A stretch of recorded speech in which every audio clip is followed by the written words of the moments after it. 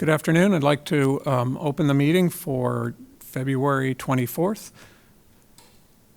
Prior to moving on, I want to just review the public comment process for remote public comment. Individuals wishing to speak must register by filling out a remote speaker form by 12 p.m. on the day of the meeting. When persons are called on to speak, their microphones will be activated by the district staff. The speaker will be notified that they can now unmute themselves in order to begin speaking. Speaker will then need to unmute themselves, and by selecting the unmute icon, please state your name at the beginning of the comment. I don't believe we have any comments for public session or for opening. So therefore, with no comments, we will adjourn to closed session. Regular session to order at 6:05.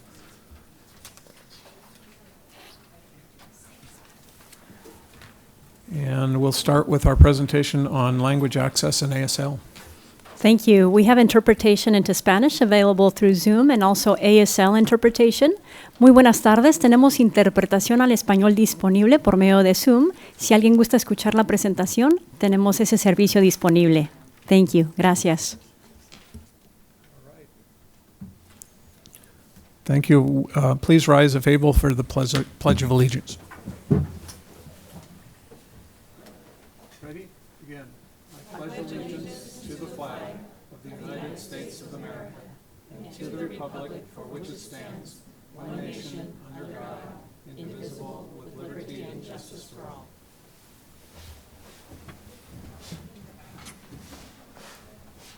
Do I have the language from John? Okay. Oh, great. Do you have it? All right. Tonight in closed session, the board voted 5-0 to approve a 6-day unpaid suspension for a classified employee. We'll now get started with the student board member report. Carlos? Thank you. Good evening, everyone.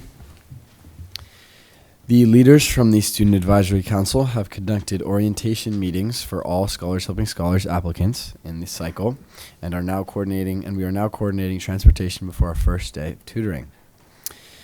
I'm also excited to announce that Dr. Maldonado and I have begun conducting school site visits. One thing that I noticed at the beginning of this role and about the role of student board members is that although there are processes to include student voice at the high school level, there are still a number of students who don't have that platform, particularly our younger students. So far, Dr. Maldonado and I have met with the Adams, Washington, and Franklin student government representatives. And within the next couple of weeks, we will have visited every elementary school and junior high in the district.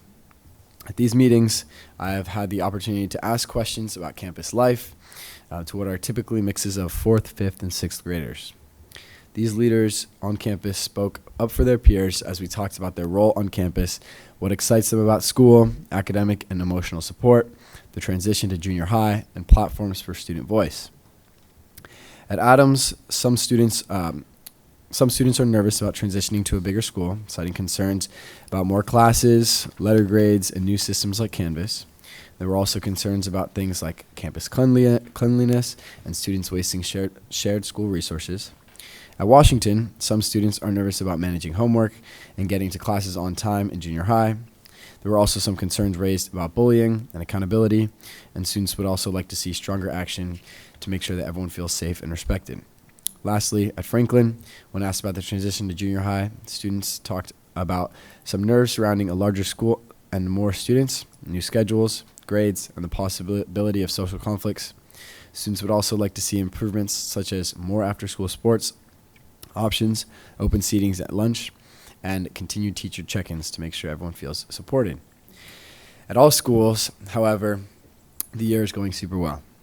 Students consistently mentioned liking subjects such as math, science, ELA, social studies, along with specials like art, music, and PE. Students feel supported academically and emotionally through tutoring programs, teacher support, and other trusted adults on campus. And we're super excited about transitioning to junior high, especially after help from counselors coming in and visiting campuses. I look forward to sharing the outcomes and perspectives as I conduct more of these visits in the future. That is all I have for today. Thank you. Thank you.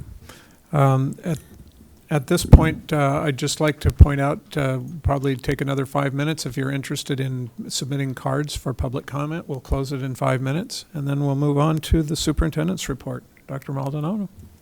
Good afternoon, everyone, and thank you for being here. And yes, I have been visiting schools with Carlos, which has brought me the most joy in the middle of my day. So thank you, Carlos, for challenging me to do this with you. It's been really fun. Tonight, I'd like to start with some of the work that is in our agenda for today.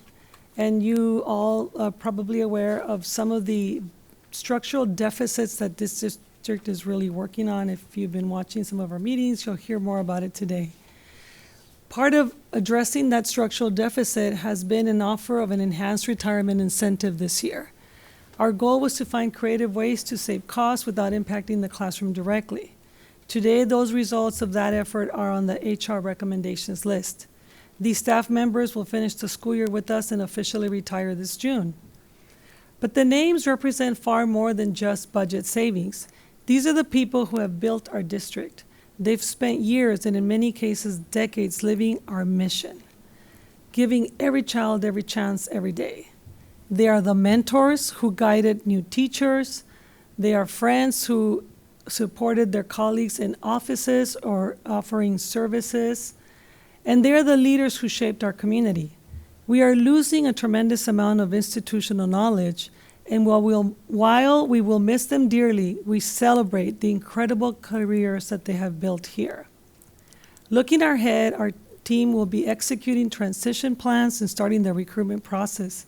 We are committed to finding the next generation of talent to build upon the legacy these retirees are leaving behind.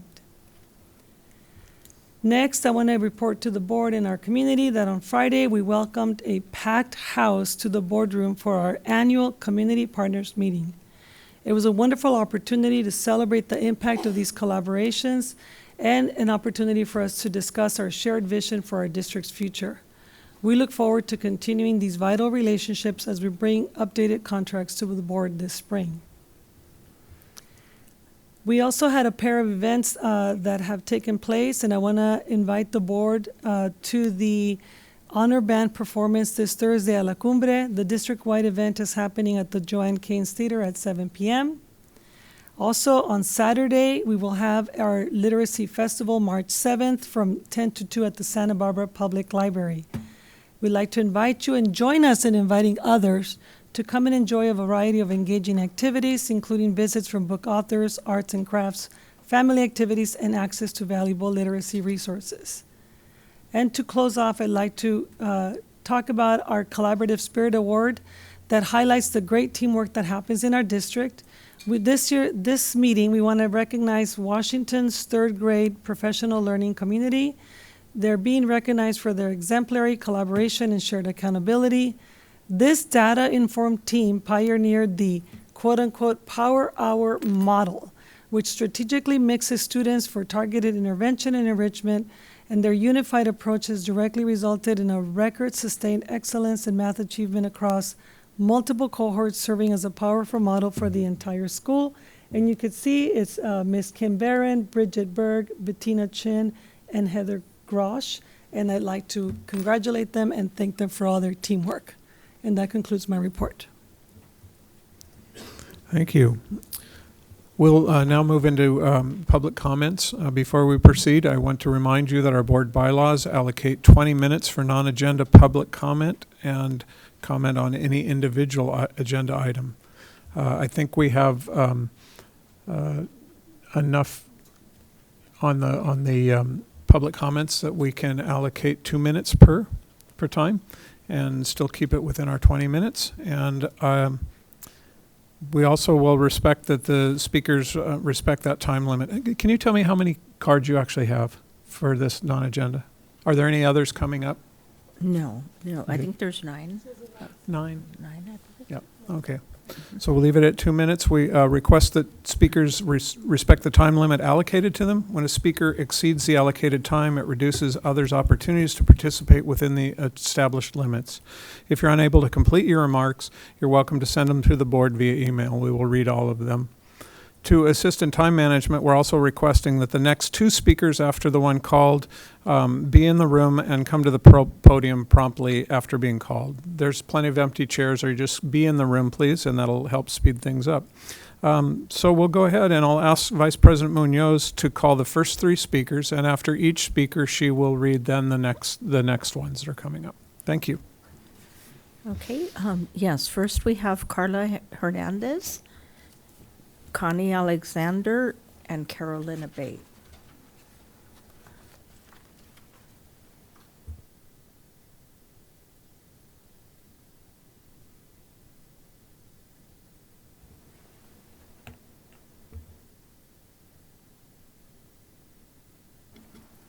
Hi, thank you for letting me speak. I'm not a budget person, so I didn't want to speak on the budget.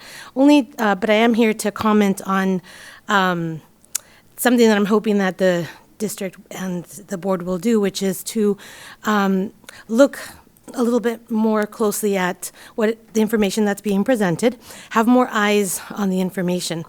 Since the projections that are being made are used to make such critical decisions for what the future will look like for our students and the district. You might ask why. Why do we need more eyes? Why do we need more people checking? Why should we continue to audit the financials? And the reason is because I feel like the documents that are presented are probably looked at by several people, I would assume. But despite that, there are still mistakes that are found in the documents that are presented before this meeting. And as I was perusing the documents, I found a mistake with some of our retired staff, which made me a little sad to think that the information attributed to this staff member was incorrect. And so I thought, well, if there's one mistake, there's probably more than one mistake. And so I just ask you tonight to look more critically, ask for more eyes to look at the data, more eyes to look at the information before decisions are made about cuts and about things that will impact our schools and our students. Thank you. Thank you. Okay, and then I'll read the next 2 will be Deborah Reed and Joel Block. Welcome. Okay, it's on. Okay, good evening, board. Connie Alexander, President, Santa Barbara NAACP. I'm here this evening really to express disappointment about the lack of engagement during Black History Month. You know, the last meeting you had a resolution for Black History. And I was really disappointed that you didn't even read it out loud. I mean, you passed it and then nobody even knew what it said. And that, for us, sets the tone, right? And so if you go to put in a resolution, read the resolutions, because those words are important. They mean something. People are listening. Your staff, your faculty, everybody, people are listening. Also, to have like a newsletter go out, the regular newsletter go out that didn't even mention Black History Month, really. So when you think about it, anti-Blackness is really rooted in erasure. And erasure means we don't acknowledge. That's erasure. And so having that feeling of not having the depth of acknowledgement that is equitable to the depth of acknowledgement of other holidays, of other things that happen. I roll back to October, and I think October, November, and I see other cultures being celebrated in a different way, which, by the way, we're hugely supportive of and we participate in, and we're happy that they're happening. But when you compare, it doesn't feel the same. And so I have spent some time on some campuses this last month, and there was very little engagement. There was very little happening. So you as the leadership really set this expectation. You do, the cabinet does, the principals, you set this expectation. And so what we're asking you is to lean in a whole lot harder. When we were here back in November, we made the invitation, a strong invitation for you to participate in a different way with the Black community. And I still haven't really seen you step up to that. So I'm here to lean in a little harder to say, step up. I don't want to really have another Black History Month where this is kind of what's going on, what's happening. I'll close in saying I brought you all a little gift. Kat, will you help me? brought you a little Black History Month gift. It's about Black inventors, something else that you can celebrate. Thank you. Thank you very much.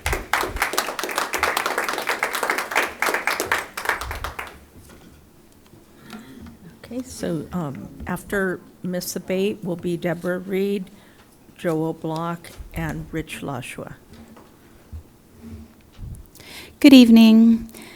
Limiting public comment time to only 20 minutes means that because there are oftentimes more than 7 speakers, each speaker will have their time cut to only 2 minutes to speak, which has happened at the previous 3 board meetings, February 10th, January 27th, January 13th, and of course, tonight. Please make public comment a priority, because board members and the public audience must hear a variety of perspectives about how our students are educated. For example, students learn gender fluid ideology in the Teen Talk curriculum. However, we know that achievement is the result of working in harmony with reality, not in opposition to it. Students are also taught that abortion is acceptable as simply a procedure to end a pregnancy, when the reality is we must protect the humanity of an unborn baby and protect students from making decisions with which they will have to live with regret later on in their life. Why is it so important to cultivate a conscience in our students so they know the difference between right and wrong? And how does a free market economic system maintain individual freedom and liberty? Even 3 minutes is barely enough time to explain the analysis, logic, and present the evidence in support of these ideas and a better curriculum for students. Please support the exchange of ideas so critically important to our schools and our democracy. Please reconsider Board Bylaw 9323 and increase the time for public comment. Thank you for being willing to listen and consider these ideas. Thank you.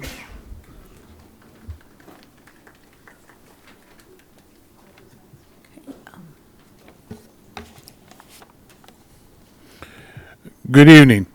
I come to speak tonight about where we've been, where we are, and where I think we need to get to. No one blames this particular board for the decisions of previous boards, but you will be blamed if you fail to rectify the mistakes of the past. No one blames this board for declining enrollment, but you will be blamed if you continue to support a system of unfettered open enrollment that has led to significant segregation in the junior high school in terms of ethnicity, economic disparity, and EL students. According to the most recent figures, the ethnic makeup of students enrolled in our district is approximately 60% Hispanic and 31% Caucasian. However, the range at our junior highs run from 40% to 90% Hispanic, compared to 13 to 15% Caucasian. As such, no junior high in the district comes within 10 points of our actual ethnic makeup in the district. Under the Ed Code, a school district shall provide that the parent or guardian of each school-aged child who is a resident in the district may select the schools the child shall attend, irrespective of the particular location of the child's residence within the district, except that the school district shall retain the authority to maintain appropriate racial and ethnic balances among the respective schools that the school district is session. While I have no doubt that this board did not have the intent to create the situation we are in now, until the policy of unfettered enrollment is changed by this board to reflect our district's true ethnic and economic makeup, you will continue to support de facto segregation in our junior highs and continue a system that does significant harm to all our students. Until unfettered open enrollment is gotten rid of, no solution will solve the underlying problem. Thank you. Thank you. Okay, now we'll have Deborah Reed, Rich Lashua, followed by Madeline Bordowski. Good evening. 2 years ago, you cut 2.2 counselors. Last year, you cut 3 more counselors. The high schools know how important these positions are, so they work with their alumni organizations to retain those positions through alternate community funding. Again, you are proposing to cut a counselor. When will you start to value the work the counselors do? I'm speaking tonight in part on behalf of our counselors who could not be here this evening. The Santa Barbara High counselors can't be here tonight because 2 of the counselors are presenting to our PEAC AVID students for a parent event at La Cumbre, and other counselors at Santa Barbara High are presenting to the junior high and to the junior and sophomore class parents, students on graduation plans, scheduling, and college planning. These are the types of things that might not happen with further cuts to the counselors. Cuts to the counselors undermine our ability to meet student needs. So please take a moment and reconsider the impact that this decision will have on them. Thank you. Thank you. Okay, we'll have Rich Lashua, followed by Madeline Bordowski and Moni DeWitt.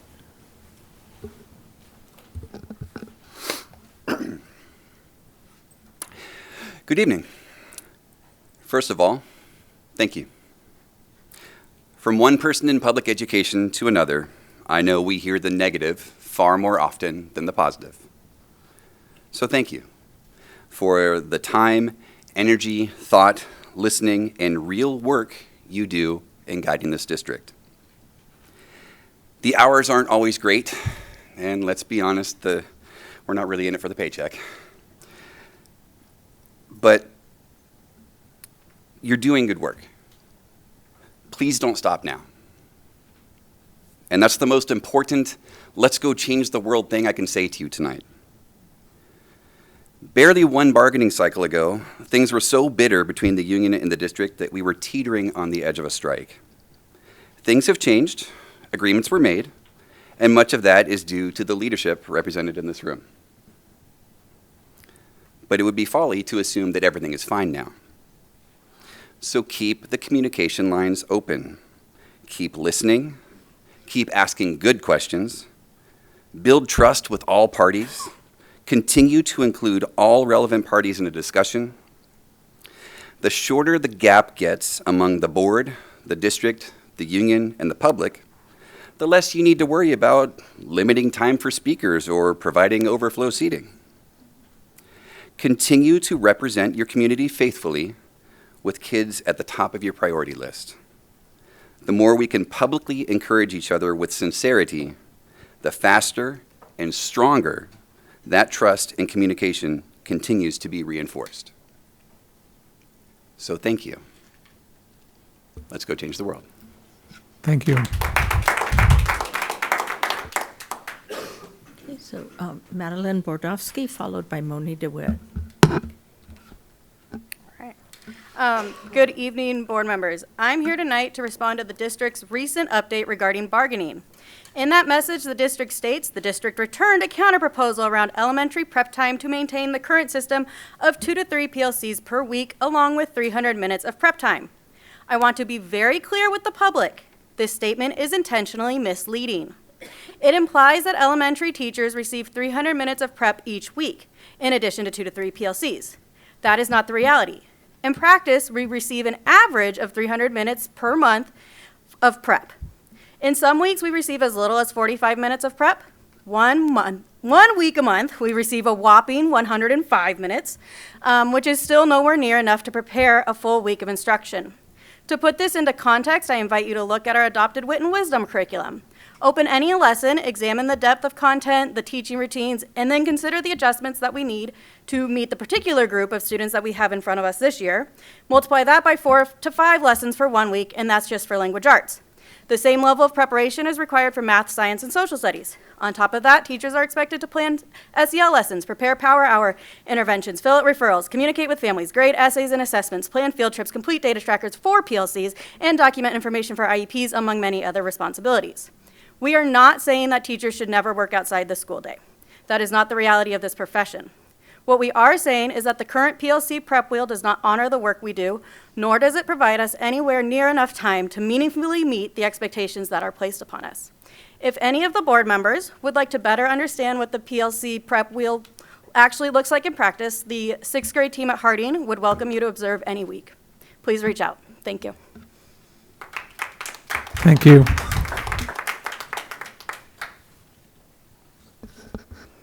Hi there. Thank you for this opportunity, and thank you for everything you do. I would also like to sort of piggyback on what Rich Lashua said. That was like when we discussed last board meeting about 7th period. That to me was very interesting and a slightly different tone than when we mostly have sort of a back and forth relationship, but never really drill down far enough. Like, I would like to see the same attention go to literacy, and I know it's one of our top goals, but you know, I help run SB Parent Plan and ask many times in there, well, why can't we get more teachers trained? And many of them don't think the stipend's enough. We try to propose maybe we do substitutes, but there are pros and cons to everything. But at the end of the day, our students are the ones who are missing out. And now we have rifts, which cause a lack of stability, so that's tough on students as well. And then also when we look at other models, we still see that we're a little top heavy in this district. Like I compared it to Ventura, and they have more and higher enrollment and less people in admin. So I think we just need to take a big picture view, because otherwise ultimately some of our most vulnerable students we're just not meeting their needs, and we have a moral obligation to a free and appropriate education. And the ability to read is so linked to the school to prison pipeline. And in our very own community, our sheriff just asked for 21 million overtime for, you know, arresting people. And when I look at juvenile hall, and I have firsthand experience of justice-involved youth, all of them tell me they struggled with literacy, and yet these are brilliant minds, and many of them have, with the right supports, managed to go through UCSB, and some are even succeeding in Berkeley. So it's not the students, and we shouldn't blame them, and it's not poverty, it's us, and we're not doing it in the right way, and we need a further discussion, and we need action, because it's just morally not okay at all, and it's been going on for generations. Thank you. Thank you. Okay, that concludes public comment on non-agenda items. And that will bring us to the board comments and correspondence. Is there anyone that would like to start with their comments? Okay. Dr. Beal. Oh. What's the name?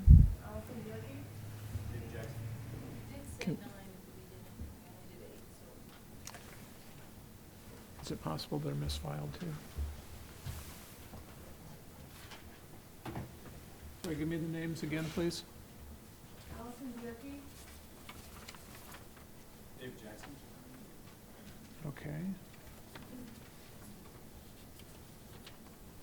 Okay. Allison, I have your card on item E3, Ed Technology, is that correct?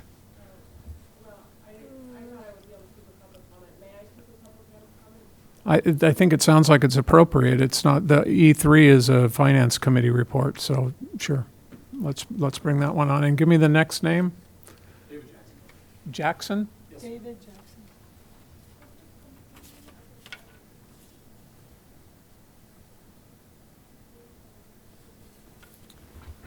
So your topic was on paraeducator stipends, and that's item F3, which is the resolution on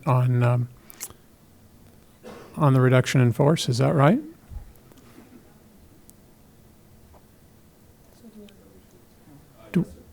Is that all right? Yes. We'll do it that way. All right. Please. I apologize if I did not understand the No. documentation procedure. My name is Allie Bierke. I'm a parent to 3 children at Isla Vista Elementary School. Oh. Yeah, can you push the button for the microphone? It's the, Can you hear me now? So my name is Allie Bierke. I'm a parent to 3 children at Isla Vista Elementary School.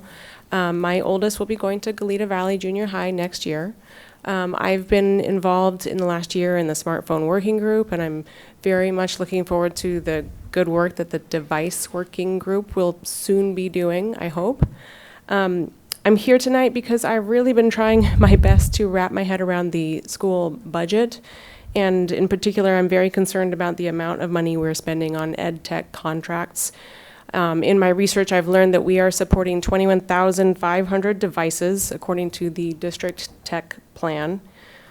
Now, keep in mind, we have about 12,000 students and maybe an additional something under 1,000 staff people, to my knowledge. That means that we are supporting approximately 1.7 devices per person, which seems like an awful lot. The tech contracts related to these devices come in at nearly $6 million, to my understanding, and this does not include the money we pay our staff, our IT professionals. And it just seems to me that this is too much, especially when we know that ed tech is not delivering on the academic achievement outcomes that we really want to see. We know that increased time on screens in schools is correlated with dropping test scores and cognitive scores. We know that students learn better on paper, using pencil, and reading in hard copy. There's plenty of empirical evidence. And I would refer you in particular to some of the late-breaking work by Dr. Jared Horvath at a Harvard neuroscientist. In any case, seconds. the screens are also associated with lots of harms to our students. So it seems to me that we have a major opportunity. There's a major opportunity here to reduce our expenditure on technology that is not working and to do better for our students. Thank you. Thank you. Okay, so I think that that's going to bring us back to comments. Dr. Beal, are you ready? Yes, I just wanted to give a shout out to our music programs. I went to a fabulous jazz concert. It was a fundraiser for San Marcos High School, and it was very professional and quite amazing. And so I don't know if I'm going to make it to the honor band concert, which I might have to miss, but I hope people do attend that. Anyone else? Trustee Caffrey?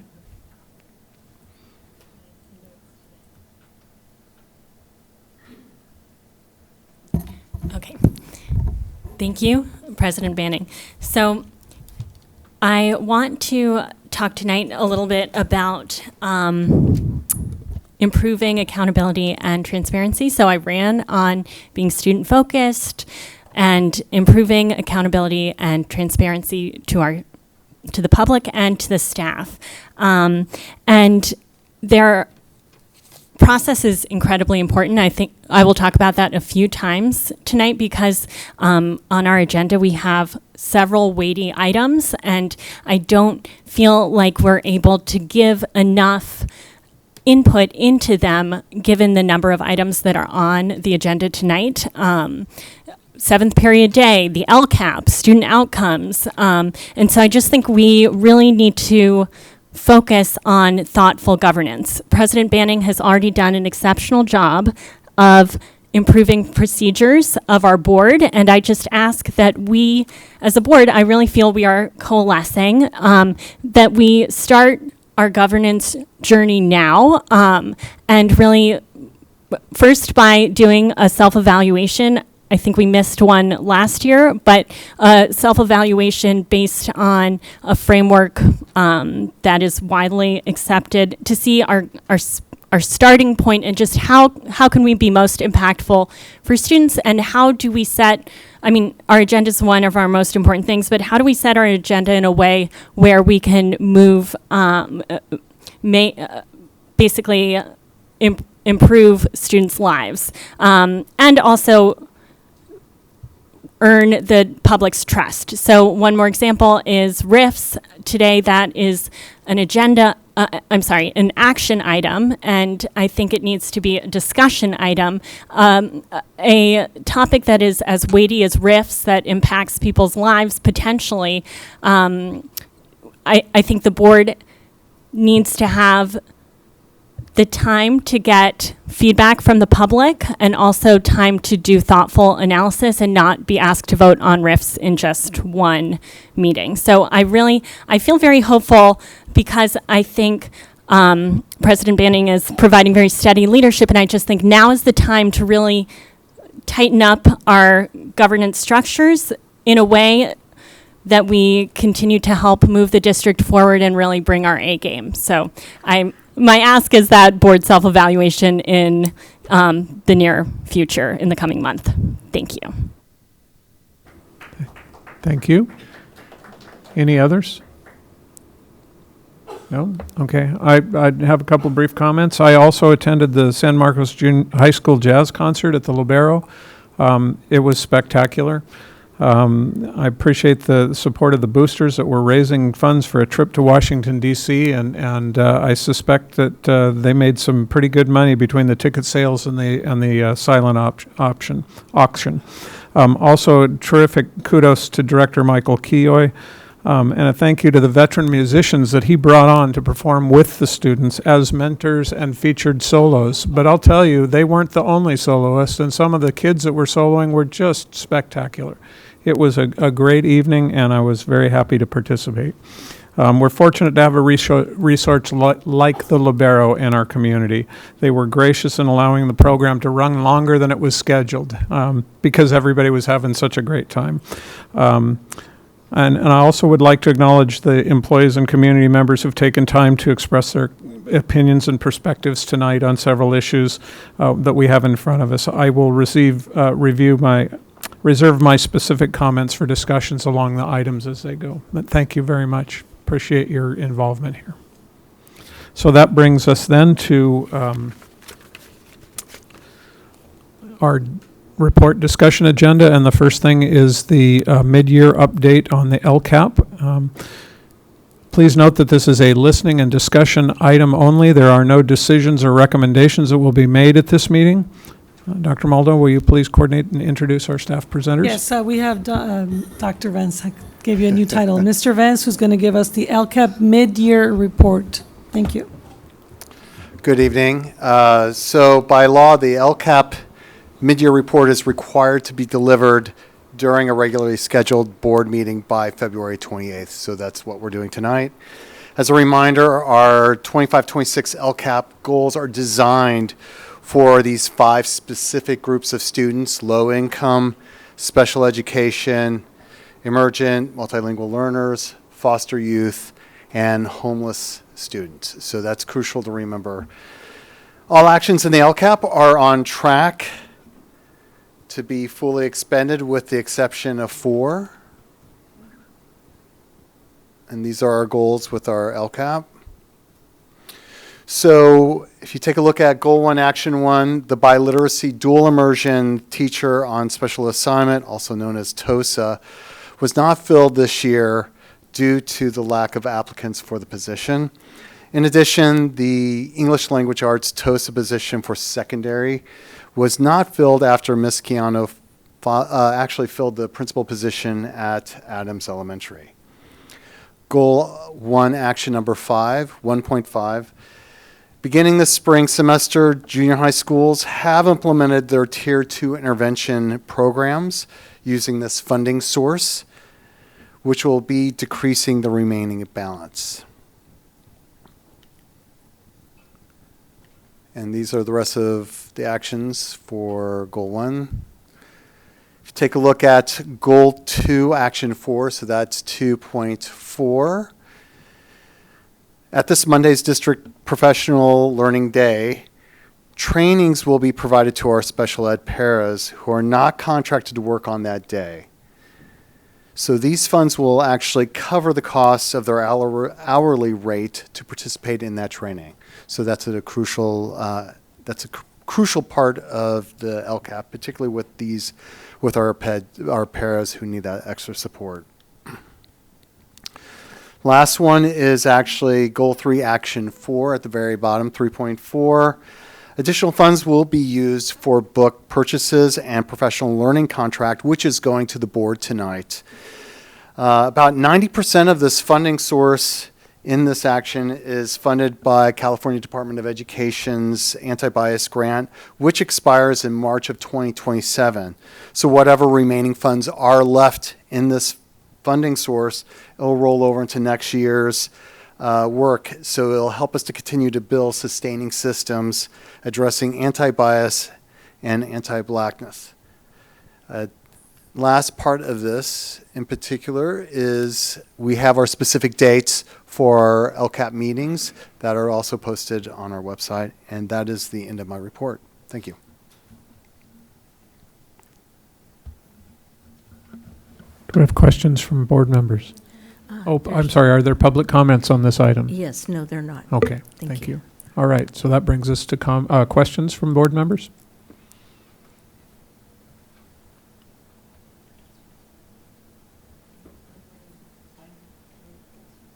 All right, Trustee Caffrey. Thank you. So I sent a few questions about the LCAP, and I understand that because of short turnaround, they weren't able to be answered. So I'm basically wondering two questions. One, if the LCAP report could come back to us with the LCAP metrics and goals included in the report, so we understand how the spending is associated with our goals, and are we making progress on our goals? How is the spending impacting the kids who are covered by the LCAP? So basically, I'm just wondering, can we bring this back at a later date with some additional data?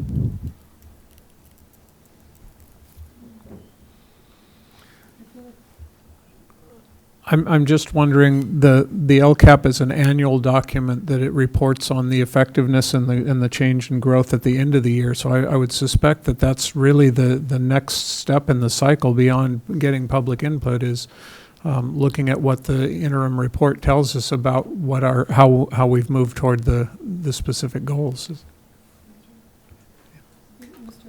Do you have a clarification? It might help. Where are we in the current LCAP cycle? This is the last year, is that correct? No, we have one more year. We have one of more this year. 3-year plan. Yeah. So for the development of the next LCAP, can you walk us through what that process might look like next academic year? So are we talking about the LCAP for next year or actually the 3-year? The 3-year. Okay, so the 3-year LCAP, we do an extensive rollout with the staff. So we usually start, last time with this LCAP, we actually started in November.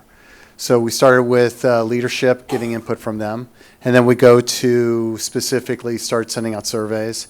And then we have specific meetings with various groups that you would see similar with the current LCAP. But that's how that process works. And would we have, to Ms. Caffrey's point, would we have information based on the effectiveness of the investments made in the previous 3-year LCAP? Yes, actually, we have metrics that we've set up as our goals, and actually we're exceeding some of those metrics right now. So. And those goals are revisited every year. It's a 3-year plan, but there's an opportunity to modify your goals in each of those 3 years. And we would have expectation about reporting with the progress each year toward those goals. That's not waiting till the end of the 3rd year, right? Right. So every year, like during this time in the meetings that we have, we do adjustments to the plan itself. And today's report was primarily showing the subsets of the groups and how expenditures were going toward them. Exactly. Okay. So I guess for me, I'm wondering, what is the purpose of the LCAP? And what is, can you just explain to me what is the purpose of the LCAP? And it sounds like you're adjusting what you're doing based on data. Okay, so the goal of the LCAP is to address, I brought up 3 student groups. That's very crucial because we're focusing on those students. And the LCAP itself is with our school district, we have community fund, or we're community funded. So we're required by law, what we do is we have to carve out a specific amount of money of that to be applied to address the needs of those specific students. So, and we have our LCAP is designed to focus on pretty much similar to the board goals. So we have academics, behavior and wellness, and then we have also culture and climate, right? And then we have a specific one tied for La Cuesta. So all of that is tied into taking actions using data, including California dashboard data, and we can use additional data on top of that. So we'll see have STAR, we'll be using M-Class now that we're rolling into that as well. So we can include all of those metrics, and we set a goal for each one of our actions and set that at the end of the third year. We say this is where we would like to achieve at the end.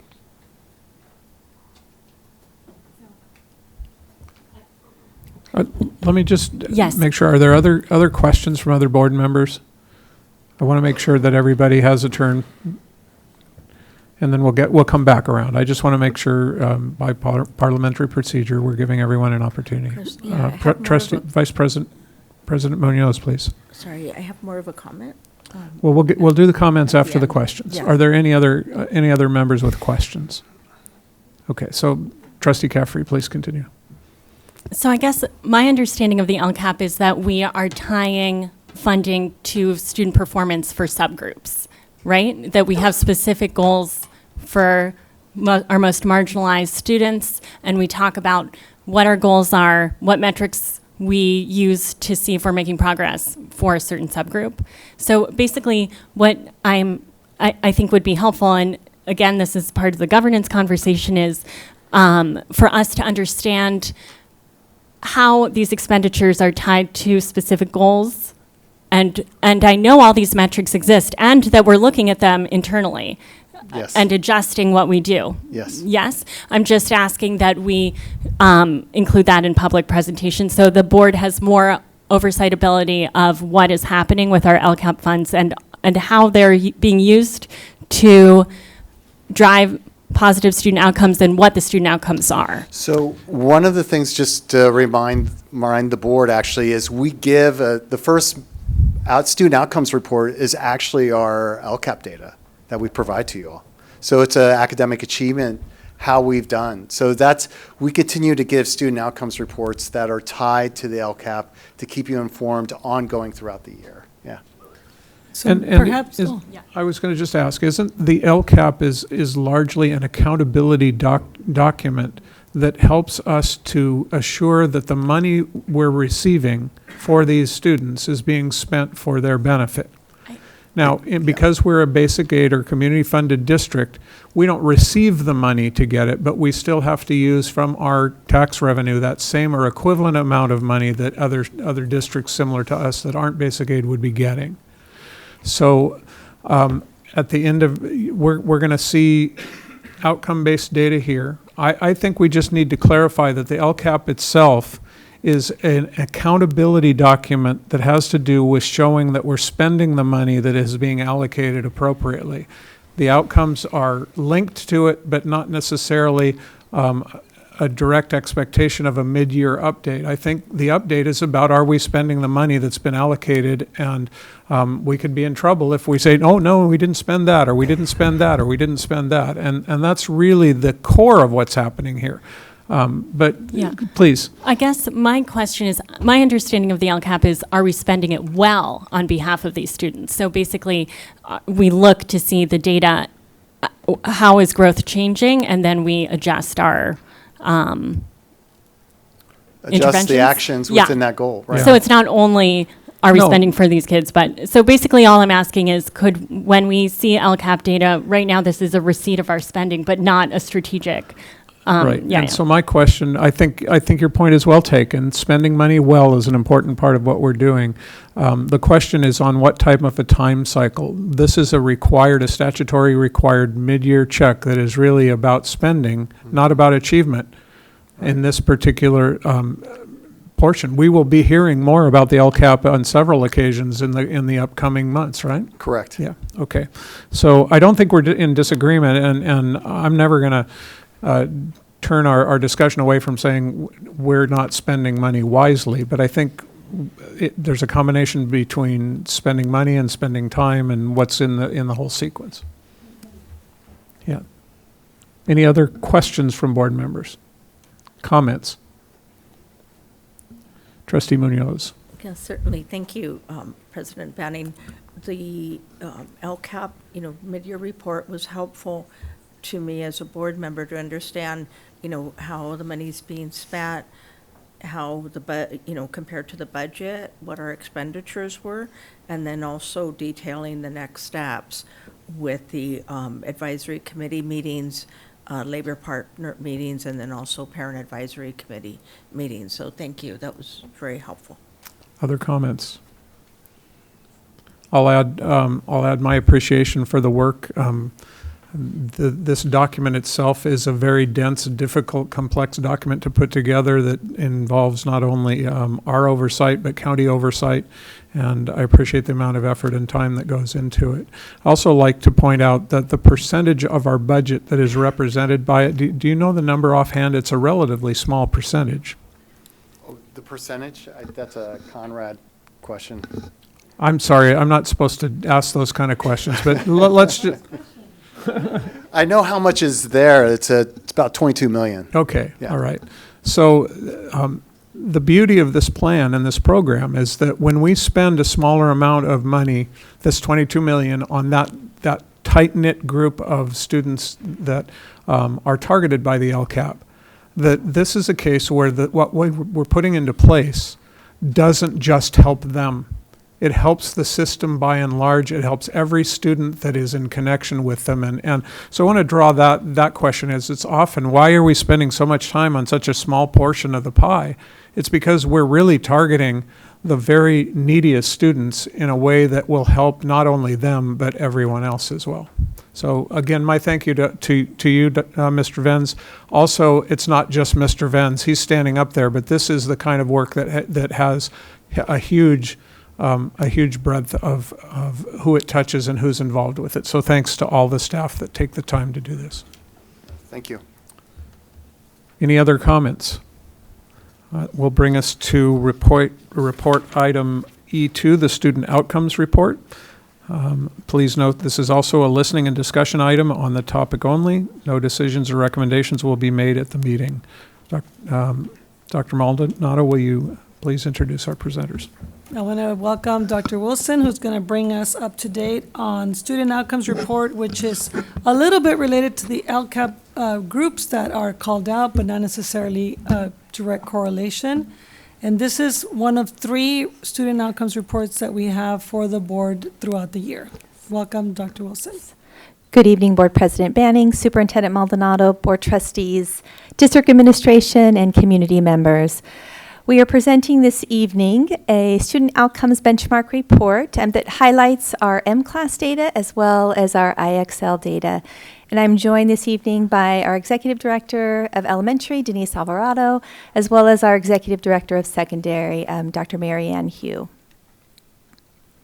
So to really start us off, I want to share with you that as a district, and we've shared this slide before, that we have a variety of data that we use to make decisions within our system. We have implementation data, student and staff outcome data, as well as capacity data for our practices. And for tonight's presentation, we're going to focus on student and staff outcome data. Of course, this is all connected to our Santa Barbara Unified Board priorities. We have literacy, math, aligning instruction assessment, as well as belonging community. And for this evening's presentation, we will be highlighting elementary literacy through the M-Class data, as well as our secondary math through the IXL data. And now I'd like to invite Denise Alvarado, who will be sharing more about the elementary data. Thank you, Dr. Wilson. Good evening, members of the board, Dr. Maldonado. Just a quick refresher on M-Class. I know that we talked about what M-Class was, but for all of our members of the public, just a quick refresher. This is a literacy screener that measures foundational skills, and it is for grades kinder, first, and second grade. For our kinder students, we assessed 1 time so far, and for first and second grade students, we have assessed 2 times. So you will see a BOY, which is beginning of the year, MOY, middle of the year. And what this assessment does is identifies reading risk early so that we can intervene. Teachers use these results to provide Tier 1 instruction support and also guides the data information guides small group instruction and intervention provided so that we can progress monitor our students and provide the support they need for the skills that they need. Once again, important context is that this is our first year of implementation. We have not done this before, and we have not used this platform before, but good news is that it is being well implemented. Of course, it's not perfect. We are learning through this process. This is our first time doing it, and we're still adjusting to this assessment. The beginning of the year data tells us where the students are at when they first assess. So that happened at the very beginning of the year. The middle of the year data tells us where our students, what we can do in our system and whether our system is strong enough to accelerate student results. I'm going to share the overall data for kinder, first, and second grade across the district. This includes all 8 elementaries, not McKinley, because McKinley is a DLI school and they tested in Spanish. For kinder, what you will see in the band that is above, it's a bit blurry, it's in color gray. That is the national data. And where you see the SBUSD with the K, that is our district data. So when we look at kinder, when our students first started at the middle of the year tested, at the national level, 31% of students were below benchmark across the nation. For SB Unified, our students were at 41% in kinder. Now we're going to move on to first grade. National data shows 30% of students below benchmark, 30%. And then middle of the year when students were tested across the nation, they were still at 30%.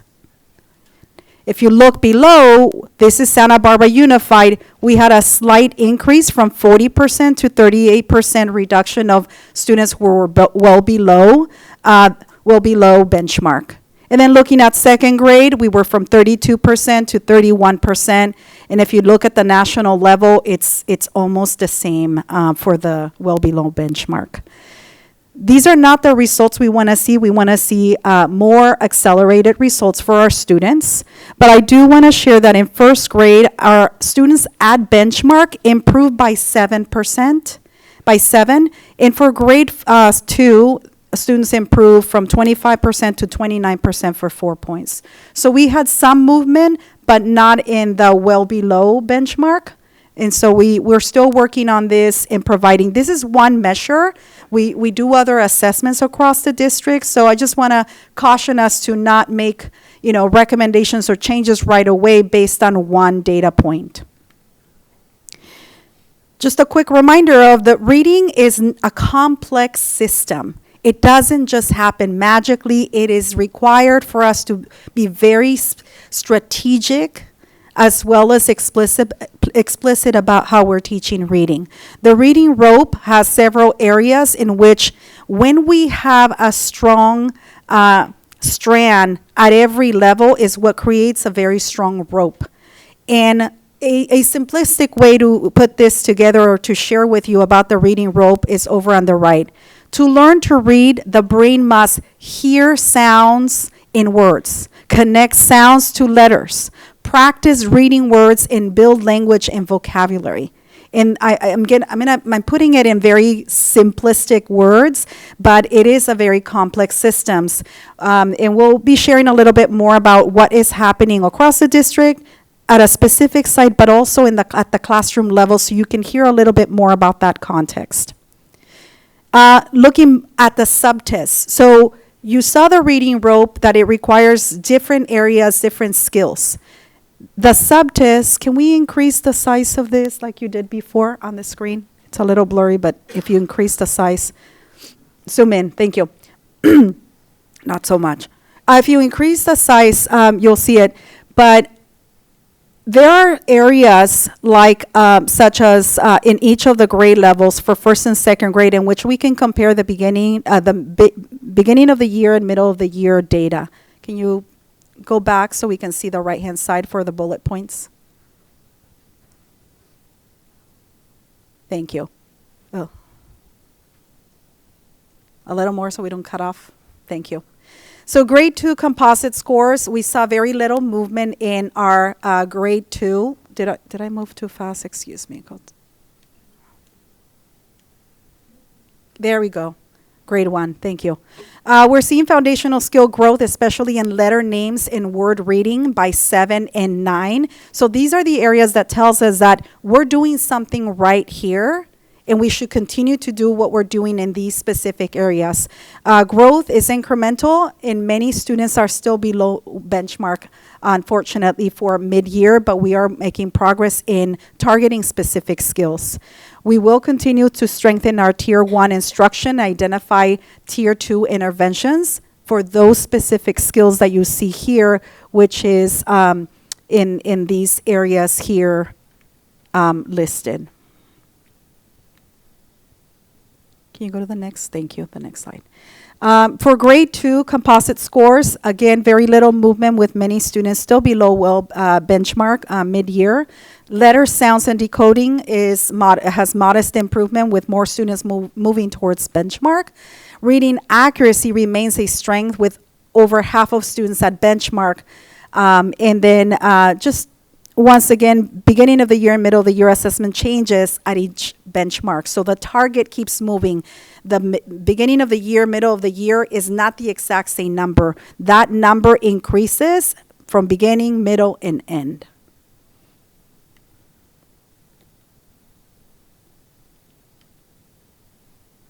Can you go?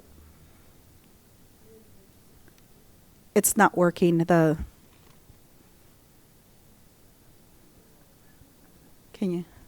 Yeah. And now we have the overall scores by school.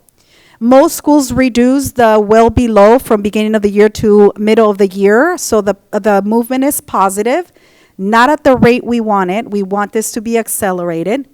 Growth is uneven across sites. Some school sites made strong gains, such as Cleveland and SBCA, while others showed minimal change, such as Franklin and Harding Elementary Schools. At Washington and Roosevelt have the highest percentage at or above benchmark, but those are the scores that they started with from beginning of the year as well. And we did not see much movement, too much of a movement on either one of these schools, as we did for Cleveland and SBCA. Significant gaps remain between schools, with some still over 40% well below mid-year. And again, our goal is to focus on Tier 1 and Tier 2 instruction. There you go. Now, with McKinley, we have a DLI school in which the assessment is in Spanish, and that is called M-Class Lectura. And for M-Class Lectura, we see that well below decreased from 64% to 55%. So we saw significant growth there for McKinley. And students at benchmark increased from 15 to 21%. So we're seeing a positive movement at McKinley Elementary with our Lectura assessment. And just to share the specific grade 1, again, we're seeing some strong growth in phonemic awareness.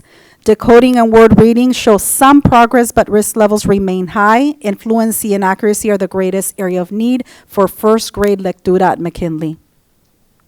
Second grade composite scores show improvement with well below, decreasing from 64 to 52%.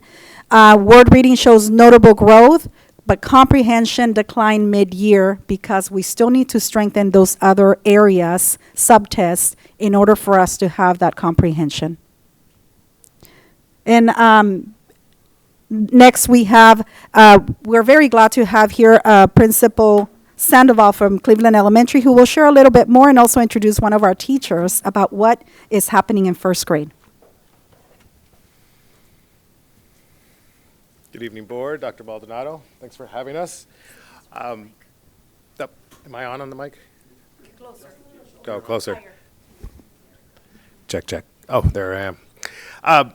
So I was invited just to talk to you about the systems at Cleveland that we believe helped our success, our growth, and I wanted to highlight a few things. And one of the things that we do at Cleveland is that we try to minimize the variance at our site. And we focus on aligning our instructional time and our materials. Those are huge tier one outcomes for us, and that takes a lot of lifting. We also focus on the feedback that teachers are getting through my feedback and through our instructional coaching. Some of the things we also have to work on is our MTSS, and that goes into the tier two, is when we get these results, when we get progress monitoring results, what do we do about it, and how do we approach it, and how do we fill the gaps that we see? I do have Ms. Rodriguez that's going to talk a little bit more about that as an instructor in first grade, but I just wanted to let you know that we also do this together. So one of our mottos is we make decisions together, not in isolation, and that's through our PLC process. It is vital that we have these conversations in our PLCs so that we can analyze the data together, make decisions together, redesign together. Those are our big tools when you talk about systems. When I go in there and I meet with teachers and we're sitting there looking at results and we're adjusting and refining, that's where some of the big work happens, and that's that PLC time. We also do a lot of leadership chats where we get our SLTs together during staff meetings. We just have a lot of forums of alignment, and that has to happen constantly, not only in literacy, but also in math and other content. So we make sure that we are talking about it often. And so those are just some of the systems I wanted to share. And I brought a teacher who's actually doing those systems as well, boots on the ground, a very successful, very, very renowned teacher in our first grade right now. She's actually teaching a kindergarten first grade combo. So she's getting a big perspective about the growth of students, and that is Katia Rodriguez. I'm going to have her come up. I think it's the next slide for us. Yeah. If you need to reference that. Oh, I'm sorry. I didn't see that. No, that was right. Go back.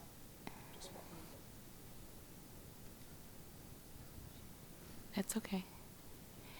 So, good evening. To summarize what we've been doing at Cleveland, we've been meeting. We meet every week. We talk about results. We talk about how instruction is going. We look at data. And with AmClass, we found another tool that helped us look closely at areas that sometimes you don't have the time to assess, or you're not thinking about assessing because you didn't have that assessment before. So we were able to look at the beginning data that we have, beginning of the year, and then identify the areas that the students were needing to work with, and then look at the results and come up with the lessons. And sometimes actually a lot of the lessons in the AmClass, we were able to use those lessons because they recommend if your student is not working well here, then maybe you should do this lesson or that lesson. And we've also been using that to help us. Here there is a few things that we thought of as a team in K2 that we do consistently. These are some of the things that I do in my classroom. We do daily work with fluency practice. One thing that we notice with the results from AmClass is that, yes, our students are sounding out, they are reading, but how about their fluency? How quickly are they recognizing these patterns? And if you want them to read more fluently, you definitely have to get those patterns practiced as a fluent process. We do a lot of dictation, which also helps with that orthographic mapping for the students. Nonsense word guided reading practice is something that comes with the Foundations program that we also use. And that's something we do just to make sure that the students are able to read a word that is not necessarily a word that they memorize, just to see are they really getting those patterns fluently. We do sight word practice 3 times a week. Again, that's based on assessment of not only the foundation sight words, but all those sight words that we think they need to have at that grade level. In my class, in this case, K1, I happen to work with both the K teachers and the first grade teachers. Rereading the codable text for the connected text fluency. And as you can see down below, also something that we all find very important at Cleveland is to be able to give them feedback and then have them get excited about the improvement that they are making and celebrate that as well, because that's a big part of the process. And again, using the materials that everybody uses, we know what we are doing in terms of the lessons that we are doing, and we are sharing that information and then trying to make it better each time. So that's about it. Thank you. So much. Can we give her a round of applause? It's amazing the work. As I said, this is a science and it is a complex system. The last thing I want to share is we will continue to build strong literacy systems across our district by strengthening our Tier 1 instruction. And how would we do that is making sure that all of our teachers are providing an explicit foundational skills in every classroom. How will we do that? It's not one person. As both at Cleveland, we shared that it takes an entire team and it's a collective effort. Implementation of adopted materials. Instead of using other things here and there, we need to utilize the materials that we have adopted and that we have been trained on. Regular principal classroom walkthroughs, but not just walkthroughs, providing feedback that is actionable for the teachers so that they are able to receive that support, not only from the principal, but also from the coaches. Letters training.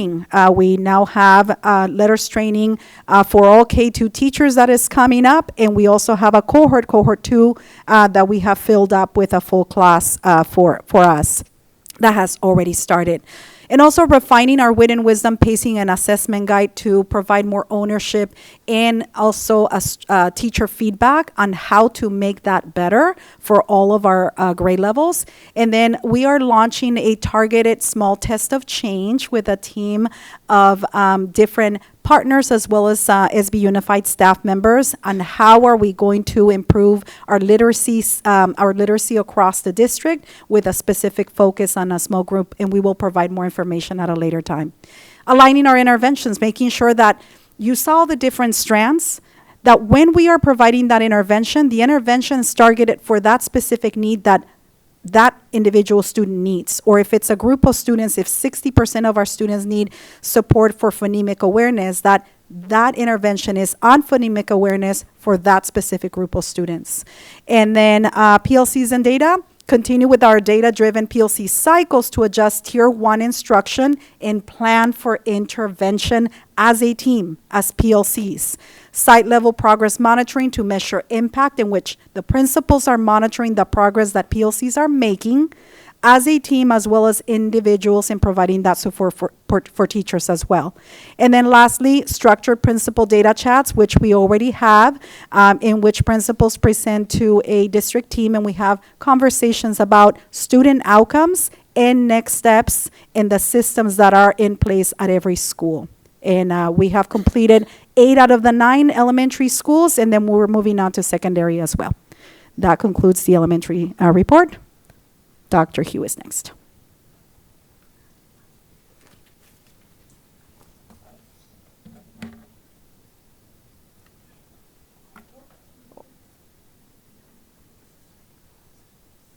Thank you. Good evening. I'm here to talk about our math assessment data, which we use IXL for. So IXL, this is our second year of using IXL for our math benchmark assessments in the secondary level. Last year was our first year. One thing to note is that while this is our second year using IXL, we have switched to a different assessment within it. So there are still some things that we are learning about the assessment that we're using this year. We give the assessment twice a year. So for our junior high students, what you see here is a beginning of year on the left in the fall, and that was within the first couple weeks of school. And then in the winter, so right at the end of January, beginning of February, as we turned to the new semester, for our junior highs. In 7th grade, we saw some slight improvement in the students that were meeting or exceeding the grade level benchmark for our math in 7th grade, and then similar in 8th grade. One of the other things I do want to point out is that the red is shrinking just a little bit as well. We also saw a decrease in the percentage of students who were far below basic or far below that grade level or that red group for our 7th grade from the fall to the winter. And then in 8th grade as well, similarly, we saw a slight improvement in the percentage of students who were at or above grade level from fall to winter, and then a slight decrease in the percentage of students who were far below grade level from fall to winter. One thing I do want to point out is that for this level up assessment, we are assessing students against a standard grade level by the end of the school year. So at the beginning of the school year, it's okay that not all of our students are at grade level. What we're looking for is that progress from the fall to the winter, and then we'll be looking for the results on our grade level CASP assessments in the spring. That will be another measure of how we are doing at moving our students along the continuum of their grade level content standards in 7th and 8th grade. This is another way of looking at the data by school. This is combined 7th and 8th grade, just to give you an overview of how each school kind of went from fall to winter. So again, you'll see that there was the percentage of students who were at or above grade level remained steady with some growth at La Colina and Santa Barbara Junior. And again, more importantly, we wanted to see that the percentage of students at the far below grade level is shrinking, meaning that we are moving students up the continuum.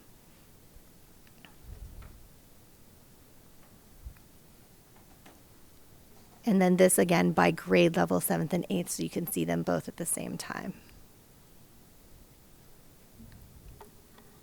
This is another way that we are looking at the data. Again, just knowing that the level up assessment that we are trying out this year is a little bit different.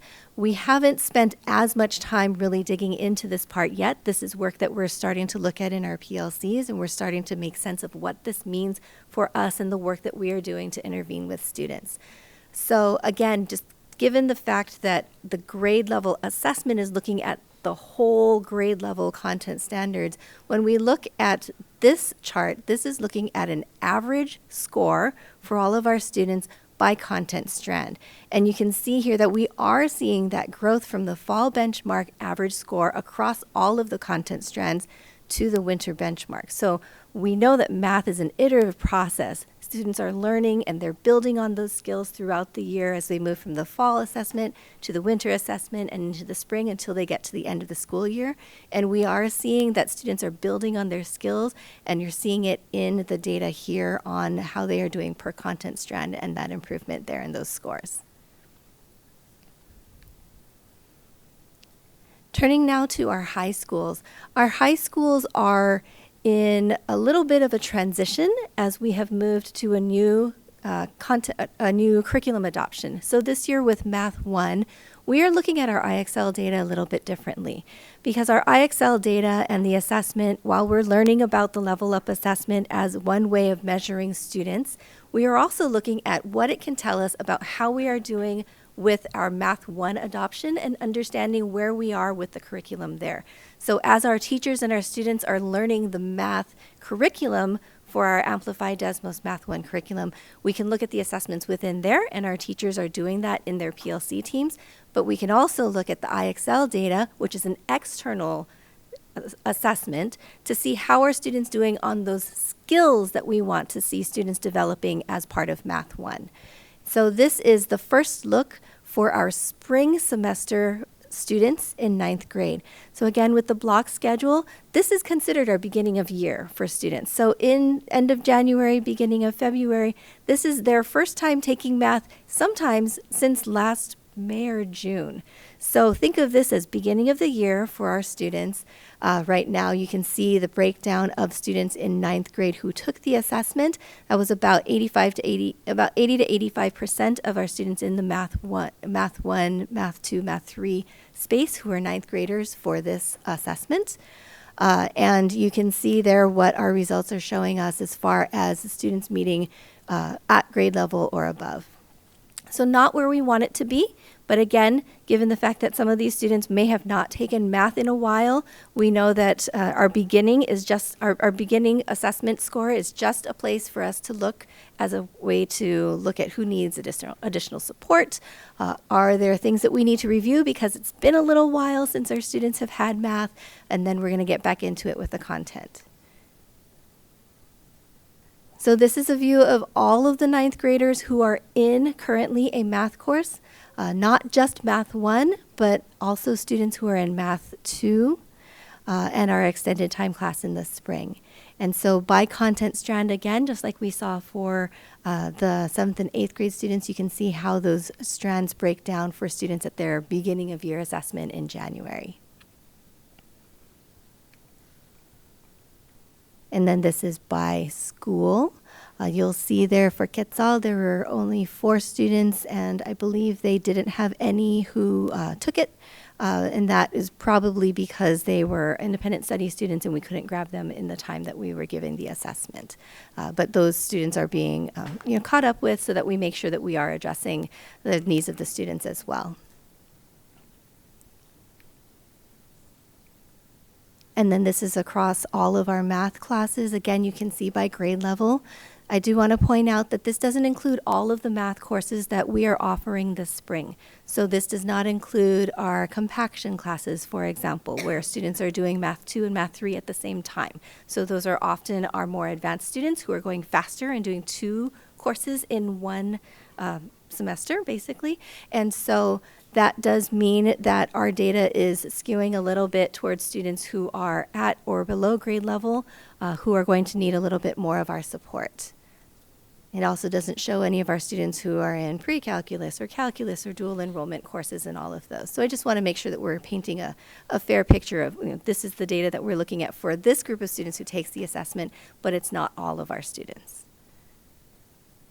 And then one of the other things to point out is that as students move up, you can see that once we get into 10th, 11th, and 12th grade, the percent of students who are at or above grade level does go down even more.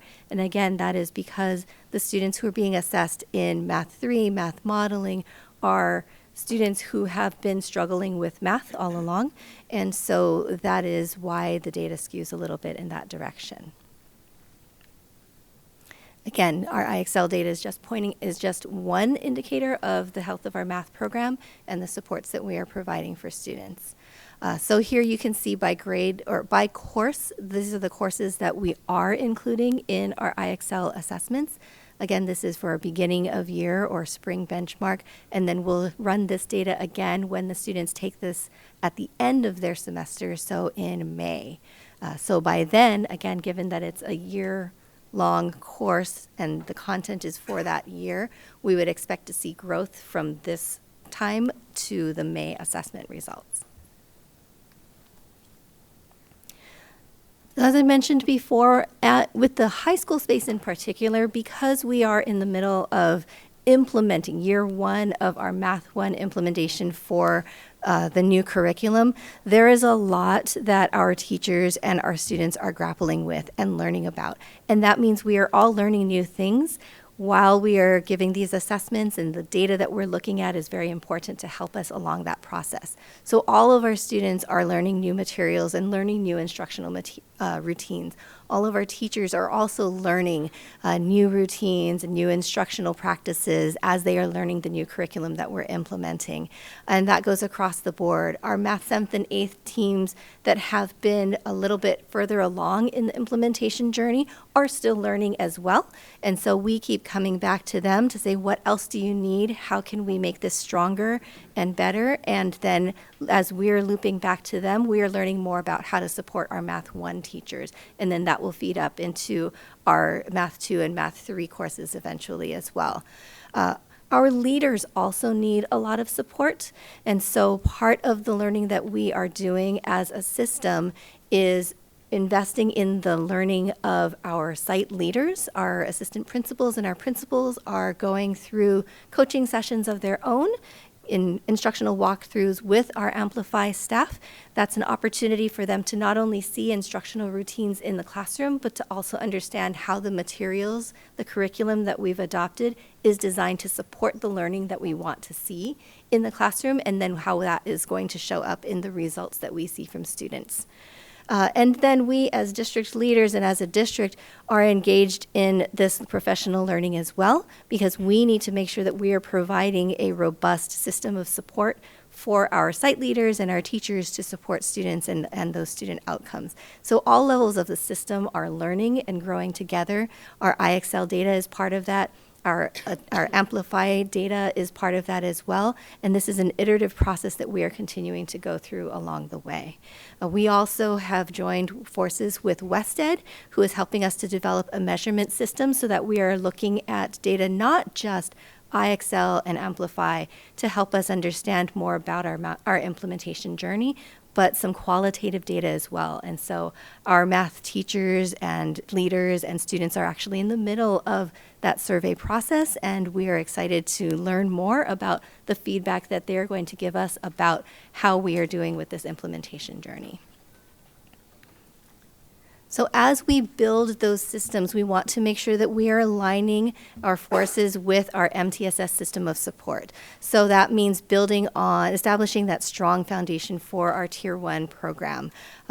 We have newly adopted curriculum that we are still learning about and learning how to use. We want to make sure that we have a strong, aligned, and agreed upon scope of sequence that we are using that will help us in that journey. And we are working on how do we implement that adopted curriculum with integrity. So making sure that our teachers are provided with the adequate training and support they need to understand how these materials work together to provide the supports for students and to help us go through those new instructional routines or shifts in instructional routines that are going to help us see the student outcomes that we want to see in the classroom. We are also invested in checking in with our teachers along the way. So we have Math 1 teachers that are meeting not only at their school site, but also as a district team to just feed back into our system some information about how pacing is going in a block schedule.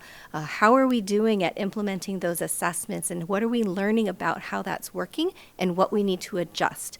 That's one of the nice parts about a block schedule, is that we tried it in the fall, now we're trying it in the spring.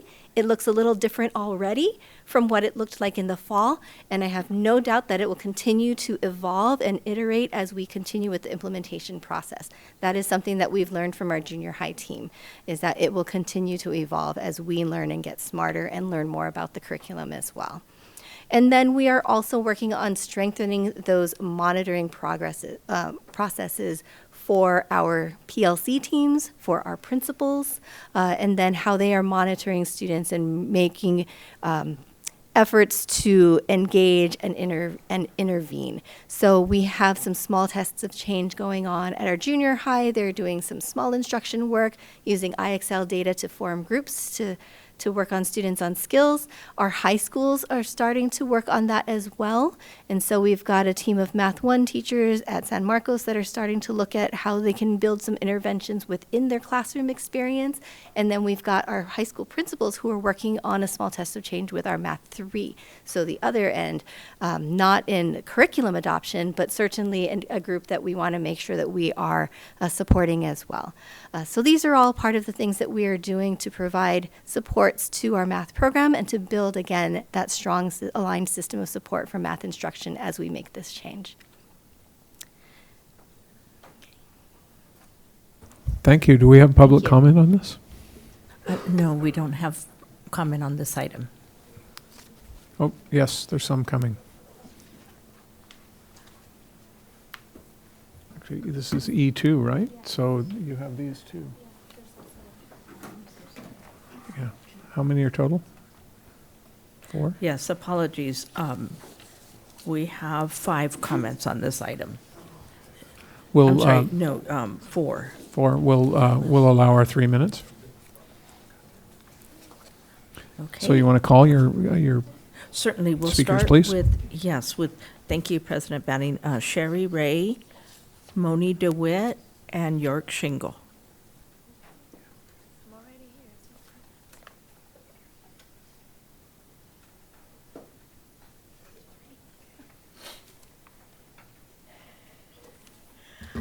Good evening. Thank you for the opportunity to speak with you tonight. In 2015, when the California Dyslexia Guidelines took effect, legislators eliminated the screening provision due to strong pressures from special interest groups. When screening finally became mandated by the state, the language in the press release of December 17, 2024 referenced a new requirement taking effect for the 2025-2026 school year to annually screen all kindergarten through second grade students for risk of reading difficulties, including dyslexia. Dyslexic Governor Newsom was quoted in that press release. "I know from my own challenges with dyslexia, when we help children read, we help them to succeed."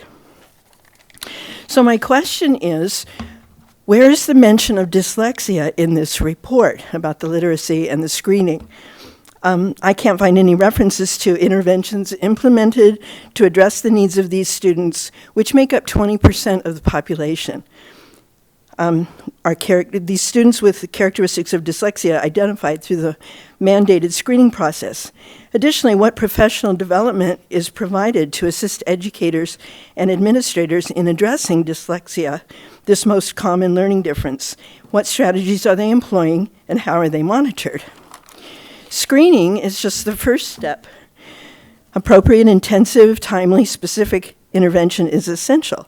What happens to a child who is identified with characteristics of dyslexia? And how are their families notified, and how are they brought in a partnership? Time is short for these students to learn to read before the negative self-esteem issues so common in dyslexia rob them of their confidence and add to their academic difficulties and prevent them from reaching their full potential. So I hope that we can address the issue of dyslexia identified students through the screening process, because it's a great thing that we are finally screening in California, but we need to be more intentional about it. Thank you so much. Thank you. Okay, so we're going to have Moni DeWitt, York Shingle, and Brianna Serrato. Hey there, thanks again.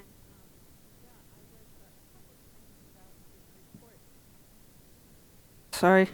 A couple things about this report. One was just, it's difficult to see what the information that we're actually trying to observe when it's presented in a horizontal line, and the percentages are actually written right on that horizontal line in a font size that looks like it's about 4 points.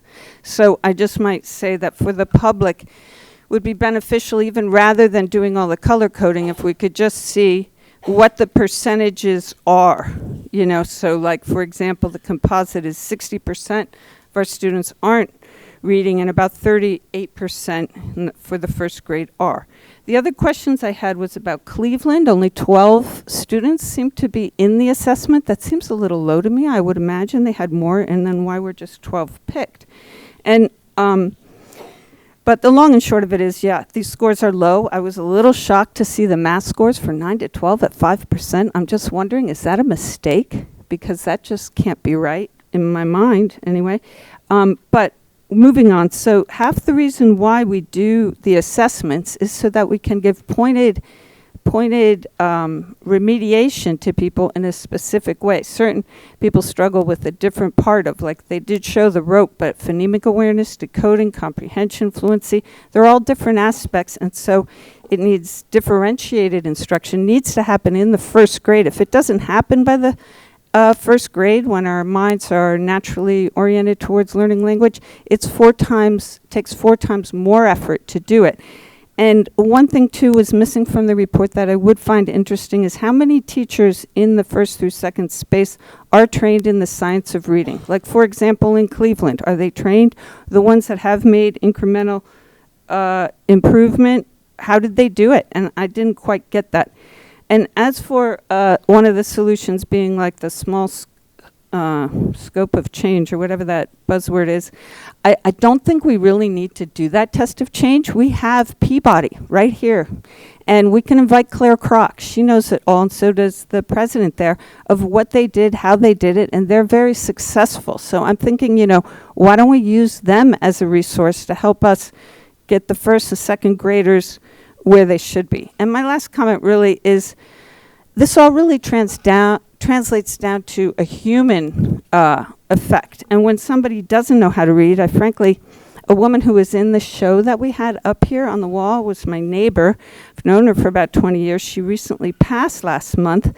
And she graduated from Santa Barbara High. She was dyslexic. She wasn't able to read. She had a very nice teacher who she was really attached to, but still was too late by the time she met her. And she named her daughter after that teacher. Her life was very struggled and diminished, and even when she passed, she still couldn't even write a check by herself. She had friends, we helped her, but it's real and it hurts. Thanks. Thank you. York Shingle, followed by Brianna Serrato. Good evening, Board Superintendent and Cabinet. I am York Shingle, President of SBTA. Now that you've learned about student outcomes, please consider how that connects to your potential reduction in positions coming up in F3 and F4. When teachers get data that shows students are below or well below grade level, they work with the curriculum specialists to determine intervention. While teachers are responsible for student learning, the curriculum specialists do amazing work to uplift students and help them make progress from one marker to the next. So now that we finally have a system across the district, you're considering cutting the folks who respond to that data and drive student progress. With fewer employees in both bargaining units, our student outcomes will suffer.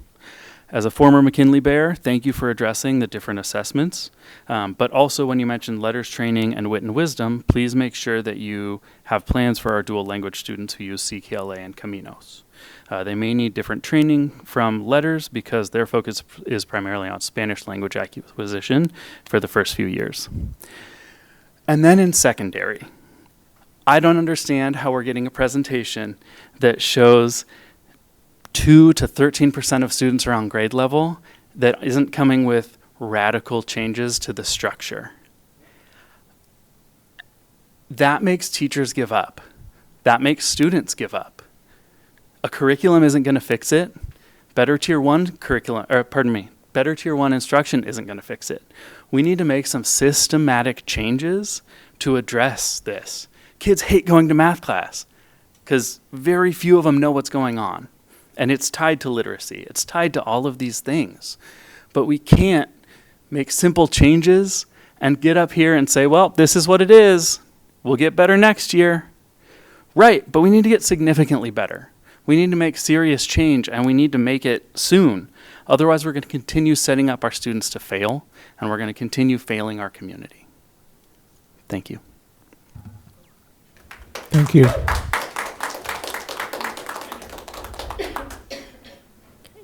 Brianna Serrato.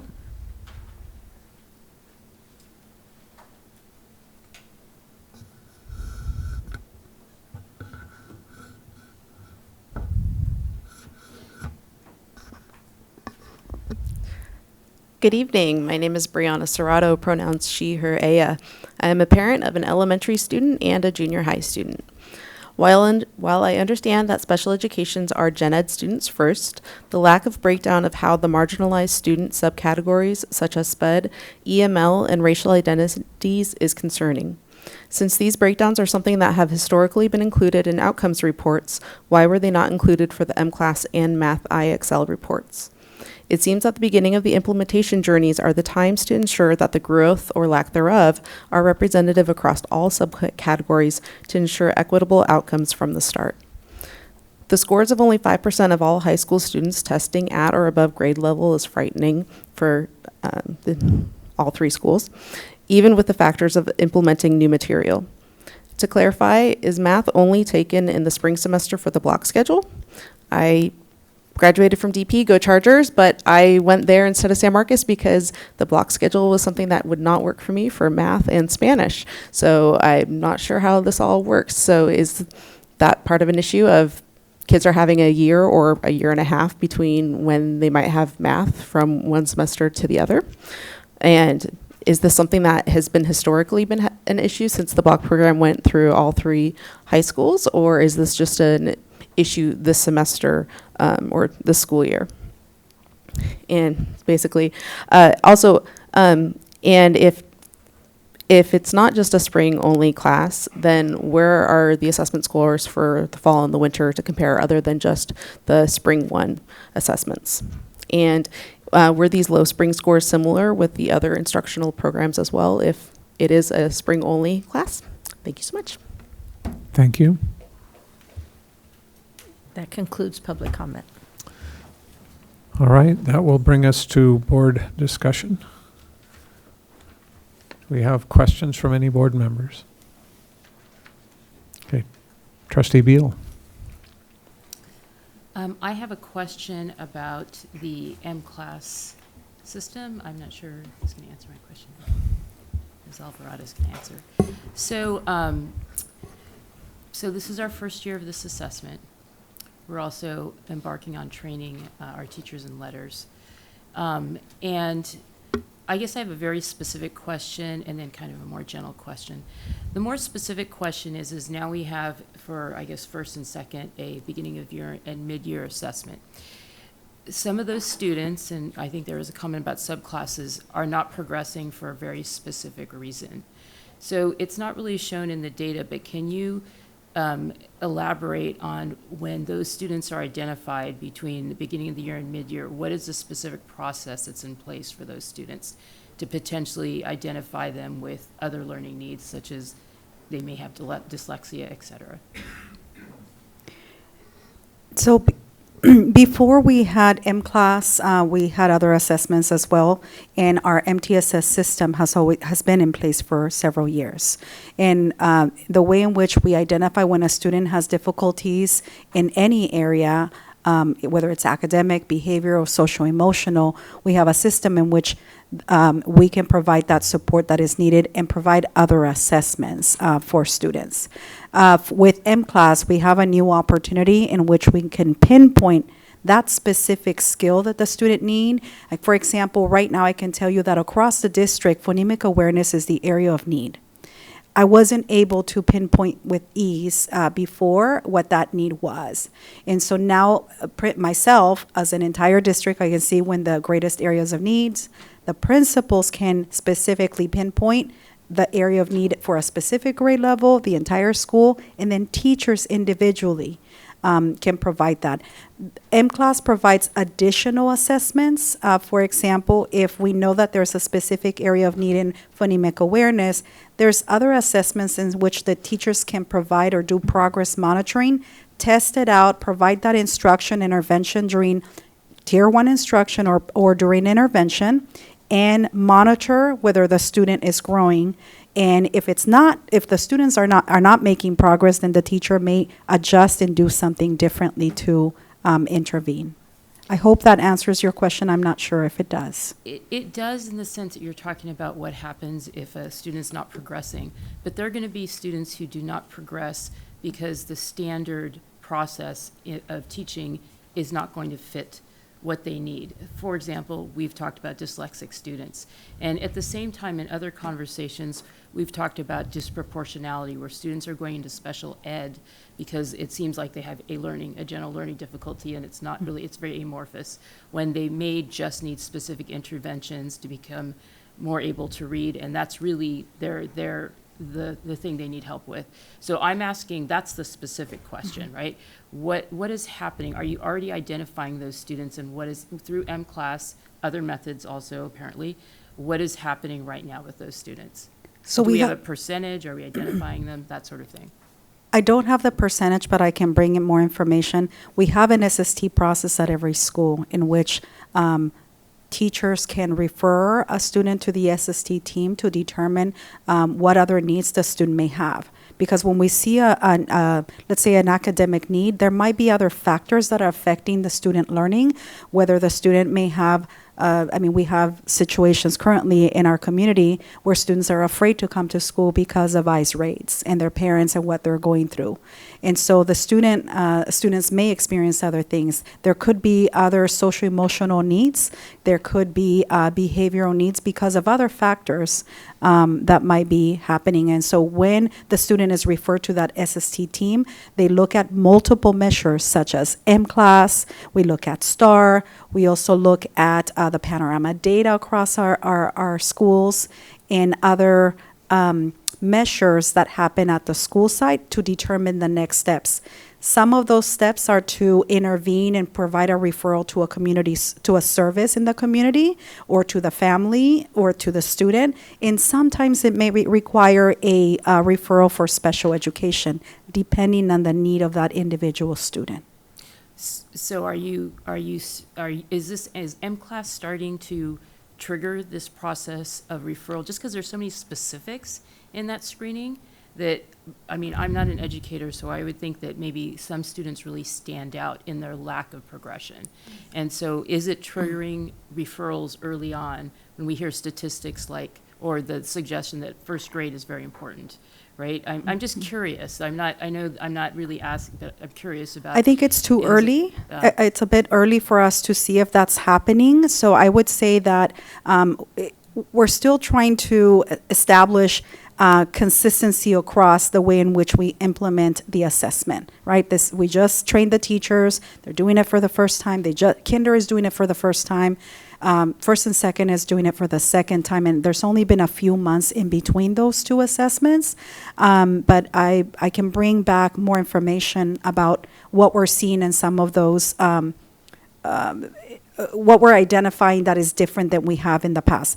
What I can tell you is that, yes, we are identifying certain specific needs, and I don't know if Principal Sandoval wants to provide any other insight if you have noticed anything, but I have not, based on my conversations with principals, the data chats we've had, we haven't seen a spike in referrals to SST, for support, or for special ed. We have not seen that increase because of the new assessment. Okay. I have questions about math, but I'm going to concede questions about literacy to my other board members before we talk about math. Thank you very much for a comprehensive report. I found it was very interesting and helpful, so thank you. My question kind of builds on Trustee Beal's question, which is specifically for students with characteristics of dyslexia. Do we have special intervention specifically for them? So, dyslexic students. A characteristic of dyslexia can be one of those specific skills that the student might have, and so we would intervene in that way. We have not provided the training in terms of the how to intervene for dyslexia, but we have, like I said, our referral to services for students and for additional intervention, or also for referral for special education if needed, which would provide that support for students who have characteristics of dyslexia. Are there any other questions? Carlos, anything? My questions are more a little bit for both math and literacy. I had one question about, I heard that this is IXL this is the second year of implementing IXL, and the first for M-CLASS, and I was wondering just how that transition is going, and if we have information on what the students think so far of these processes. I don't have the data for M-CLASS for our elementary. For our kinder, first and second grade students, we haven't asked the students, but that would be another a way to consider. But also asking teachers. We have not seeked information from specific teachers as a district, but individual at each site. Principals have been communicating with the teachers, and I communicate with the principals about how that's going. The process, I would say, honestly, it's been a lot more smoother than I thought. I thought this was going to be a significant, it is a significant lift, but the way that teachers have embraced it and the way that they see it as a very useful tool, as you heard from one of our teachers, and I'm hearing from different teachers across the district of, it provides teachers with specific information that they can focus on, that they don't have to go looking for or try to analyze multiple data across a table with different information. Instead, this platform allows the teacher to have all the information in one place. The platform groups students based on need, and within that same platform, teachers can click on that specific lesson that supports that specific skill. So I would say it has been well received, and we're still learning, and there is a lot more room for growth for us. And IXL, Dr. Hugh can share. So for IXL, likewise, I don't think we have asked students yet about their perceptions of the IXL assessment or tool. So remember that IXL is not just an assessment, it is actually paired to a practice tool, and that's how that was one of the reasons why we selected it for our benchmark, is once the students take that assessment, they then get an individualized skill plan, which they can use to continue to build their skills. So if my assessment result comes back and says that I have a lot of work to do, I'm not doing at-level work performance in algebraic functions, it's going to give me a skill plan where I can work on algebraic functions and practice and learn how to build that skill, so that the next time around, my score will be closer to at grade level. And so that is where our junior highs that are dedicating at least 10 minutes every week, students have dedicated time in homeroom or in math class that they are working on their individual skill plans in those math classes or in homeroom. They're able to do that. And so that is one area where we're looking at how is IXL being implemented, not just as an assessment that our teachers can look at in their PLCs and our site leaders can use to support their teachers in their PLCs, but also how can individual students and families benefit from that assessment data and then know what to do to support their student and developing those skills. So there's two pieces to that. It goes back to, I think we haven't yet really looked at, how can we get more information from our students about how they're using it and how they feel that it might be helping them. But I think that's a great area for us to explore. Other questions? Can I just go ahead and add one additional comment related to your question? Is one of the things we learned from our first year of implementation was that the first assessment we used in IXL took a long time for students to take. And so it was starting to impact instructional time.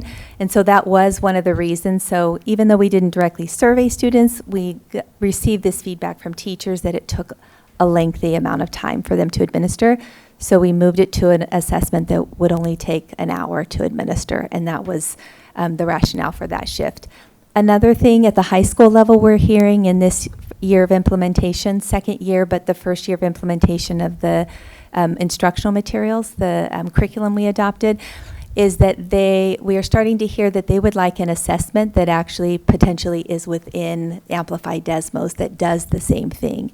So we're starting to hear that feedback, and we will explore that further, because the high school teachers aren't using the IXL practice as much because of the block schedule. So they would potentially, we're hearing, is a desire that having an assessment in the Amplify Desmos platform that does the same thing. So that may be something we explore in the future. Can I follow up on that, Dr. Wilson? Does a assessment like that exist for Amplify Desmos? I don't know the answer. I believe it might, but I don't know the full answer yet. So we would need to talk to them further to see if that's possible. Okay. And then for the difference between the two IXL tests, the longer one and then the one that you can finish in about an hour, what are the practical differences on the outputs that the teacher gets in terms of results? So I may defer that to one of our junior high principals to see if it's any different between the first and the second. I believe It's similar, but it's similar. Yeah, so they're able. You wanna come up? The assessment that we did last year required the students to keep working in the platform to stay pinpointed. And this assessment is the same assessment in the fall that it is in the winter. So it really almost is like a better measure from one thing to another. So it's a little bit, I think, not as long, and they kind of max out at an hour, which I think is helpful.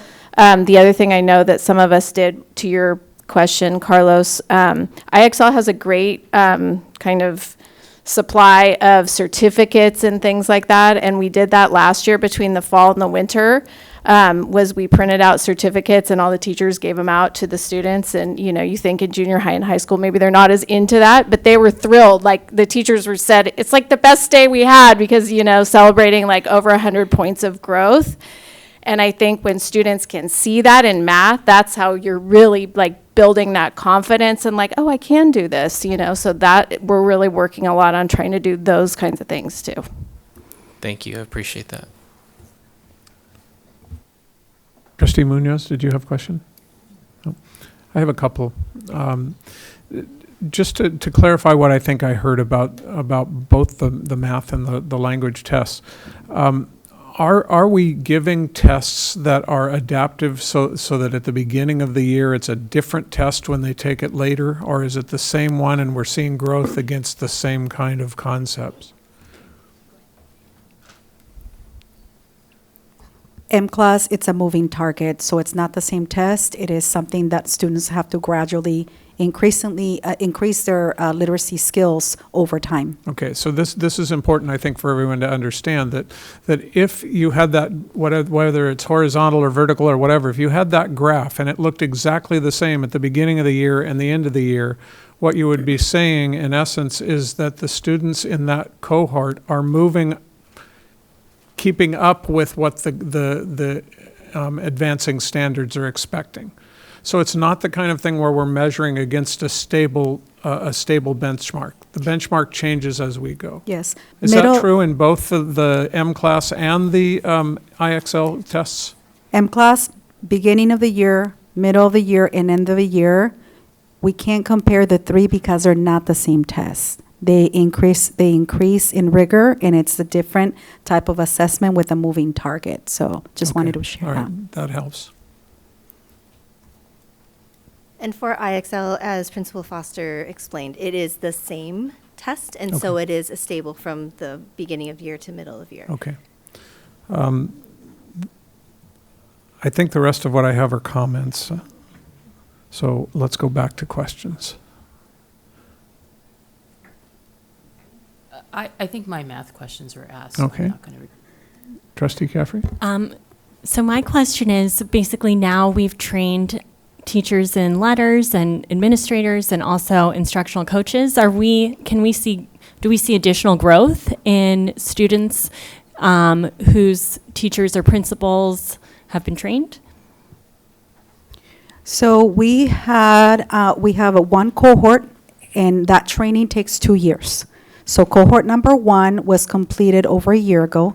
We are just starting cohort number 2 about a week ago. And so I can't tell you specifically whether we have seen growth because we've only had one cohort of about 38 staff members. So moving forward, the goal is to have all K-2 teachers trained, so I can provide you more information once we get through the first year of training to see some of that growth.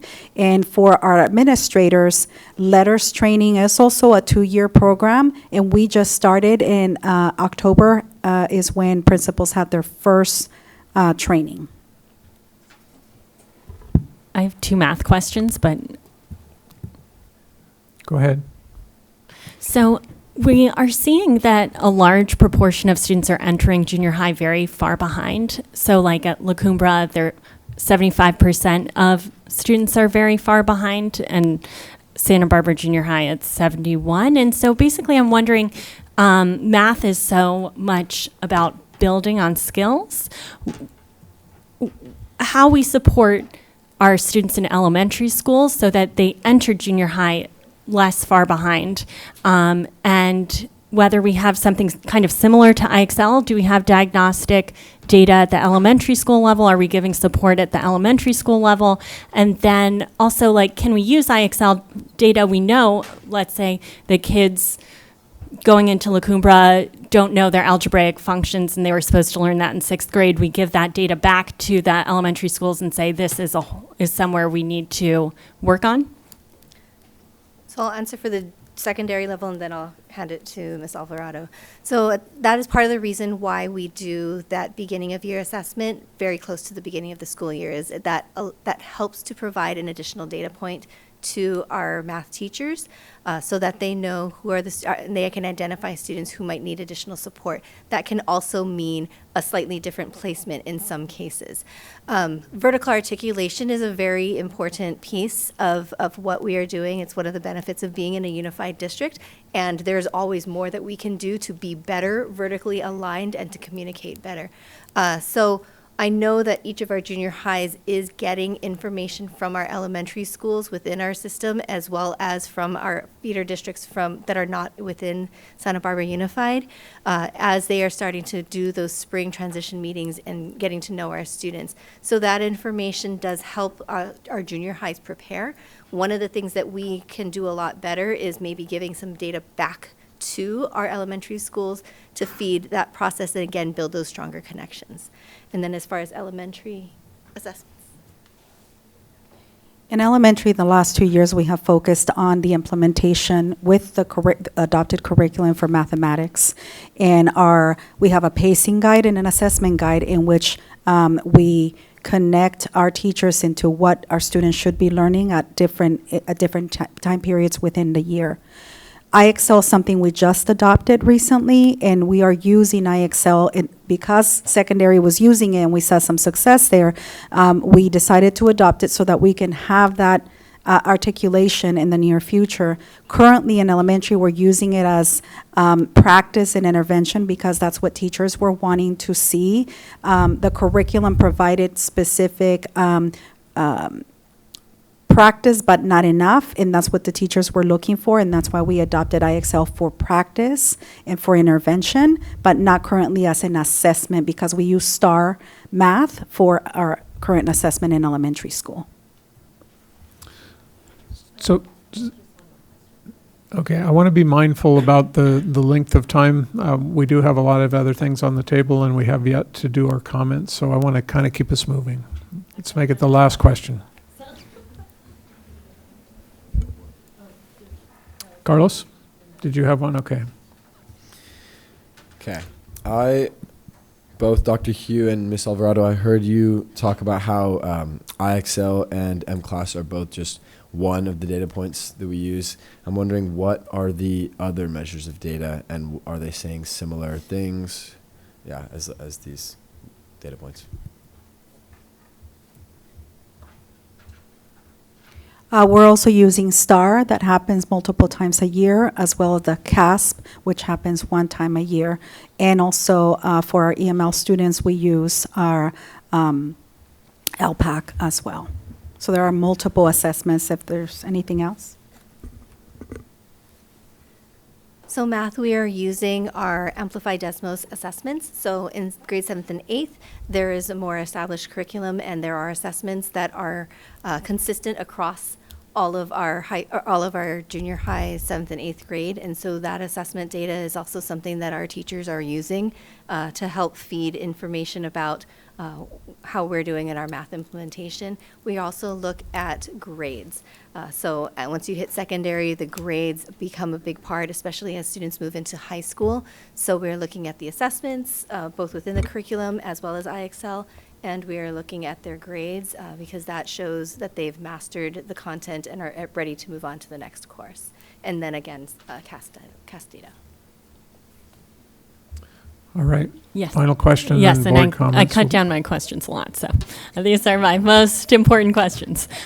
So basically, my final question is about what is the process for changing the block schedule specifically for math. So basically, I know last year we went through the Secondary Scheduling Academy, and hybrid schedules exist where kids are in math all year, they're in foreign languages all year. Like, what does it take to implement all year math? I think we're outside the realm of what the so I think agendized item is. To me, this is not. Well, can I Trustee explain how it's Caffrey, connected? I'm going to Well, ask you to stop. Okay, because I'm going to ask you to stop. well, Bill, can I just say one thing, which is we're looking at scores where a huge percentage of students are behind, and we heard from Mr. Shingle that we need to be thinking about systemic changes. So I'm asking, related to student outcomes, what kind of big picture we're thinking, like how we approach this in a big picture way, because so I think it is totally related to ask the question. The block schedule has come up multiple times in the presentation. So if you want, we can agendize it at a different time, but I guess I'll ask for that. Okay, so I'll make a request then instead if we can't talk about it now. We can do that at the appropriate time of the agenda. I just think that we've broadened from what we were talking about of achievement to now an entirely system situation that needs to be a separate topic. So thank you, I appreciate it. We'll go to comments. Trustee Munoz. Yes, thank you for such a, in-depth, comprehensive presentation, including, the Cleveland staff being here. The teacher, I liked having the hands-on, description of how the students were assessed and such. And just appreciate the challenge also of, for example, with junior high and high school, having students that possibly are new immigrants, go from, have been in charter schools or private schools, and then go to the junior high, and all the challenges that you have with that, including and the EML students. So thank you to, just want to show my appreciation to everyone on this, and continuing to grow in terms of the progress with our students. Thank you. Thank you. Dr. Beal? I also appreciate the presentation, and my comment on this, and I think it has actually been said here already, is there does need, so the system that leads to outcomes is what we really are talking about. And it isn't just in M-Class or IXL. When we talk about everything, the seventh grade, adding the seventh period to the middle schools, this is a systemic change. And so we have to be very intentional about, how we gather data and make those decisions. And so this always kind of leaks into the conversation on the side. And it seems like board meetings are a really difficult place to have these conversations because it isn't a conversation. And so that's something that I think about a lot is we're in what setting and where can we talk about the system we have set up in all of our schools and what is effective. I very much appreciated the presentation from Principal Sandoval. I also heard that at Santa Barbara Community Academy there were some very specific interventions that move the needle. And I think those need to be looked at in terms of the system. Did they do something unique or did they do something especially well? And that conversation needs to happen in a much larger setting, and it informs all of us, and it can be a real conversation. And so, again, I don't think board meetings are the place. We don't have the time and the capacity. So I will say outcomes committee, if we can get there. And to really talk about what is going to move the needle in many areas. We have everything tonight, reduction in force, adding the seventh period, how our students are achieving. They're all related. And they're separate conversations, but they really aren't. Thanks. Trustee Caffrey. I just want to say thank you very much for a great presentation, and that it is so helpful to have this type of data now, and our next steps are, or what is already happening is what we do with the data. I loved hearing from Principal Sandoval and our teacher from Cleveland about how you're using data to specifically provide intervention for students. So I thought that this was a great presentation and really the right approach. So thank you. Trustee Escobedo. Just more gratitude for the presentation, for being here today to give us a little bit of insight into what these two, the screener and then the IXL assessment, what they mean for our schools. I do want to follow up on Dr. Beal's comment and give a nod of agreement on having a more comprehensive discussion about this in a space that is not rigid like a board meeting, where there is back and forth, where there is the ability to challenge ideas and for there to be multiple perspectives involved in the conversation rather than taking turns, whether it's public comment or a presentation. And we're pressed for time because we have so many substantive topics. An outcomes committee, I think, is a great idea, but I also like the idea of having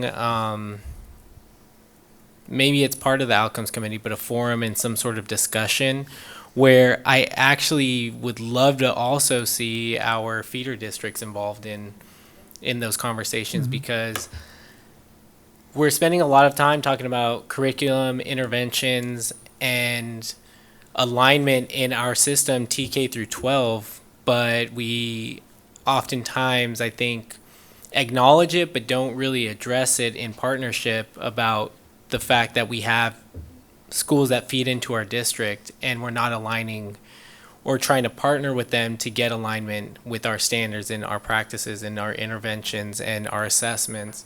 So I can only imagine that, I'm looking at our junior high principals, I can only imagine that it's a tricky proposition to integrate students from a different district using different curriculum and different assessments at the same time that we're trying to meet student needs. So I'm going to stop because I'm getting feedback on my... All right. Carlos, do you have any further comments? I do. First, thank you for the presentation.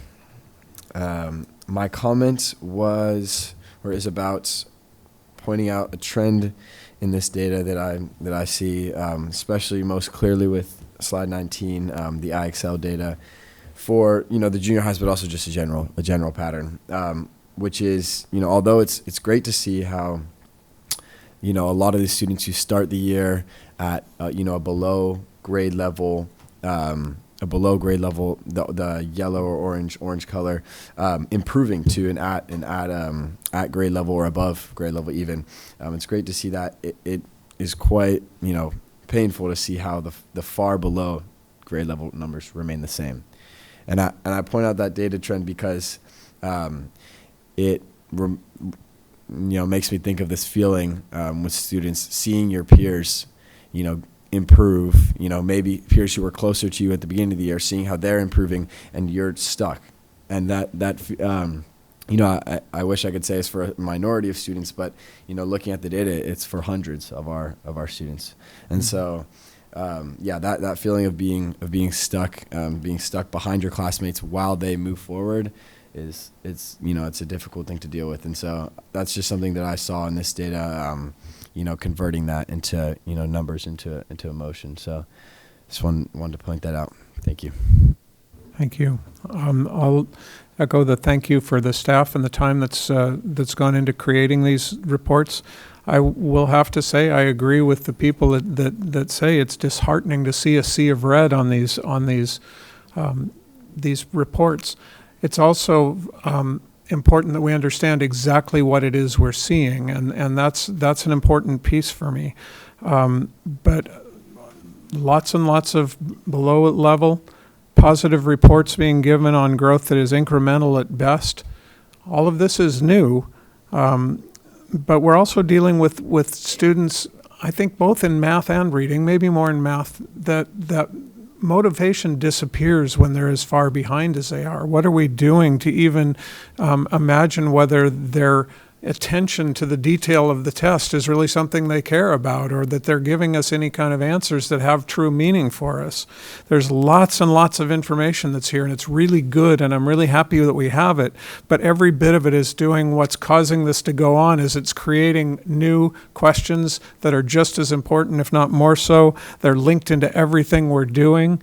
I think the good news about all of this is that we're seeing kind of a gestalt of how all these things come together to create a really strong system, and asking ourselves the question of what gets us to that point where we will be the strong system that others will point to and say, look what they've done. It's hard, difficult work, and much of it will have to be incremental. And one of the things that we're going to need to talk about is the importance of persistence and grit, and not throwing away good work simply because somebody has an idea that there might be better work. We can spend years running around in revolving doors and looking at different trends and such. But I have to say that in my brief experience here the last 3 years, it seems to me that the work that's being done is consistently the right work, and we're seeing some great results and some not so great. Math in particular is relatively new, with new curriculum and all these type of things. So I just want to say again, thank you, and thank you to the board for asking the tough questions and asking for what else we can do. The idea of outcome committees are better kinds of discussions, and just thank you. And I don't want any part of our meetings and our questions to be perceived as being anything that might be perceived as implications of incompetence or difficulty. We are a strong organization that's trying to become stronger, and we're asking tough questions, and it's going to be tough work. Yeah. Dr. Beal? I just want to make one more comment. I know that we talked about M-Class and IXL tonight because we're really trying to see if our curriculum is allowing our students to progress. But we are also going to talk about the 7th period, and if you look at the data there, the math CASP scores are pretty good in some of our junior highs. The high school seems to be a really complex spot. So those are CASP scores. So Yeah. I think, it's not all lost. We are going somewhere. And I think that's where that bigger discussion, like what is all this stuff we're doing, what is it really speaking to, and what is our end game, right? Yeah. And Yeah. so I see some really good indicators there. So all is not lost. All right. Yeah. Dr. Maldonado. Thank you, Dr. Beal. I just want to say that what you're seeing here is years of work of creating alignment, transparency, and accountability. And it would be wrong for us to look at these scores and not bring them to you. And so it takes a lot of courage for everyone here to bring you the results that are truly results from a new platform that is new to the teacher, new to the principal, and new to the student. And typically in my years of experience, whenever you introduce a new assessment, whether that is basically measuring and comparing across groups of students in schools and grades and nationally, the first administrations are never the best. And that's another part of, just the kind of alignment work. The board priority number 3 was aligning our academics, our assessments, and our achievement. And that's what you're seeing tonight. It's not the greatest, but it is the transparency that this board has asked us to have. It is the kind of accountability systems you want us to put in place. And they're not to shame or blame, but they're definitely pointing us to the right places to look at in a system across 18 schools, across 2 cities, with feeder school systems that are coming to us. So I'd like to encourage all of us to be patient, to resist the urge to point to one answer kinds of solutions, because it's a whole system with lots of people working at their best to try to get there. And I want to give our teachers some grace as they're having to unlearn and relearn things that, for some of you who, hopefully not many of you as old as I am out there, didn't have in your initial training as a teacher, in your career, and so on. So I just want to ask everyone to think about this idea that alignment, transparency, and accountability is what you're seeing before you. And I know it feels hard, but thank you, Dr. Beal, for bringing up the CASP scores. We have seen those summative end-of-year assessments increase. And not just for all students as a group, but some of our groups that we're focusing on that have been left behind. Thank you. I appreciate those as closing comments. Thank you very much. It frames our conversation well. I'd like to have us move on to item E3. This is the Finance Committee report and recommendations. And again, this is another listening and discussion item. However, in this case, the board may elect at the end of this to, by consensus without formal vote, ask the superintendent to direct staff to implement either or both of the committee recommendations. Can we get through this and do a break? Okay. Good evening, Principal President Banning, and members of the board. Dr. Maldonado, I appreciate the opportunity. I'm honored to represent our Finance Committee. I will try to be quick, but I also don't want to diminish the importance of the work being done in the Finance Committee. And it's interesting that this item comes right after the last item, because really the alignment of the financial data, our budget, really needs to move toward this achievement. And so it's kind of aligned up nicely on the agenda. I just wanted to give a brief update on the journey our Finance Committee has had, and then get to those recommendations that President Banning had referred to. As you know, the board here approved the forming of the committee in June of last year, and I started here July 1, so I'm new, the committee's new, and we're working through some newness with that group, and I appreciate the support everybody's been giving me through the learning pains of getting through it. It is a Brown Act committee that allows for the transparency and openness to the public and the opportunity for feedback. We went through and elected officers and approved bylaws. Interestingly enough, we have 9 committee members, and I believe 7 are in the building tonight. We have 2 board members, 2 committee, 2 from the community members. We have 2 union representatives on the committee, as well as 2 principals and myself. And Carlos is on the committee as well, so we appreciate his input. We've met 8 times with our first meeting in August. It didn't take us long to get together to get that first meeting. And then if you remember in December, the board passed resolution 2024-25-32A that revised the original resolution to provide some clarifications and roles and goals and all of those things. So since we started over the 9 meetings, we have had a number of presentations, and we've gone over some data, and there's more to do. There's a lot of work still to be done.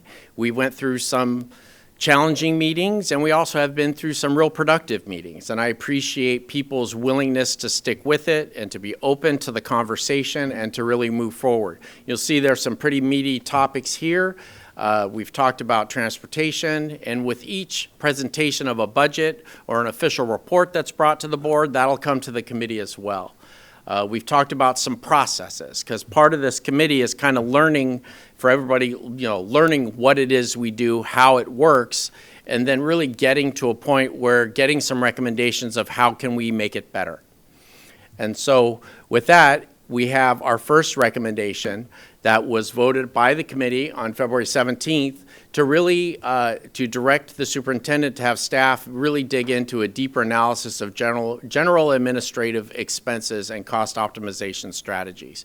Now, this came out of some analysis that committee member Todd here really took some time to put together. It was a good presentation. I'll kind of cite some of the stats that came from that.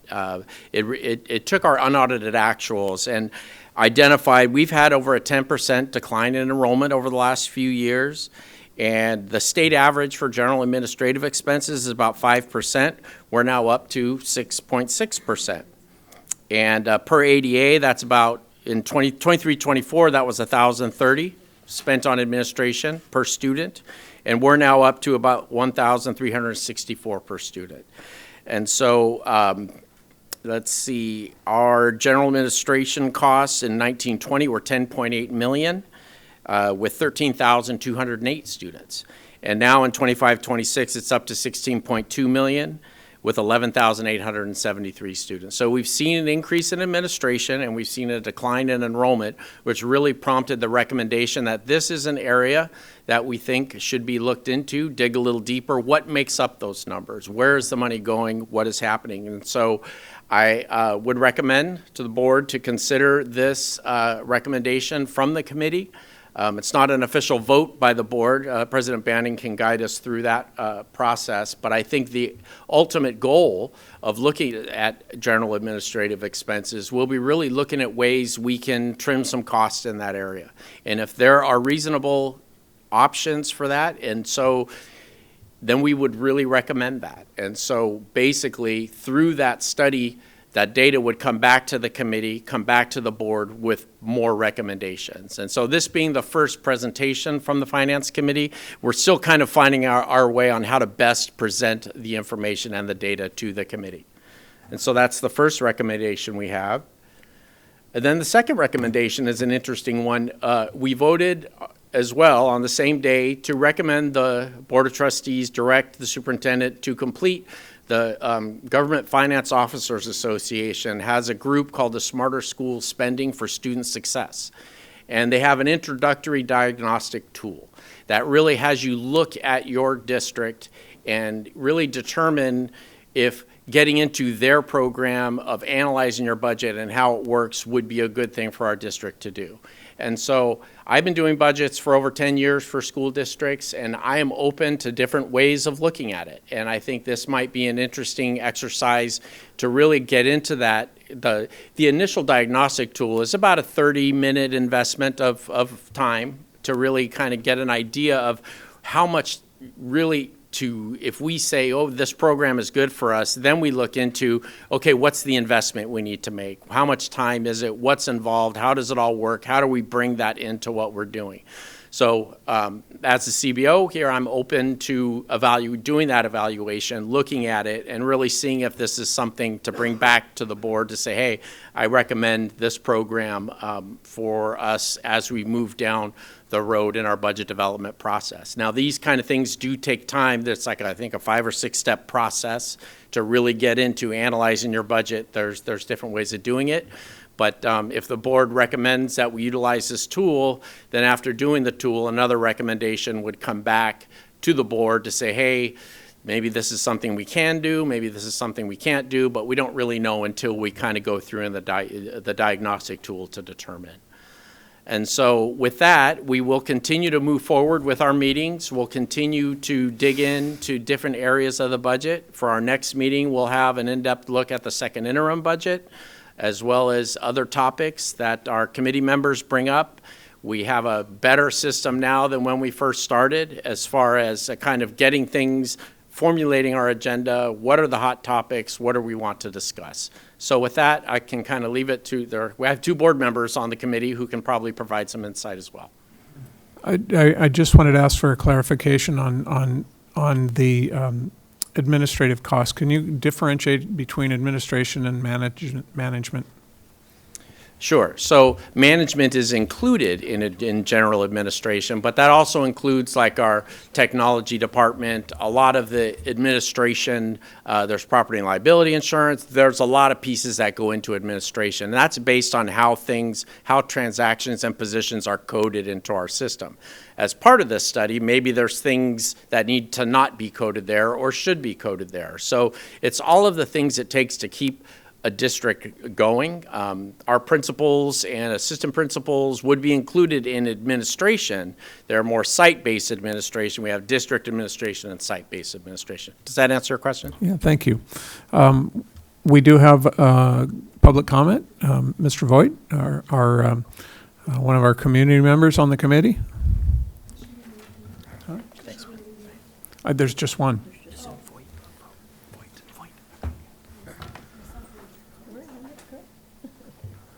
Thank you very much. Thank you, Conrad. Thank you, board members. Dr. Maldonado, thank you. My name is Todd Voigt, father of 2 San Marcos High School students, committee member for the Finance Committee. So I have relatively quick comments, and just is really for the benefit of the board members, for Dr. Maldonado, and for the community. It's just really one, the question of what is the cohort we're talking about? What is the part of the budget we're talking about? And second, as much as you gave all great data, there was one other data, which was the ultimate conclusion it came to, and then a final plea of just what I would like to see happen. So again, what we're talking about in terms of the cohort that we're talking about. So the G&A analysis that I pulled all the data from focused on the standard account code structure number 7000 through 7999. Agency-wide overhead. So these codes predominantly exclude all site-level costs. So unlike school administration code 2700, which covers principals, office, the costs under 7,000 to 7999 are centralized, non-instructional back office functions. And that's the only data I pulled was for that. So it was not principals or anyone else. And then what did we learn? So the preliminary estimates of savings are estimated and calculated to be between as little as 2.3 million to as much as 4.3 million per year. So that's 3.3 million at the midpoint.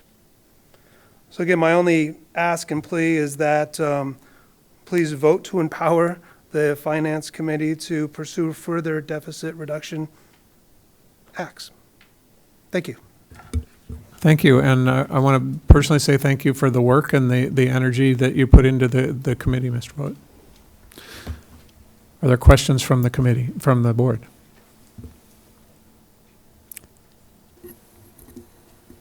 Comments? Mr. I have a question. Oh, question, okay. For Mr. Tedeschi. For the first recommendation, what does it look like in terms of strategy for you? If that's the general direction that the board gives that general direction, what are the next steps for you? Right, so there's different ways to analyze the data. I think it's getting really down to the account transactional detail of maybe comparing a year or two prior to the current year. And it also could include doing some comparative analysis with some other similar districts to see where their general administration costs are as a percentage, as a cost per student. So it's really getting down into the transactional detail, if nothing else, to really be transparent about what's in there. And really having those discussions with the Finance Committee and kind of looking at those as are there things in there that may not be necessary, or are there everything in there really important to keep? But I think it's really, without getting into the detail of what's in there, it'd be hard to really identify the costs to reduce.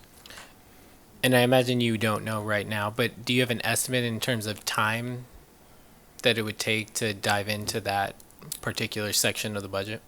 The hope would be to have some data for the next Finance Committee meeting, which, do you know when the next one is? It's like the third week of March. The third week of March, yes. And so the timing of presenting of that data, whether there's a board meeting that comes before the next Finance Committee meeting, maybe I bring it to the board first. But I think it's good, since it was part of the committee, to really get into the depth of the details, because the board meetings, we don't have a lot of time in these meetings to get into all the detail, which is my understanding what the Finance Committee is really for, to get into the depths of the detail, have conversations, and really kind of get it out there what's in there. Thank you. Sure. For the second recommendation, did I understand it correctly that this would be the first step of what could be a 6-step process? Yes. This is just to assess whether we need to go through the full process. If the diagnostic tool checks out and we look good, you wouldn't make a recommendation to continue the other 5 steps. Right. Okay. I think that tool really gets into those questions like, does your district have the capacity to do this? Which is kind of, here's all the things we're recommending. Do you have the capacity to do it? Do you need to hire someone to do it? Or is it you already doing it? Or can you do it? So it's kind of helping us determine capacity. Mm-hmm. Other board questions? Comments? Trustee Munoz? Yes, just to say that I've appreciated everybody's work on this and dedication with all that you've done in a short amount of time. Thank you. Other comments? Trustee Caffrey. Yes, I would say thank you so much. Thank you for a great presentation, Mr. Tedeschi. Thank you for everyone who serves on the Finance Committee. I think it's a really fruitful committee. Thank you, Mr. Voigt, for doing the G&A analysis and just the level of teamwork and, your real leadership, Mr. Tedeschi, and bringing us all along together and having much clear answers for the board and the community. And I'm very excited by this. So thank you so much for all of your work, everyone. Carlos, you're on the committee. Do you have any questions or comments? I don't. Thank you for putting me on the spot, though. Well, you don't have to. You don't have to. Okay. All right. Well, but I am not sure we're going to actually do a vote. We'll see what happens with that. Are there any other questions or comments? Let me just say that this is my first experience with a Brown Act committee. And one of the things that I see that being with 2 board members and that kind of opportunity to dig into things and such, that when recommendations are made from the committee to the board, that if we don't want to go through everything that's already been through the committee, it would make sense for the board to acknowledge the committee, including Mr. Tedeschi's recommendation that we do both of these things. So I don't believe that it takes a formal vote. I think it's just a sense of consensus or agreement that that would be the right thing to do, and we can say to the superintendent, please direct staff to do the 2 things that were the recommendations. All right, very good. I want to say thank you again for the time and energy that's been spent on this. So that finishes the report section. We're going to move into the action agenda, but I do think it's time for maybe a 10-minute break. Yeah, thank you. All right, we're back from a break. We're moving into the action agenda. The first item is F1, student discipline. Do we have a motion? Yes, I make a motion on board action on student discipline, Education Code 48918, case number 202-526-04. Is there a second? I second the motion. Moved and seconded. All in favor? Aye. Motion carries unanimously. Not on discipline. Okay, that'll bring us to F2, the resolution recognizing March as Women's History Month. Do we have any public comment? Oh, well, we should do the presentation first. Sorry, you go right ahead. No, this is really just to say that we are bringing this resolution forward to the Board of Education for approval to acknowledge March as National History Month for Women. Right, thank you. Is there a motion to approve? Or discussion? I make a motion to approve resolution number 2025-2026-25, resolution to recognize March as Women's History Month. Is there a second? I second the motion. All right. In this case, before we vote, I'll ask for the student board members' advisory vote. Carlos? Aye. Aye. So we have a rest of the vote. All in favor? Aye. Yep. As the second female superintendent for Santa Barbara Unified, I wholly support this. Thank you.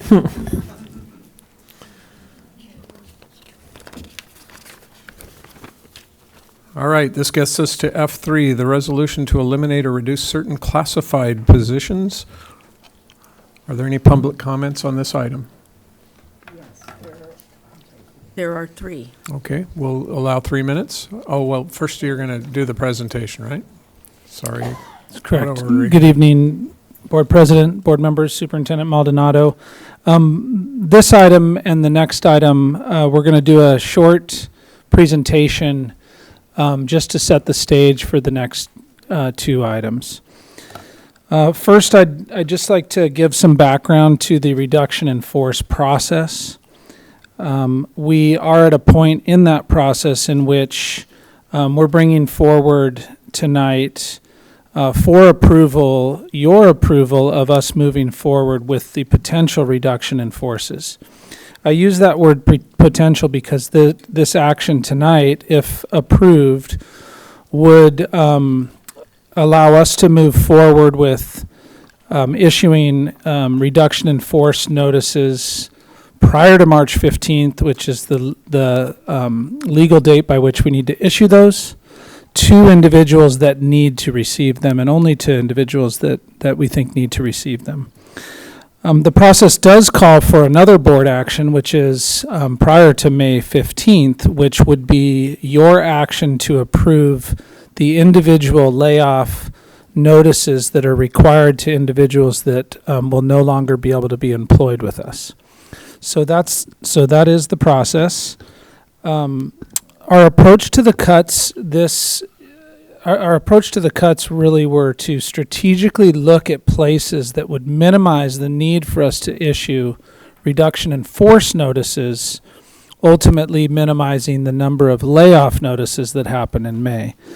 You'll see that in particular with the district reduction in forces, and I'll explain the site ones in a second. With the district ones, we found places that were vacancies currently. We have been in the process of freezing certain positions as we go through the year when they become vacant, so that we possibly could utilize those positions in a reduction in force, because it means we do not have to have an employee lose their job. So to give you an example, in the classified space, if we have 13 positions being reduced, we might have to issue about 5 RIF notices or 7 RIF notices. So we've tried to minimize that amount, even though the number of positions that we're cutting are larger. In terms of site-based reductions, that really is a whole separate category. What happens with site-based reductions is I have to contact each of the school site principals, and I have to get their positions that they potentially may not fund. The reason that list is large, you saw curriculum specialists, paraeducators, bilingual paraeducators, playground supervisors, is because these are all site-funded positions where they need to get their site council approval before they can commit to funding those again. And so if for some reason they didn't give the position to me to put on this list for you to approve tonight, and the site council said that they don't want to fund that anymore and they voted against it, we wouldn't be able to actually do what site council is voting to have us do. So you'll see that list is very large, but many of those positions will be funded by the site funds. And with that, I think that's the background information I wanted to give you. And with that, I'll turn it over to Conrad.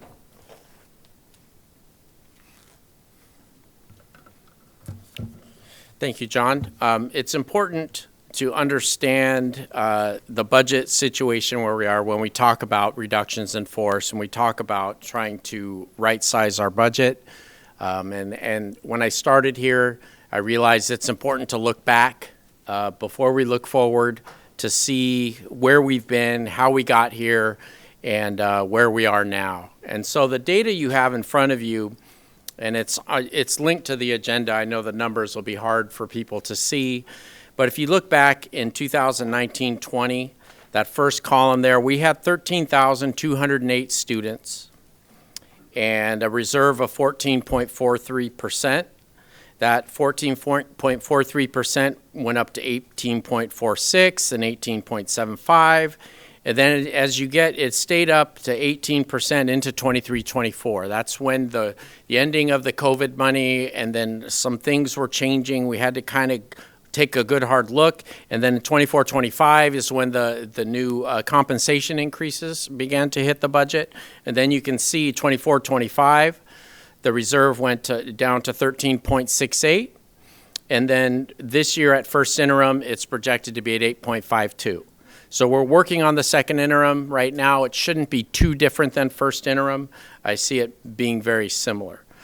But the important note there is really with the drop of enrollment What do we do about that to start controlling costs, to really look at staffing levels and really what needs to be done? Because right under that, you'll see our total active employees. We had 1,555 in 2019-20, and that got up to 1,678 in 22-23. And then right now we're at 1,599, and that's still more than we had pre-COVID. And so it's really important for us to look at staffing as we have fewer students. The bottom row there lists the cost of the negotiated salary settlements over time. And over the 7-year span, that's about $67 million in compensation. About $60 million of it is ongoing. That there were 2 years where there was a cash bonus added on to the salary schedule changes. And the text under the chart there, the big point, there's a couple points to be made there. One is that, yes, we have a reduction in the number of students, but we still have a lot of needs and a lot of important things to address with our budget for the students that we do have. We don't have declining needs for those students that we still have. And in first interim, if you remember, we projected that we would need a minimum of $2 million in reductions next year and $4 million after that to maintain a reserve of over 5%. And that does not include any expansions of programs or any negotiated settlements that we're working on right now. So any additional costs, we would have to look for additional reductions to fund those things, and that's what we did. I wanted to address the increase in classified staff, and so I pulled this chart from School Services of California, and apparently we are not alone. The green dotted line there shows that statewide from 2019 to 24, classified full-time equivalents have gone up 19.26%. Teacher FTEs have gone up 2.28%, and enrollment has dropped statewide by 5.77%. Again, this is from the School Services of California, one of my organizations that I rely on pretty heavily for budget analysis and things going on at the state. And so the next slide shows how it's been here at Santa Barbara Unified. So we've seen classified spiked during the COVID time. It came down a little bit, and now it's back up to, it's increased about 8.43%. That's less than half than the state average, but yet it's still an increase. We saw teacher FTEs decline 1.1%, and our enrollment has declined over 9%, over 9.25%. And I just wanted to briefly touch on some of the classified positions that have been added during that time. We've added a whole new grade level, transitional kindergarten, which requires support, classified support paraeducators in each of those classrooms. We've also had an increased need in special education paraeducators, bilingual paraeducators. We've added curriculum specialists, wellness center coordinators, our technology support positions, clinical social workers, campus safety assistants, peak tutors, and some custodians, some floater custodians. And so those are the main areas. And I don't know if did I mention the after-school program that we added during this time as well? And that after-school program is completely, almost 100% classified employees, support staff that are on the campuses, until 5 o'clock running our after-school program. So the next slide. Provide a little financial data to kind of go back to what it was at first interim. This is the multi-year projection where the first slide looked back. This one looks forward. You'll see the highlighted there shows the targeted reductions of $2 million in 26-27 and $4 million in 27-28. You can see the projected reserve goes from 8.45% to 5.41% and down to 5.19% over the next 2 years, based on what we know now. And so this doesn't incorporate any changes that the governor's proposing in the state budget just yet. Basically, in the multi-year projection, we put in a 4% increase in property tax. We also put in changes, step and column, people moving on the salary schedule, PERS and STIRS, those kind of things go into the multi-year projection. And these numbers, get ready for it, are even smaller, but I think important to remind everybody of the kind of general financial state that we're in. Our total expenditures on the left column there is $263 million at first interim, and of that, 214 million are salaries and benefits, making up about 81.21%. And of those salaries and benefits, we have about 60% are certificated, 31.5% are classified, and 8.35% are management. That's both certificated and classified management. Other expenditures, we have books and supplies, and the highlighted item here would be our services and operating expenditures, which include all of our contracts, are over $30 million. The middle column there, to give you perspective of where our revenues are, the top green section lists our LCFF sources. These are revenues that basically our property taxes make up the biggest portion of that. Doing the LCFF calculation, that determines whether a district is basic aid or not, what the funding level, what your entitlement is. That's all in that green section. And you'll notice there, of our $189 million in property taxes, we send $15 million to charter schools here in Santa Barbara. And then the next section, our federal revenues are almost 7.9 million, mostly special education in Title I, II, and III. And you know, we've talked about, are we going to get it? Is it going to stay? I think we feel better now than we did at the earlier part of the year about federal revenues for education sticking around. So that's a good thing. We get close to $30 million in other state revenues, with a big chunk coming from ELOP and lottery. And then there's a big $17 million chunk of other state, which is a whole bunch of other smaller items. And then finally at the bottom there, our local revenue. I wanted to highlight, thanks to our community partners, we do receive almost $6 million in donations and fundraising. A lot of that is done at the site. So good job, principals, in your fundraising, as well as here at the district, getting those donations to support. A lot of those donations are directed to specific programs at the schools, which is great. The tuition number represents services through the SELPA, that where we're providing services for other districts, students, for programs that smaller districts that they don't necessarily have the staff to run. And on the right side, you see the LCFF calculator. And the reason I put this in here, because it's important, as we heard about LCAP earlier, the supplemental grant and the concentration grant make up the two pieces together that set the minimum amount that needs to be spent on LCAP. And for us, it's over $20 million. But I think it's a little over 8% of our expenditure budget is LCAP.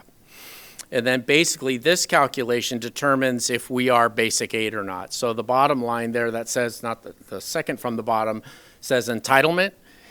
If that number, which is 157, was more than our property tax revenue, then we would not be a basic aid district. But because our property tax revenue is 189 million, our entitlement from the state is 157 million, that means that we're basic aid. Our property taxes exceed what the state would give us if we were an LCFF district. And then the bottom box there lists our contracts over $50,000. We put this in here to give some idea by department how much is being spent on contracts. And so you can look there, like our technology services team, a big chunk of that is our iPad program and repairs for iPads. There's a lot of different things in each of these categories. Planning and construction is a lot of the building and things that we do around. Yeah, those are the contracts, and there's probably more to come to the board on the detail of contracts. The thing to know about contracts, they are not part of the RIF process, so there's really no March 15th deadline to reduce contracts. We have a little bit longer of a runway to really evaluate our contracts. And so here we have this evening is what we've come up with in our summary of proposed reductions. And it's been a big effort with our principals and our administrative cabinet. As our cabinet, we've looked really internally to our departments to see what we could cut from administration, from some of the contracts that we do, from the things here, with really trying to not dig deep into the school sites. And so the reduction in force positions, the non-site funded ones, we have about 5.2 million. The contracts that we've identified internally so far, about 1.6 million, which gets us to about 6.8 million in proposed reductions. And what do we plan to do with the money we would save through these reductions? If you remember, we identified $2 million right off the top that we want to cut out of next year before we do any program expansion, any negotiated settlements. And then after that, we have what we're kind of, the idea of about 1.7 million for 7th period, if the board decides that's the direction they'd like to go, with the remaining balance of 3 million for all of the other things that I've mentioned.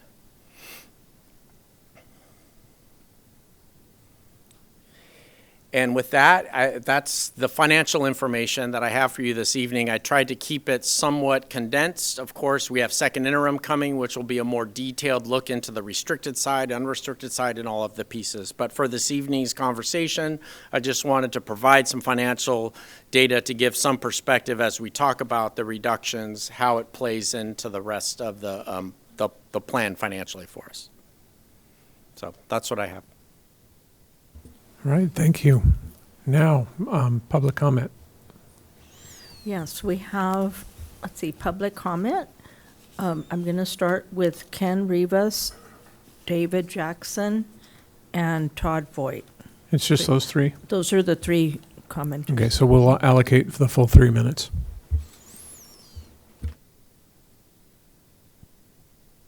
There. We are on. Good evening, school board members, Superintendent Hilda Maldonado, and cabinet members to my right. Good evening. So I understand what can be considered precautionary reduction in forces, although I didn't hear that term today, but I know that it's usually around this time each year in which RIFs are considered, if they're deemed necessary to meet a required deadline. I do get that it's the district's fiduciary duty to take account for what's the needs and budgetary means of such positions to be eliminated or reduced. I do look forward to working through such decisions with the district and our CSEA bargaining unit, which represents the classified staff. But in terms of the effects of such proposed RIFs being presented today, assuming based on lack of work or lack of funds, it is my hope that we can find spaces through attrition or monies to keep classified employed. In regards to enrollment sizes and staffing, there was a period where we were down in staffing. There was actually, for example, paraeducators. At one point, there was quite a few paraeducators that were needed, and there was a lot of work done to find them and get them into the classrooms. So that's just an example. So as I saw the numbers rise up, I know that that's probably in part because there was a shortage in certain areas of job classification. So that needed to happen. So what I want to finish here with is that I just, I just hope that, again, that we can find some space somewhere where we really limit the reduction and elimination of classified employees. And, again, I don't think classified is the biggest item on the entire budget that we look at. Okay, thank you. Thank you. Next speaker. Thank you. David Jackson. Good evening. I represent Dos Pueblos High School's math department, special ed department. I'm a Math 1 co-teacher, so you have questions about what's happening, how is the implementation of Amplified Desmos going. I sat back there fuming over some of the feelings I have that we're talking about reducing paraeducators while we have a glaring red zone of need. And they don't need extra time, they need rigorous instruction that's been implemented with fidelity thanks to our IEP teams, my colleagues in Math 1 that I collaborate with, our PLCs. You guys want more information, come on out to talk to us. If this is too formal of a setting to find out information, We meet every Tuesday. Y'all are welcome. Happy to see I wasn't the only one getting kind of riled up. I appreciate all the emotions can run high, especially when we're talking about human needs. If our district is based off of every child every day, then don't take away the people that help those children every day. There's got to be some, I mean, y'all make a ton of money, right? Like our paraeducators, we need them, and they are, by comparison, paid significantly less. Give us more.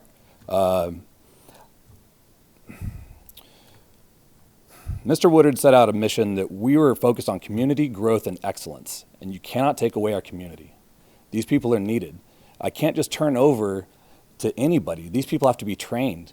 We have monthly meetings where we're talking about the one-on-one support needs of our students amongst each other. I have daily conversations, and as I told my supervising assistant principal this year in my evaluation, I think this is the best year yet because I have more time with the same people I get to work with. Sure, I'm on my 4th co-teaching assignment within Math 1 alone. No 2 consistent back-to-back. But the benefit is, for the first time in a long time, I've got a chance to work with a paraeducator who is exceptional at what he does, and it's because of the growth and time we've had to collaborate together that makes that possible. His concerns are my concerns, and thankfully we're not isolated in that. We have universal access. Students of vastly different needs are pushed into the same classroom. If I'm implementing this IEP with Fidelity and I have to leave the classroom, but there's still extra students in there that need assistance, I need my paraeducator. My current assignment, over 60% of the students enrolled in this Math 1 class have special needs. Is that a gen ed class? We probably need more paraeducators. Please don't take those away from us. There must be other ways to solve this budget. With all respect to the people who have spoken before me, it should be obvious. You know, I don't need more time, I just need good people. Continue to find us good people, and thank you for putting the good people we have at our schools now. I'm inspired to go to work every day. I'm rising to find the way of making what we do better together than just if they were on their own. But it's a tall order to do it with less people. So please consider saving them. Thank you. Thank you. Todd Voigt. Great. Hello again. Hello, Board. Superintendent Maldonado. My name is Todd Voigt, father of 2 San Marcos High School students, member of the Finance Committee. I clearly understand the urgency to pursue deficit reduction strategies and recognize that difficult decisions are being made. I encourage the Board to delay or not take a formal vote on the RIF action item on the agenda today, to allow for more time for board members and community members to really understand and analyze the proposal. Further, this additional month would allow the board and community time to consider the RIF proposal in light of potential other cost-cutting savings that may arise from, for example, the G&A analysis that we just discussed, or other sort of analyses that we can look at. And to begin, this G&A analysis is only focused on the member code, the code 7000 through 799, agency-wide overhead. These codes are predominantly exclusive of all site-level costs, unlike school administration code 2700, which covers principals' offices. So again, to be clear, principals are not included in that analysis. The costs that we analyze for code 7000 through 799 are centralized, non-instructional back office functions. Again, the preliminary estimate of cost savings from that alone is between 2.3 to 4.3 million per year. The net result of this analysis may be less RIFs needed than currently budgeted. Why would the board only consider RIFs without full knowledge of other options? So I implore the board to not vote for RIFs today. Make fully informed decisions based on all the facts and options, not just one option. Thank you for your consideration. Thank you. Okay, that concludes public comment on this item. All right. We have an opportunity for board discussion. We want to start with any questions.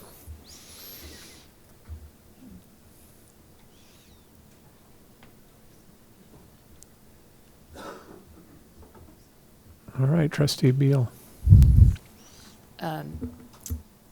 Thank you for that financial description of what we need to do. I know that in the conversation, there was discussion that some of these positions have not been filled. So that we're either freezing or we're freezing them or something other. That detail, I don't know, is visible in our RIF list.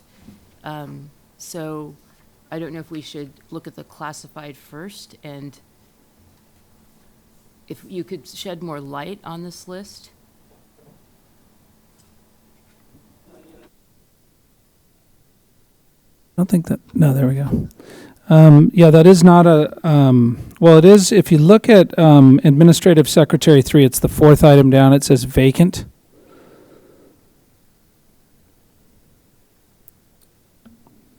Do you see that one? Okay, so that was on there. There's a purchasing assistant that has a vacancy. There's also, there's ones that have attrition to them, like a retirement, which we won't label, and I won't really talk about that publicly. It's not been approved.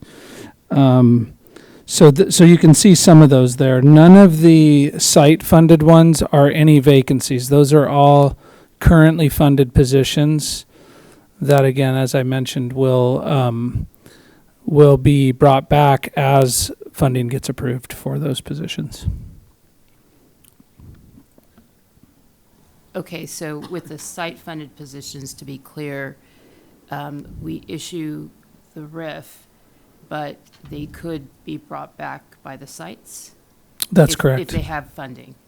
That's correct. Okay, thank you for that clarification. And all those site-funded positions you see on there where it says para-educators, those are all elementary general ed para-educators. There are no cuts to secondary para-educators, and there's no cuts to special ed.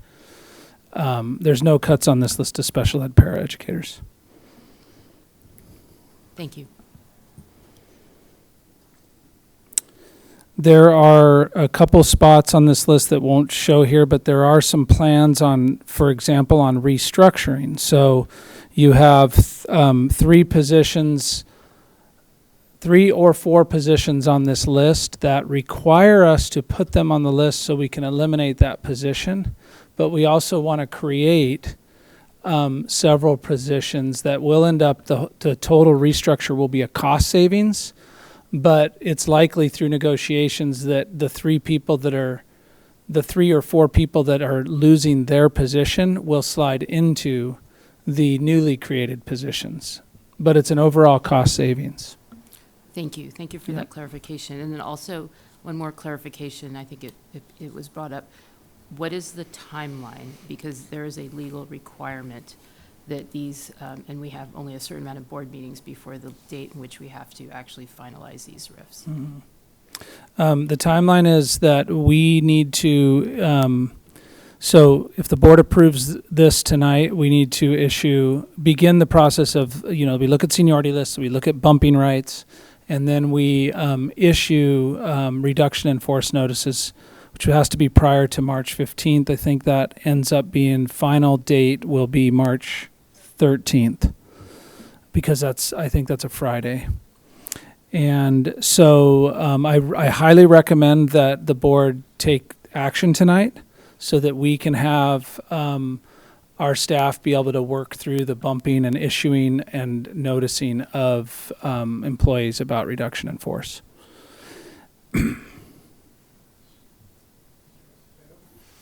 Mr. Escobedo? And then can you speak to the work that's done between the March 15th deadline and the May 15th deadline so March 15th being the preliminary RIF notice, reduction in force notices, May 15th being the final reduction in force notices? That's correct. So what we will begin doing is looking at attrition and then bumping rights and really the bumping ladder, so we know where people have rights to positions as they move back. And then we get to the end of that ladder and we have an employee ultimately that may end up losing a position.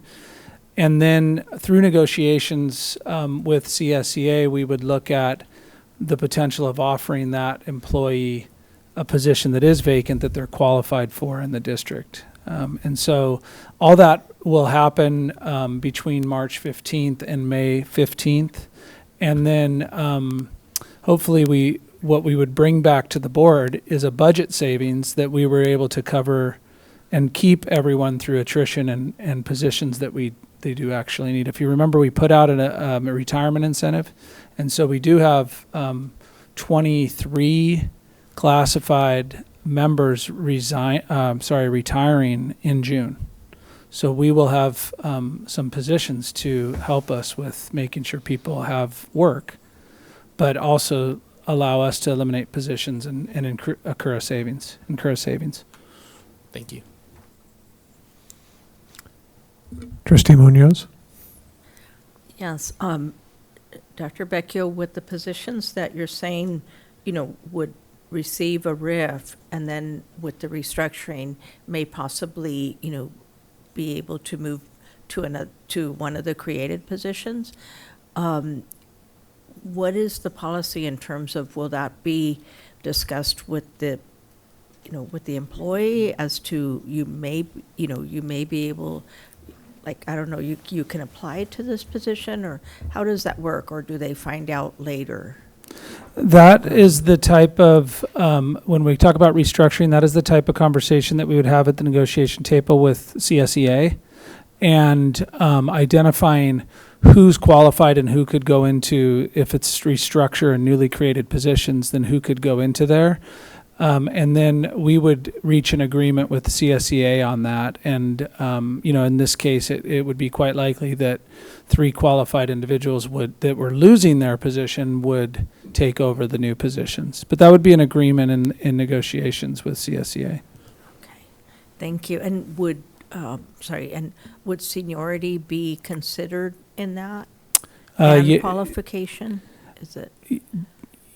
It depends, but generally speaking, we are always looking at seniority in the different decisions that we make. Okay, thank you. Mm-hmm. Other questions? Okay, we'll go to comments. Anyone ready for comments? Trustee Caffrey, please. Okay. So for me, for a decision as large as RIFs, I think we need to have 2 meetings, not have it on the not have it on as an action agenda item, because we got this information on Friday night. We have not had the time for the community to give input and also to do really deep analysis.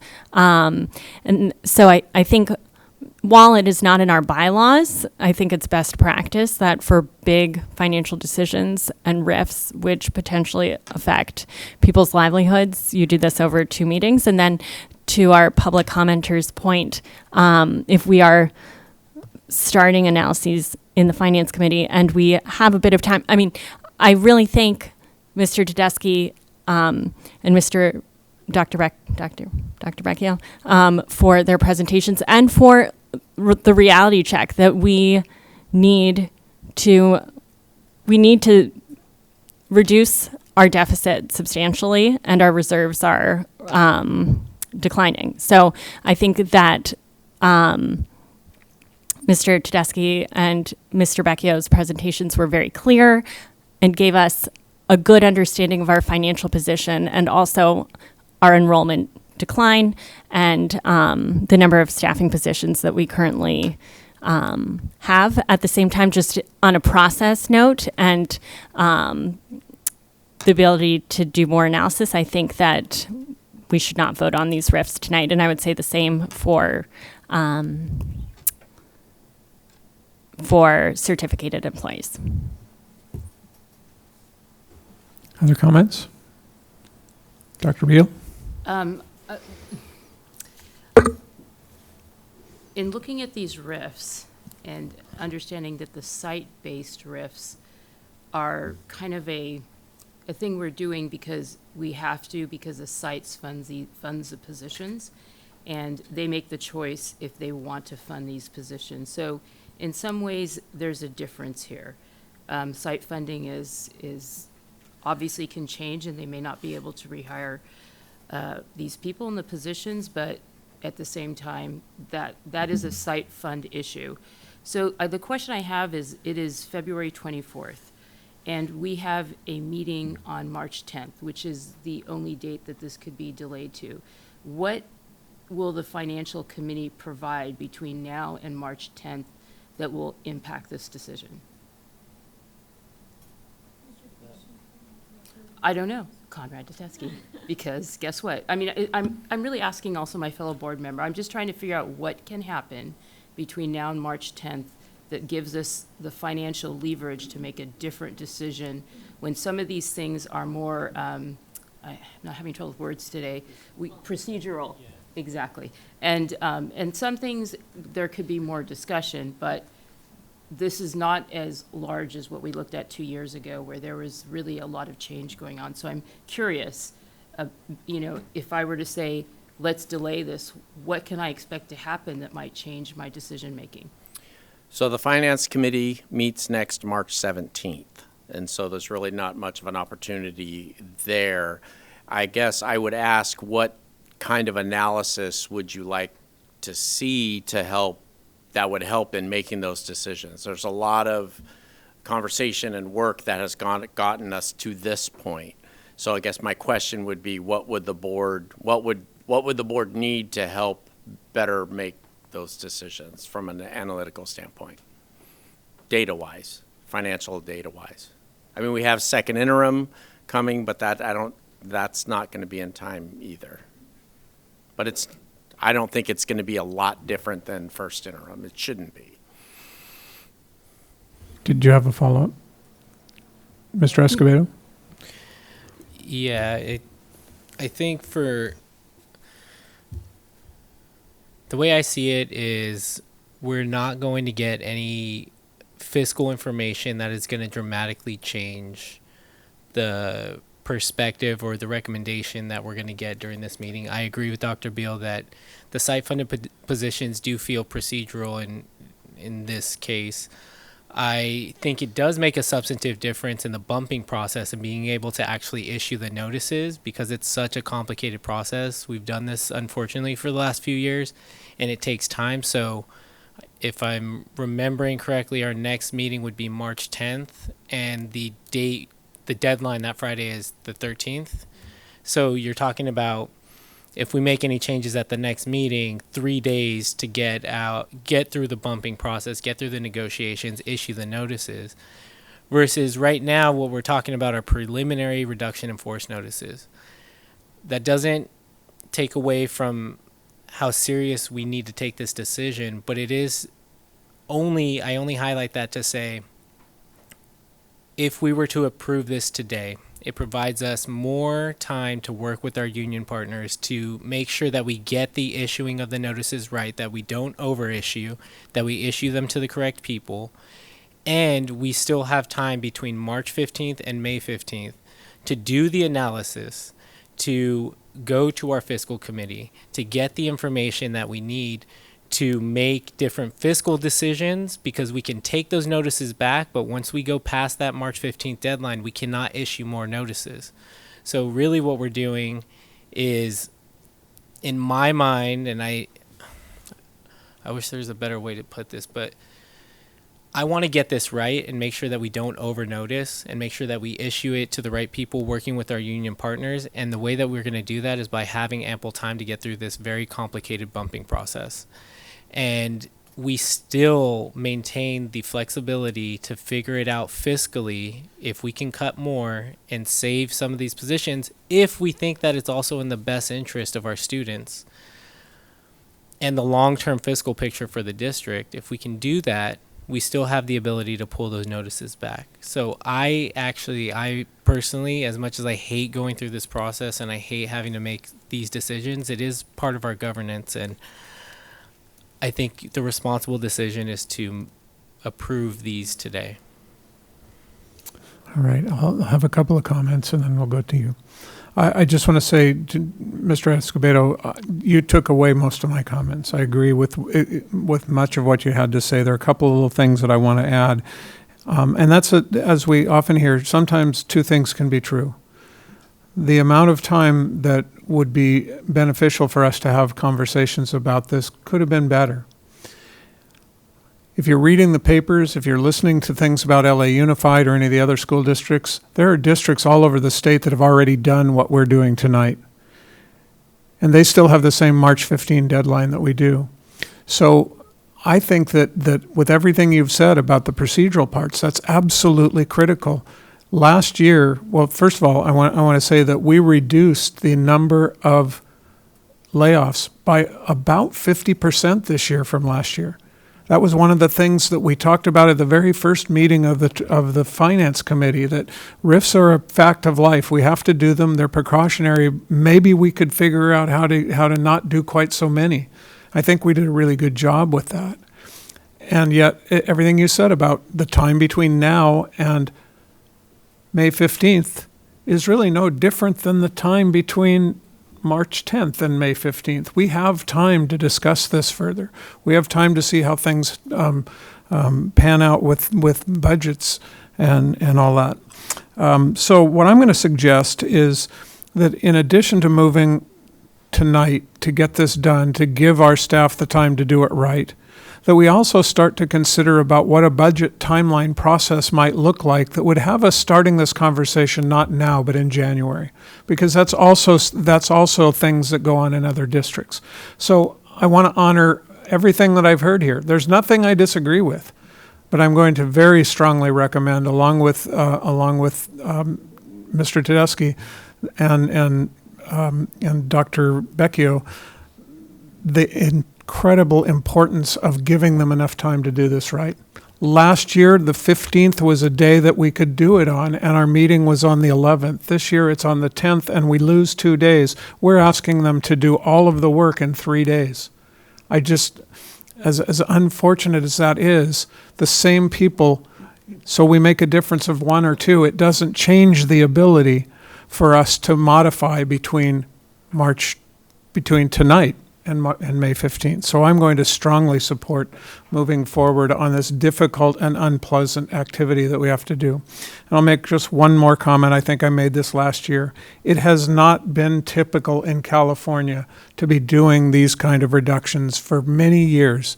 The budget has been very, very good for education. COVID made it even better and then made it worse at the end when it got pulled back.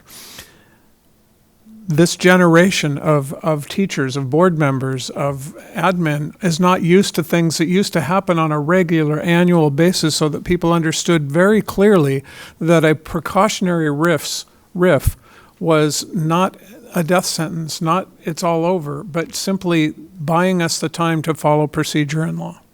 So those are my comments, and I want to say thank you again for all of the work that's being done to do this with the least impact possible, and still leave money behind for us to continue to discuss what's next.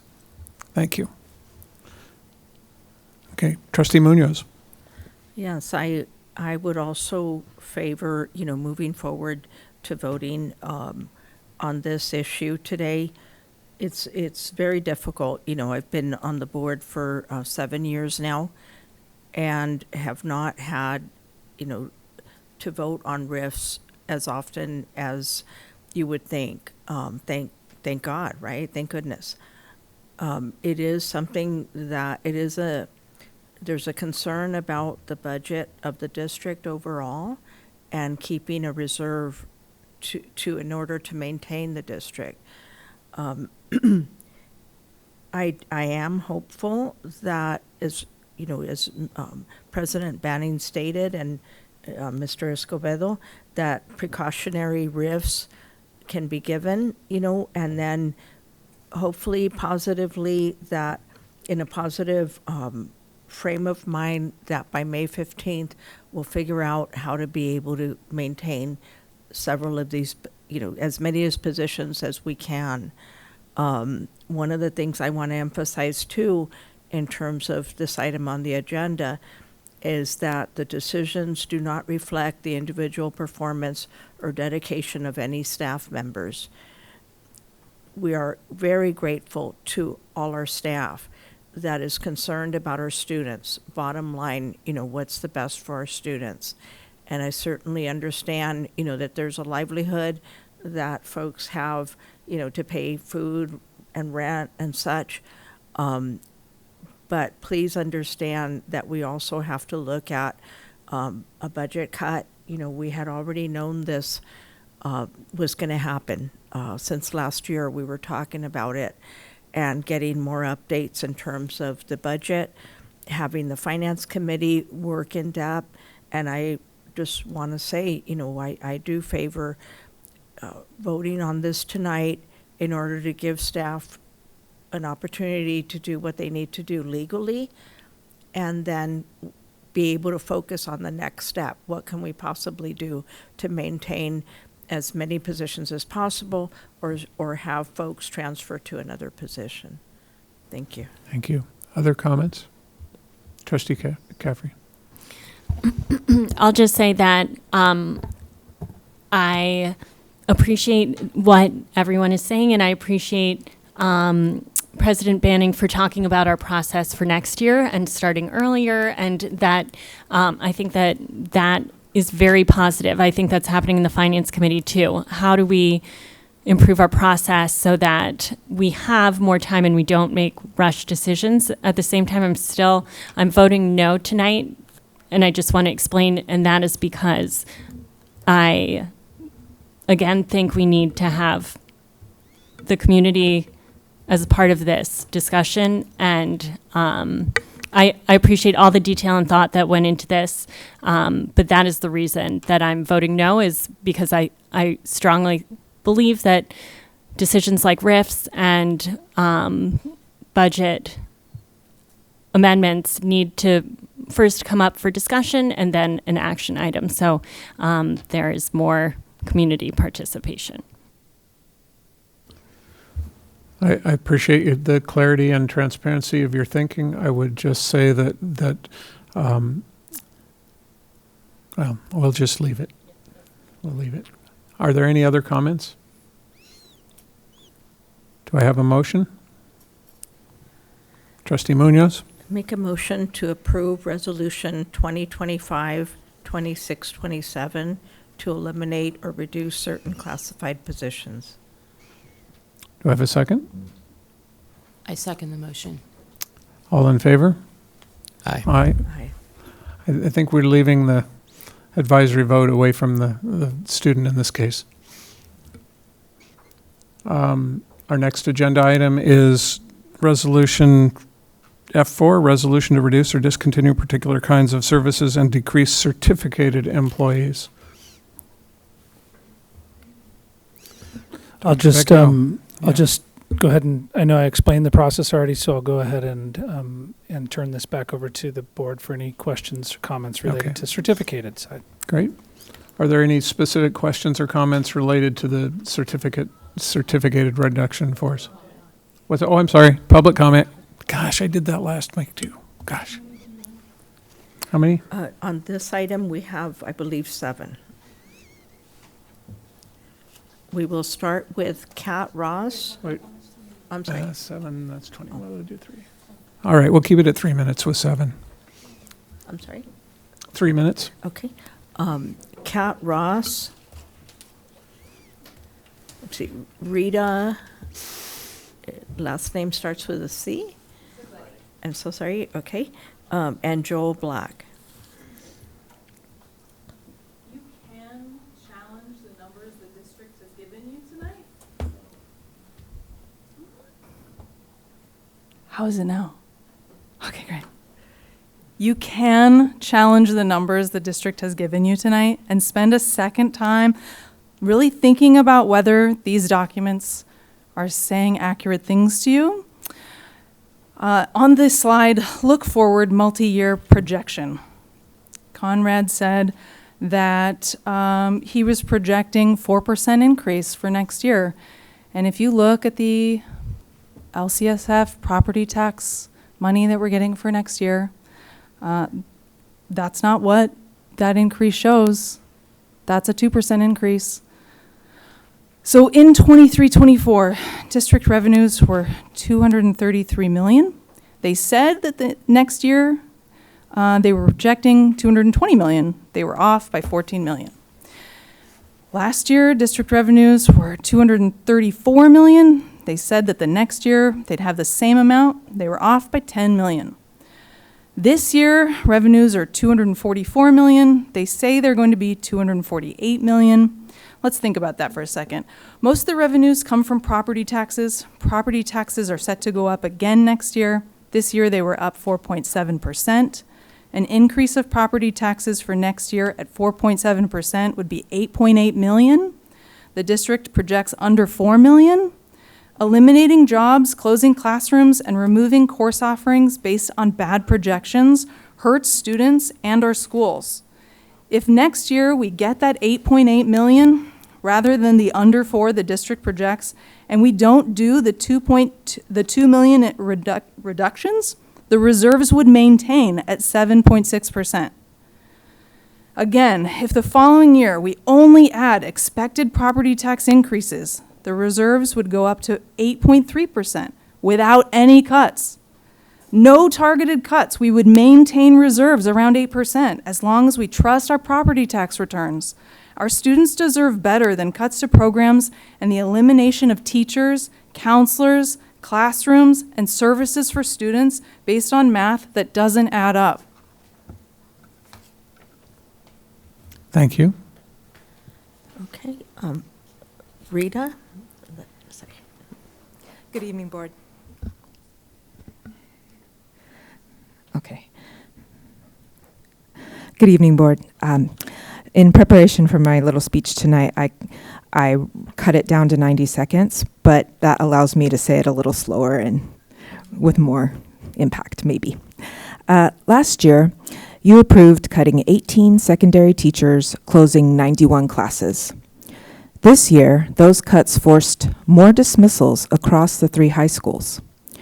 Last year, the district instituted a forced dismissal policy requiring students in 11th and 12th grades to take a dismissal period because they suspected that they did not hire enough teachers for all students who wanted a class. Thankfully, that illegal policy has been reversed. But if we are staffed low enough this year that the district thought we would need to force students to take a dismissal, and you are considering closing more classrooms next year, isn't that a problem? Don't you think this will, again, increase the number of dismissals across our campuses?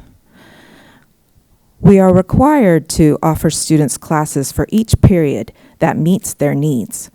Not just any class. Not a class that they have already taken, not a class that isn't at their level, but a class that is suitable for each student. When students are told they could repeat a course or take a dismissal, we are not following the law, and we are not offering students the educations they deserve. At the high schools, we are forced to have a cost-neutral block schedule across all 3 campuses that requires dismissals. It is by design that we do not have students attending class all school day because we are not staffed to accommodate all students taking classes. More cuts at the secondary level would exacerbate an already troubling situation. Reconsider the cuts that close classrooms. Thank you. Thank you. Okay, we'll have Joel Block, followed by B.J. Lent and Todd Voigt. Well, here we are again. Despite everything we have gone through in the last few years regarding the RIFs, the budgeting, openness, we're right back where we started from. In respect to the RIFs, no recommendation was made as to cutting a higher level district staff, outside vendor contracts, or other specific administrative costs, only to look if we can. The same faulty assumptions are being made again this year. I'd like to point out a number of them. If declining enrollment is given as a reason for cutting teachers, why is it not a reason for cutting staff at the district and administrative level above, like, as we saw, a secretary or language specialist? One assumption used in the recommendation is a property tax increase of 4%. When was the last time that happened in Santa Barbara? If property tax money for next year would result in a revenue increase of 8.8%, or 8.8 million, why is the district only projecting less than 4 million? Why does the district continually underestimate revenue by tens of millions of dollars while widely overestimating expenses? How, under the consequences of the RIF's proposal, does closing 10 elementary schools, 10 elementary classes, and 60 high school classes benefit the students? How does having reserves that are vastly greater than what is required do anything to tell the community the district is more interested in their own jobs rather than those of teachers and staff? If the district is so concerned about giving our students the best possible education, why are the first people to be cut those who work directly with the students instead of being the last to cut? It is disturbing to me that the recommendation was made on this date so that it put the board in a position where you almost have no choice but to vote. It could have been done earlier. Secondly, this board has the authority to say to the district staff, you need to give us more information in 2 weeks. You need to call a meeting. You need to do the work and do it so that we can make a proper decision. But the most disturbing thing to me about this is that RIFs go to human beings, and not a single comment was made about how, even if they're preliminary, it has a devastating emotional and psychological effect on those who receive them. This board should do the correct thing, not vote on this tonight, and at a minimum require the district staff to give you more information and ways that budget can be cut other than this. Thank you. Thank you. Okay, we're going to have BJ Lant, followed. Oh, okay. Thank you for letting me know. Todd Voigt, followed by Michelle Voigt, and York Shingle. Thank you again, my third time. Basically going to say the same thing, but I'll make it a little bit quicker. And I would say just that last comment really rang true in terms of y'all can just call a meeting earlier. You don't have to wait. I mean, we're dealing with RIFs here, like show up, March 5th. You can do it, right? So again, background, my name is Todd Voigt, father of 2 San Marcos High School students, committee member for the Finance Committee. Clearly understand the urgency to pursue deficit reduction strategies and recognize difficult decisions are being made. I encourage the board to delay or not take a formal vote on the RIF action item or vote against the RIF action item today, and allow more time for board members and community members to understand and analyze the proposal. Again, the additional month, and actually maybe it needs to be 2 weeks, would allow the board and community time to consider the RIF proposal in light of other cost-saving strategies. The net results of this and this time and analysis would allow us to better understand really what the RIFs are and how they're currently budgeted. It would allow the board to consider other opportunities, to have the full knowledge of both the RIFs as well as the other options. So please, I urge you all, please do not vote for the RIFs today, vote against them. Make fully informed decisions based on all the facts and opinions. Again, I appreciate your consideration. Thank you. Good evening. I am Michelle Voigt, mother of 2 San Marcos children. Wow, what are our priorities? We are here facing a huge financial challenge. We get that. 20.5 million deficit, reserves down 40%. How we make these decisions right now is crucial. But the plan you are presenting us with is asking classrooms and students to bear the brunt. Nearly 40 support staff and 26 teaching counseling positions are on the chopping block. These layoff notices themselves create instability. They disrupt classrooms, they scare families, and they damage morale. Student enrollment has shrunk more than 10% since 2019, and executive pay has grown 30%. The plan cuts classroom teaching jobs at roughly double the rate of management roles. This raises serious questions about our fiscal priorities. We have contracts worth $24 million, but we're looking at just cutting those, trimming those at 7%. That's not all right, guys.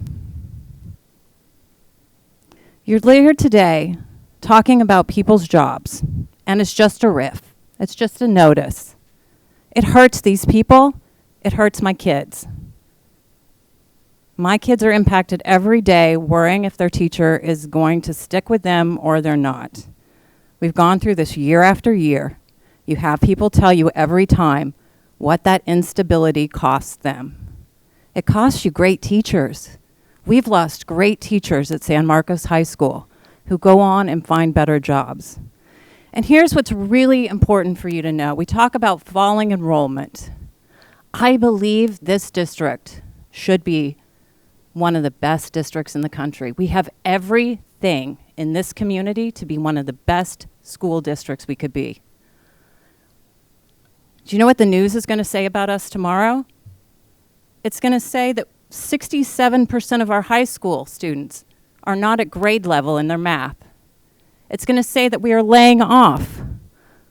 We're giving layoff notices to 40 support staff and 26 teaching and counseling positions that our kids truly need to improve their math and reading. Do you think that's going to make more kids come to our school district? Or do everything they can to go to a private school if they can afford it? Thank you. Thank you. York Shingle.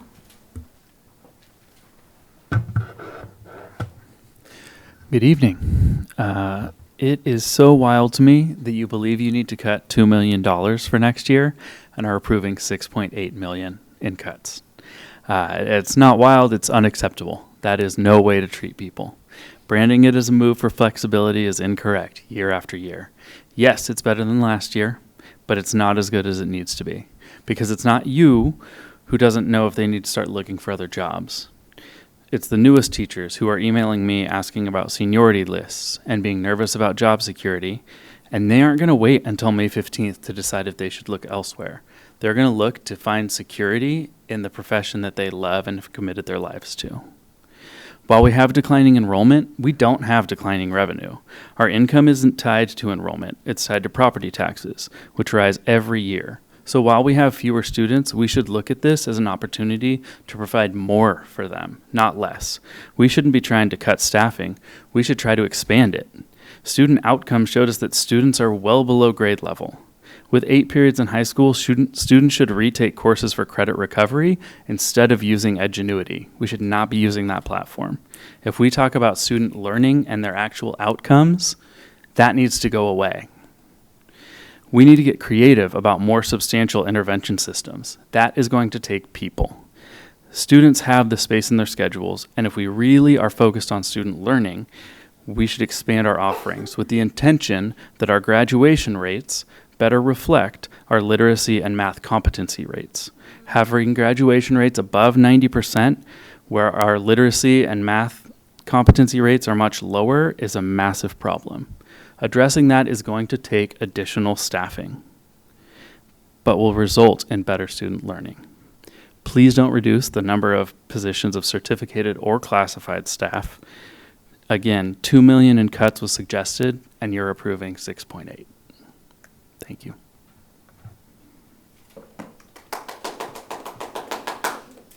Thank you. That concludes public All right. comment on this item. Thank you. That'll bring us to board questions or comments.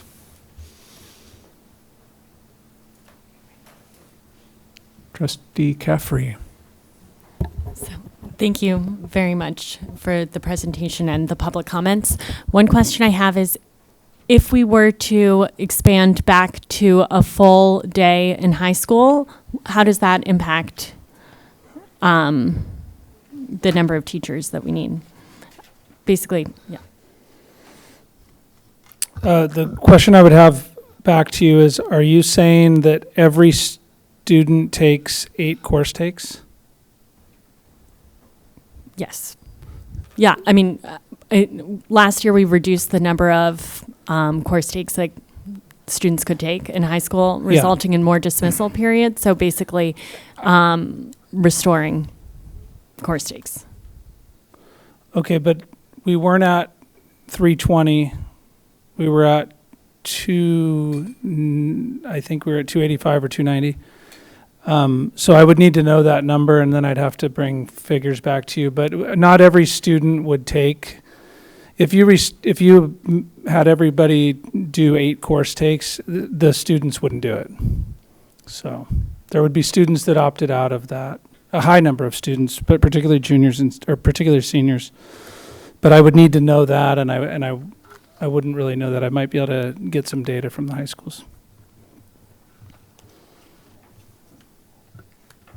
Okay, any other questions? Mr. Escobedo. Mr. Tedeschi, can you speak to the 6 million figure versus the 2 million figure? Why we have reduction in force / contracts that add up to 6 million when to afford the the bargaining outcomes from our last contract negotiation, it was recommended 2 million for this year. Right. So the original estimate of 2 million was part of first interim to maintain reserve of 5% for next year. And the last slide that I had incorporated, if the board decided to do 7th period, it would allow for fully funding 7th period and also having some left to help us get through the negotiating cycle for this year or whatever other expansions the board would want. Thank you. Dr. Beal. Conrad Tedeschi, may I ask you a question? Or I don't know, it actually might be for John Becchio, for Dr. Becchio. Can you maybe talk about the fact that we have a number in our certificated staff of teachers, and we're also talking about attrition? You are going to present your HR list a little bit further down, where we have a certain amount of retirements. And so I feel that those are related. You know, there's a decline in enrollment, we have retirements, and we are trying to right-size our budget to our student population. So can you connect that for me, please? Yeah, I'll try to do that. The certificated side, I am, if we had no credential areas, we would issue no RIFs, because we have more attrition than we do these figures that are on this sheet. Okay. The only issue I have to dig into deeper, and the reason I can't tell you that, is I just have to look by credential area and make sure that we have attrition in the credential areas at an even across the credential areas evenly, and then make a estimate, best guess of what I think I might need to issue ultimately in terms of reduction in force notices, and it could be none with the certificated. I just don't know that right now and can't tell you that right now. My staff, after tonight, we begin immediately to look at, based on whatever the board approves, we immediately start looking at attrition, current resignations, temporary employees that are released, and then start doing some projections of what we think we safely might need to issue, if any. thank you. I think I'll say more about this in my comment section, but thank you for answering the question. Any other questions? Any questions first? No others? Okay, comments? Trustee Caffrey? So I think that we cannot make a decision like this at 10 p.m. So as we heard, we know that these RIFs really impact people's lives. We started in closed session at 4:30, and you can hear from the other board members that they are not thinking as clearly 6.5 hours. If I did the math wrong, that would be embarrassing. But my point is basically, it is 10 p.m. We're not giving ourselves time to understand the impact of these RIFs on our students. And I think the idea of scheduling another board meeting is very reasonable. All of this is within our control. And so better understanding impact on kids, hearing more community input, and also being able to think clearly. I feel like we have already had several important discussions, and at this point, I'm fried, to be frank. And I don't think that it's like you don't want a surgeon operating on you. I mean, in the 25th hour, right? I want to be patient one, So my point is a bit rambly. I'm going to pull it all together, but we need to, again, make this decision in a second meeting. And also, I think that it would be very helpful. We're hearing over and over again, we heard through the G&A analysis that basically our central office has expanded substantially. And I think if our district needs to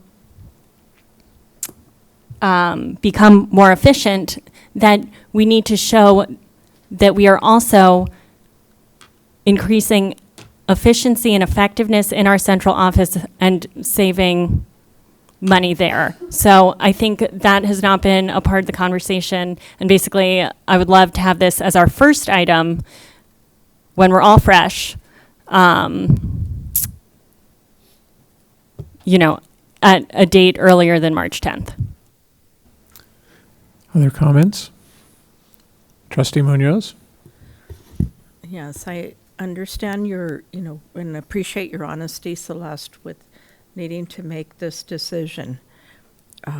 However, I feel like it's, kicking the can down the road. And although, there are, you express concerns about the central office expanding and such, and we have also, at the same time, we've asked for more data from the district and so, that and other, I could go on for an hour about how much the district is needing to produce, legally to the state, to the county and such. I feel like, I know it's difficult. This is never easy, but I really feel that, we need to vote on this tonight. Other comments? Mr. Escobedo? So I'm going to share the same perspective I did on last time. I think the only additional comment I'm going to make is I'm so tired of pretending like there's not prep for these meetings and that we didn't meet with staff where they showed us this exact information and we had opportunities to talk about it and ask questions and do it and when it was the only item we were talking with staff about. To come here on the night of a board meeting, I'm with you. I would love for this to be the first item. But I'm also not going to pretend like we didn't have, we know you're going to rebut.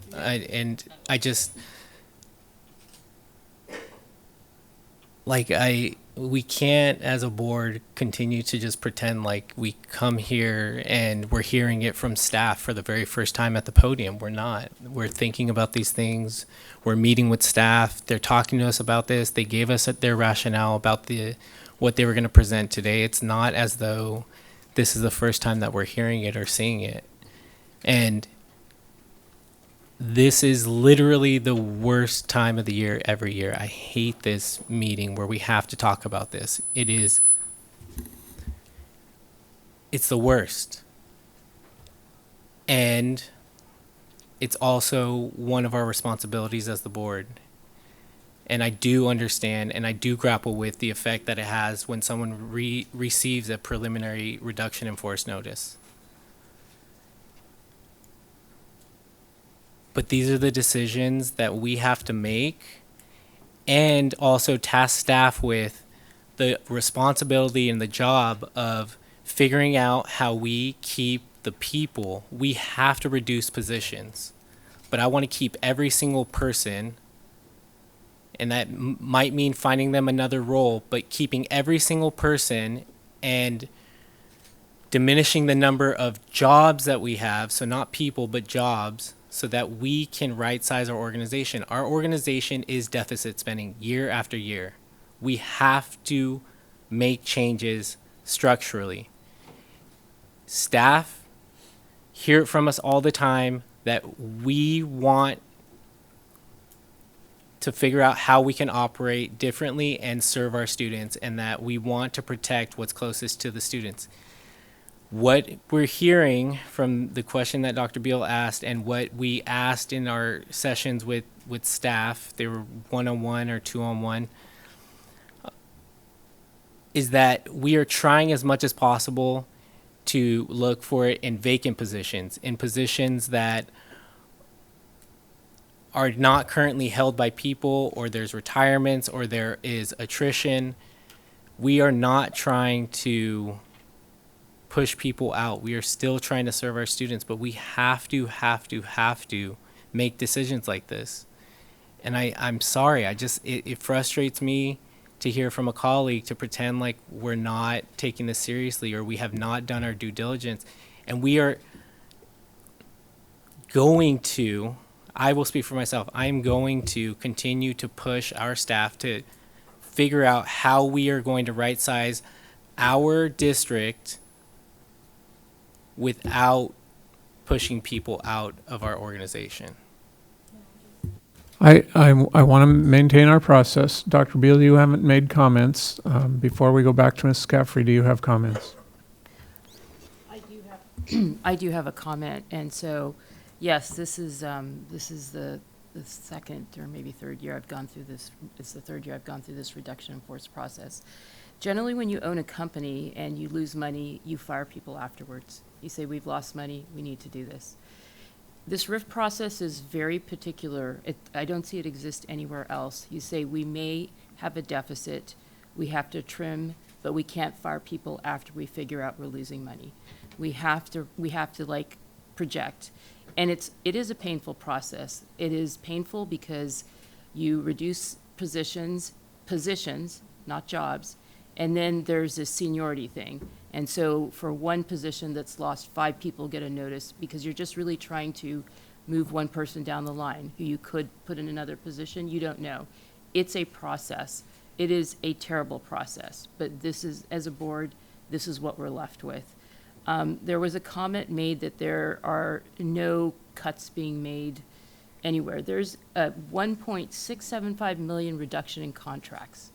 That is a big number, and that is not to people in the organization. That's looking at contracts. And so, and I think there's a whole HR section here. There's a lot of movement right now in the district. We are talking in a later subject about spending money on our junior high schools to add teachers to our junior high schools. So the purpose here is not to get rid of people. It's a way of moving people around and anticipating that if we do have a problem, that we don't have a financial situation that we cannot handle. In reading about all of the reduction in forces that are happening around, it's obviously not a thing that's particular to Santa Barbara Unified. Reading about Carpinteria having to sell land because they were going to go below their 3% reserve, that's sad that they had to sell land because of a legal settlement. So we need to have a reserve. We need to have a plan to have some money in the bank. And I think it is really difficult to look at the numbers. I remember when I started on this board and we were right in the thick of negotiations, we were projected to have a reserve like in the 30% range. We never got to 30%. The numbers are really hard to track.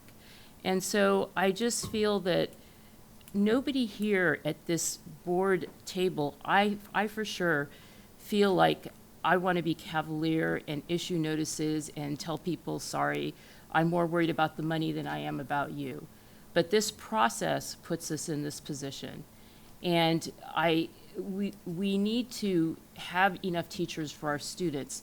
So I honestly don't see a scenario in which we won't keep teachers that we need. They may have to move around. We have enrollment, students are going to one school, another school. We might add a 7th period. Teachers are going to move around, so the positions may change, but the jobs will be there. So I have to have a certain amount of faith. I look at that we just voted that the financial committee is now going to do an analysis of our managerial and district costs. I'm really glad about that. I think that is going to be very helpful. But there have been 8 financial committee meetings, and they're still trying to bring clarity. It's just not a fast process. There's a lot of information to go through.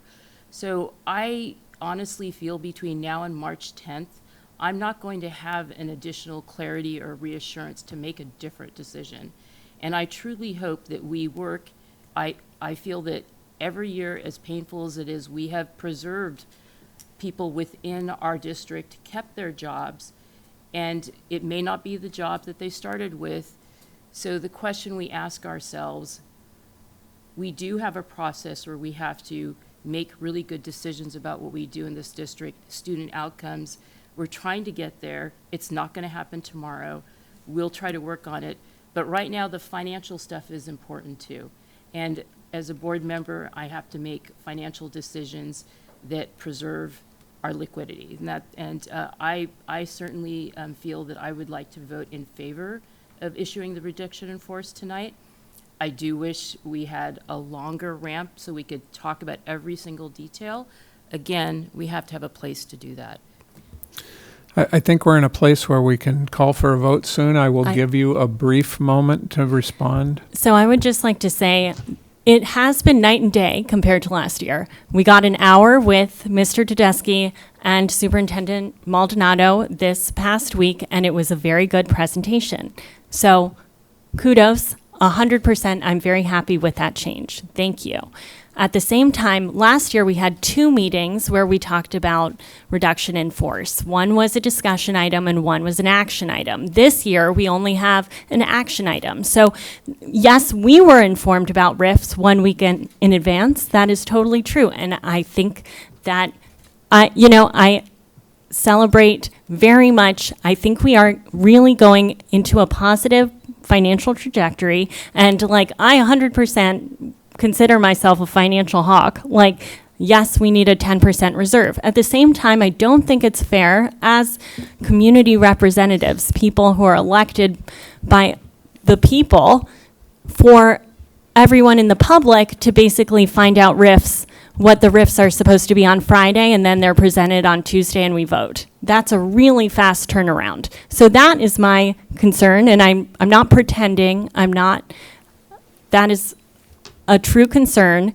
And I think also what I found last year is that it was extremely helpful to, as a new board member, I've only been here for a year, to understand additional context and the hive mind, learning from other people once they were able to give us input. And just there's not enough time, and I understand we're improving the process, and I'm 100% behind that. I think we're only going in the right direction.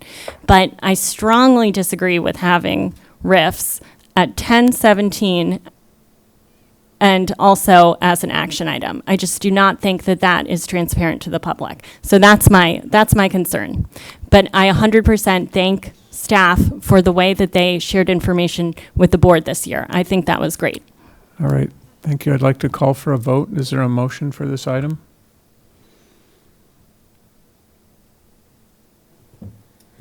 I move to approve the reduction in force for certificated staff. Do I have a second? I second it. Okay. All in favor? Aye.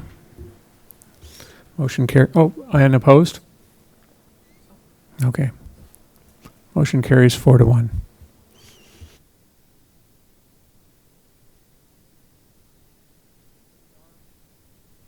We are approaching another important conversation. We are at 10 minutes before the bylaw time for a meeting to end without the board to vote for extended time. I'll remind you that that extension is a one-time extension. If we don't finish within that time, the meeting has to be adjourned and reopened at a later time.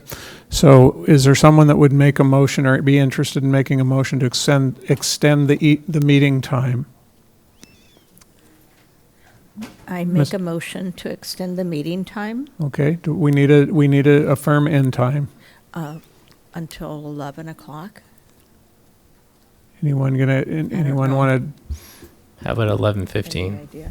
11:15. Second. to, okay, moved and seconded to 11:15. All in favor? Aye. Aye. Opposed? One opposed. All right, thank you. If I could make a comment? Yeah. Yes, I know that the principals have been here for hours waiting for this topic, and I don't want to say come back another day. All right, that brings us to item F5, staff presentation. Dr. Maldonado? Okay. Good evening again. I'm here to share a presentation with you on the feasibility for the 7-period day at the junior high level. So the purpose of this presentation is really to share with you the overall feasibility of that implementation, specifically for the 26-27 school year. We have our 4 board priorities that we want to ground this decision in and discussion in, and literacy, math, assessment, as well as belonging in community. And this is a slide I shared in my February 10th presentation to the board, that really we're looking at a student-centered framework that balances both access and engagement as well as equity and support. So keeping those 2 important pieces of the framework in mind as we look to implement this and the feasibility of it. This evening, I'd also like to ground us in the results count sequence. So the results count sequence is the process that we have gone through as a district in terms of our leadership development in results count leadership that really is how we implement systems change at the district level.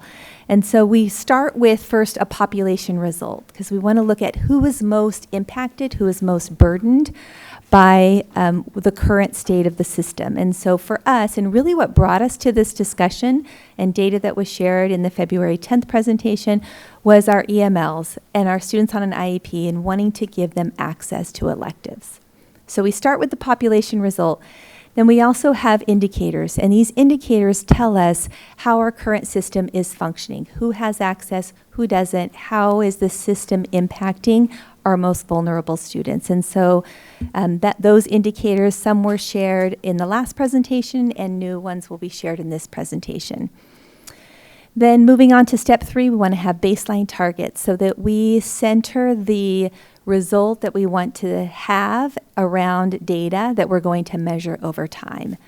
The next step is factor analysis. So this is a key part of it in determining what is helping and hindering the result of the systems change that we want. Then that culminates with developing a strategy that we will implement. So for this particular discussion, it's around the strategy of a 7-period day.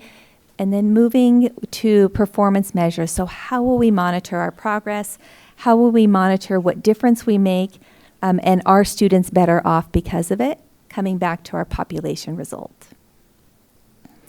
So just as a review, we have our indicator of the California dashboard data. This is listed by each individual junior high school site. It's English language arts, math, and English learner progress.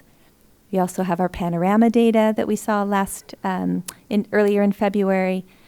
And then here is an established baseline target. So thinking about that critical step 3 of having a baseline target, Our goal would be to increase the number of students who meet or exceed the standard on CASP, ELA, and math for both our EMLs and our students on an IEP.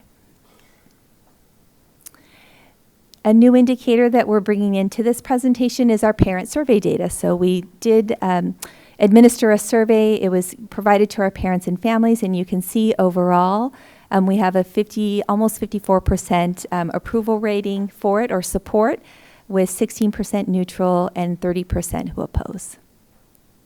We can also see this parent survey data disaggregated by our junior high school sites with more favorable support at La Cumbre and Santa Barbara Junior High, and a little bit less at Goleta Valley and La Colina. And then you also see favorability or support in terms of transportation method, whether students are walking, take the bus, parent drop-off, or carpool. So there are differences in terms of favorability there.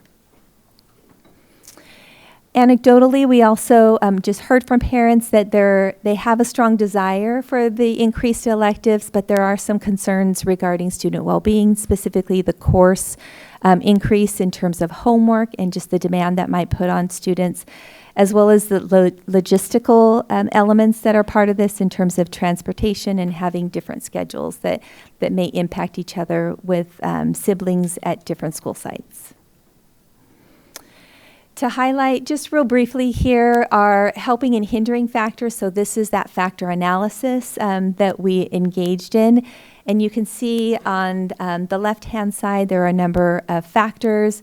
And so the top one around staffing, the question came up around the Proposition 28 funding and can they be used to support some of the electives expansion. And so during our analysis, we determined that by school site 1 to 2 sections of prop funds could be funded through that process. And then a hindering factor would be that we do need the additional 13 certificated full-time teachers, as well as to increase our classified hours. So this slide highlights additional factors on the left related to materials, facilities, transportation, and the transfer policy. I would like to just highlight here, I know there was a board memo that's listed with this action item, and there is data that Mrs. Edison provided in terms of our transfer policy. We do know that this impacts our school sites, that we do have a prior practice of approving more transfer requests into the school than boundary students who have transferred out, and this does create an imbalance of our race and ethnic representation at each site, as well as opportunity disparities. So this slide is a chart that shows really the overall feasibility that we see for our junior high schools. You'll see the legend on the bottom in terms of the X indicating a significant barrier, the triangle, a moderate concern, and a check mark really means a strong readiness for the implementation. So as you look to the right-hand side, you see the overall readiness ratings for each of our junior highs. We have both La Cumbre and Santa Barbara Junior High showing a higher readiness for this implementation for 26-27, and a lower readiness at Goleta Valley Junior High, and the lowest readiness at La Colina Junior High. And you can see the factors that are impacting that readiness. So we are presenting to you this evening 2 options. The first one is the all at once. That would mean all of our junior high schools implementing the 7-period day during the 27-28 school year. The advantages of this option is it gives us the ability to create coherence and equity across all of our school sites, which does impact the way we communicate and coordinate with our stakeholders, and also helps us create the same conditions that we're going to evaluate the success of this under for all school sites. However, option 2 would be a phasing in over 2 years, which in 2026-27 would be to implement it at Santa Barbara Junior High and La Cumbre. So first, launching the 2 school sites that show the most readiness to do this, and in 27-28 to implement it at La Colina Junior High and Goleta Valley Junior High. I do want to just review this slide that I also shared in February at the February 10th board meeting. Did share the criteria that we want to look at this through the lens of impact, justice, staff sustainability, the fiscal reality, and student outcomes. And you'll see the results count sequence that really does follow the sequence of these criteria in the order that we want to really look at this decision around. And as a district staff and site staff, we recognize there are going to be a number of next steps that we have to engage in.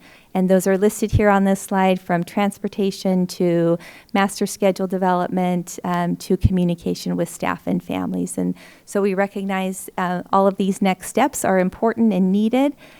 And with that, I want to conclude the presentation so that the board can engage in a discussion, and we will answer any questions that you have. How many public comments do we have? We have 4. And what was our closing time? 11:15. Let's do a minute and a half on the comments. 90 seconds. Okay, we have Stephen Hughes, followed by Rich Lashua. Followed about 3 hours ago. Stephen, okay. So Rich Lashua, you're next, and you're first, and then York Shingle and Brianna Serrato.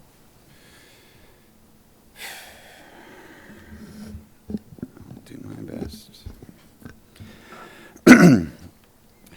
Please include the teachers union in discussions about the 7th period.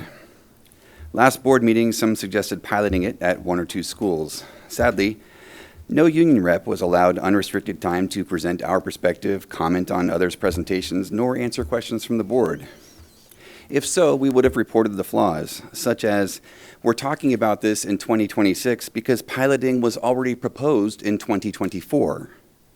It's a really bad look to push for equity by having teachers at disadvantaged schools work longer days for free while their colleagues across town work shorter days with more affluent students.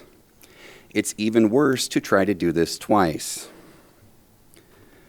Please trust the experts working closest to students and give them voices in this. I tell anxious parents weighing enrollment lotteries, if a public school isn't good enough for your child, it's not good enough for any child. The converse is also true. A systemic solution improving one school will improve all schools. We're not reinventing the wheel here. In fact, we're putting the car back together and arguing about whether or not the spare tire is big enough.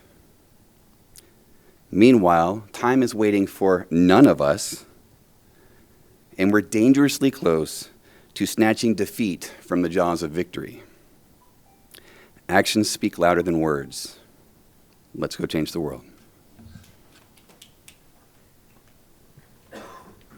Okay, York Shingle. All right, good evening again. That was a great presentation that showed many angles of complex changes. My hat goes off to Dr. Wilson and the folks who put in so much time to make it happen. My main comment is, please make this happen for all schools. The 7-period day is doable and will benefit our students. It's going to be a challenge for SBTA if we have some junior high teachers working longer days than their junior high counterparts across town. And as a matter of process, you should have put this item before the RIFs, because if this doesn't pass, then we didn't need to include it in the amount we would have needed to cut. Thank you. Okay, Brianna Serrato.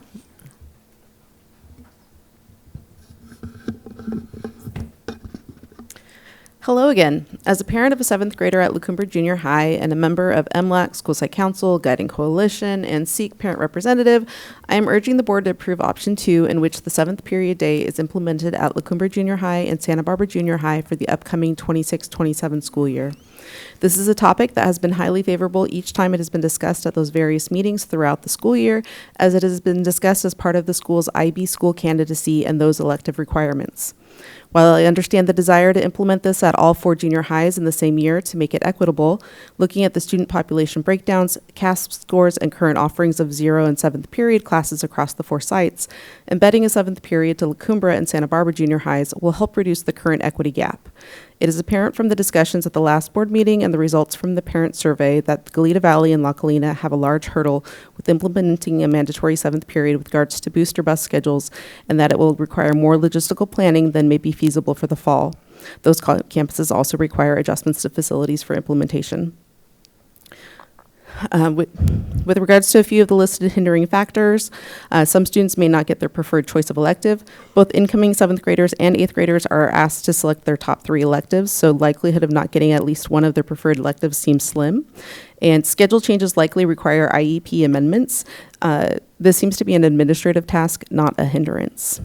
And with regards to the start and end time, please do a beneficial survey similar to each school site, because the sites will determine for start and end times.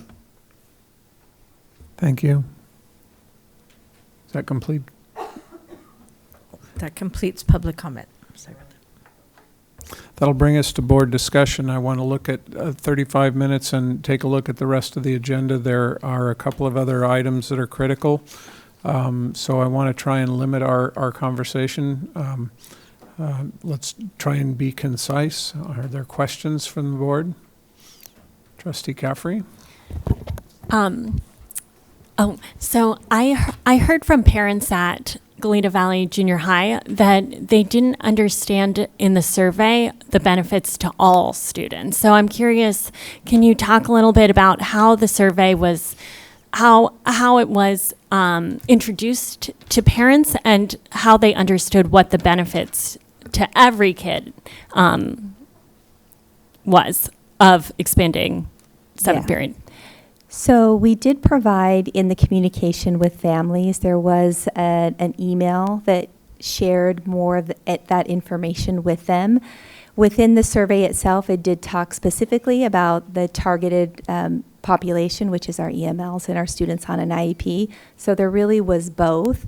I think sometimes, in taking the survey, it may not have parents may not have fully read the email, but there was some information there that was provided about how it would benefit all students. And even in the results, we did hear information about, concerns about how it might impact their students. So that information was provided. Other questions? Trustee Beal? I have a question about this concept of some teachers working longer than others. So I know that we are talking about teachers working 5 out of 7, so not spending more time in the classroom per se, but there's the work day, there's the prep period, so I get a little confused. So if we were to choose option 2, how would that look? I'm going to defer to Dr. Becchio. Thank you. So option 2 would be 2 schools that would have student instructional day is longer. The teachers would have 2 prep periods, so their non-teaching time would still be the same as the other teachers, but the students' school day would be longer at the 2 schools than it is at the others. They teach the same amount of. They'll teach the same amount of time. The implication seems to be that they will be at their school sites longer than normal, the teachers. I feel like that's not entirely clear to me. Well, it depends. This is going to sound funny, but it depends on when the teacher leaves the school site. The students' day, the students will leave earlier than the other students at the other 2 schools.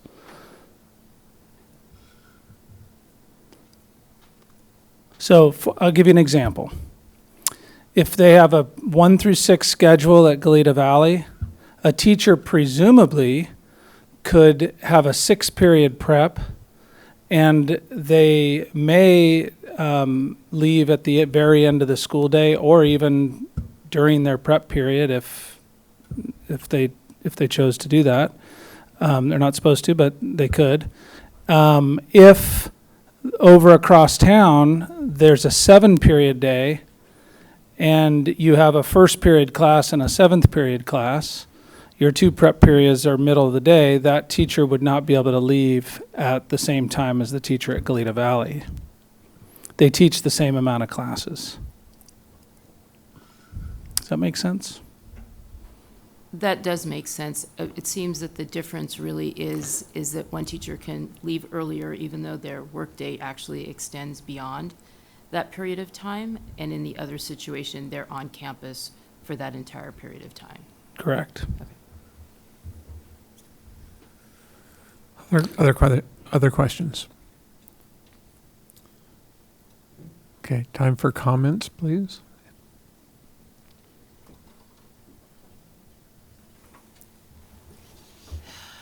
Yeah, this is, I have to say, challenging at this hour of the night to keep my thoughts together. I can still think, though, because I'm a doctor and we think in the middle of the night.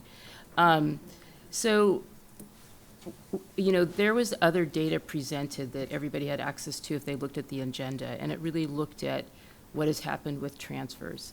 And I think what's really, what we're starting to understand is that we have schools that are under-resourced, and I don't want to use the opposite for the other schools. The other schools have everything they need because they have enough students. Not everything, but a lot of what they need. And so this has created a situation that is not great. And I think that is a different discussion, but it really feeds into this 7-period day that in our under-resourced schools, they're suffering, and it doesn't really, there isn't an easy way to fix that situation quickly. We have to address it in one way or another, but that's much more complex with the transfer policy. But we can, in the schools that are under-resourced, add that 7th period and start to reverse some of the situation that has occurred. So again, I talk about an outcomes committee. I think transfer policy, there's so many things that we need to talk about. But it can't be part of this discussion. We're not making those decisions right here. The survey I found interesting. It was a little bit of limited value to me. I had more questions than I had answers, but I was happy to see that there wasn't like a wholesale opposition. So a lot of people have individual opposition to the plan. They have, things. It's like with any situation, some people like the change and some don't. When I look at the bigger picture, I would like to put this plan in place at all the junior highs, but I cannot ignore the fact that at the larger junior highs, there is a lot more change that has to happen. And I feel that in this atmosphere of giving people the ability to change something, to do it well, is actually really important. Sort of the opposite that can be said for our under-resourced schools, that they can build a program because they are trying at La Cumbre, the IB program, and at Santa Barbara Junior High trying to enrich their electives. They have the talent and the desire to do that. They are looking forward to this.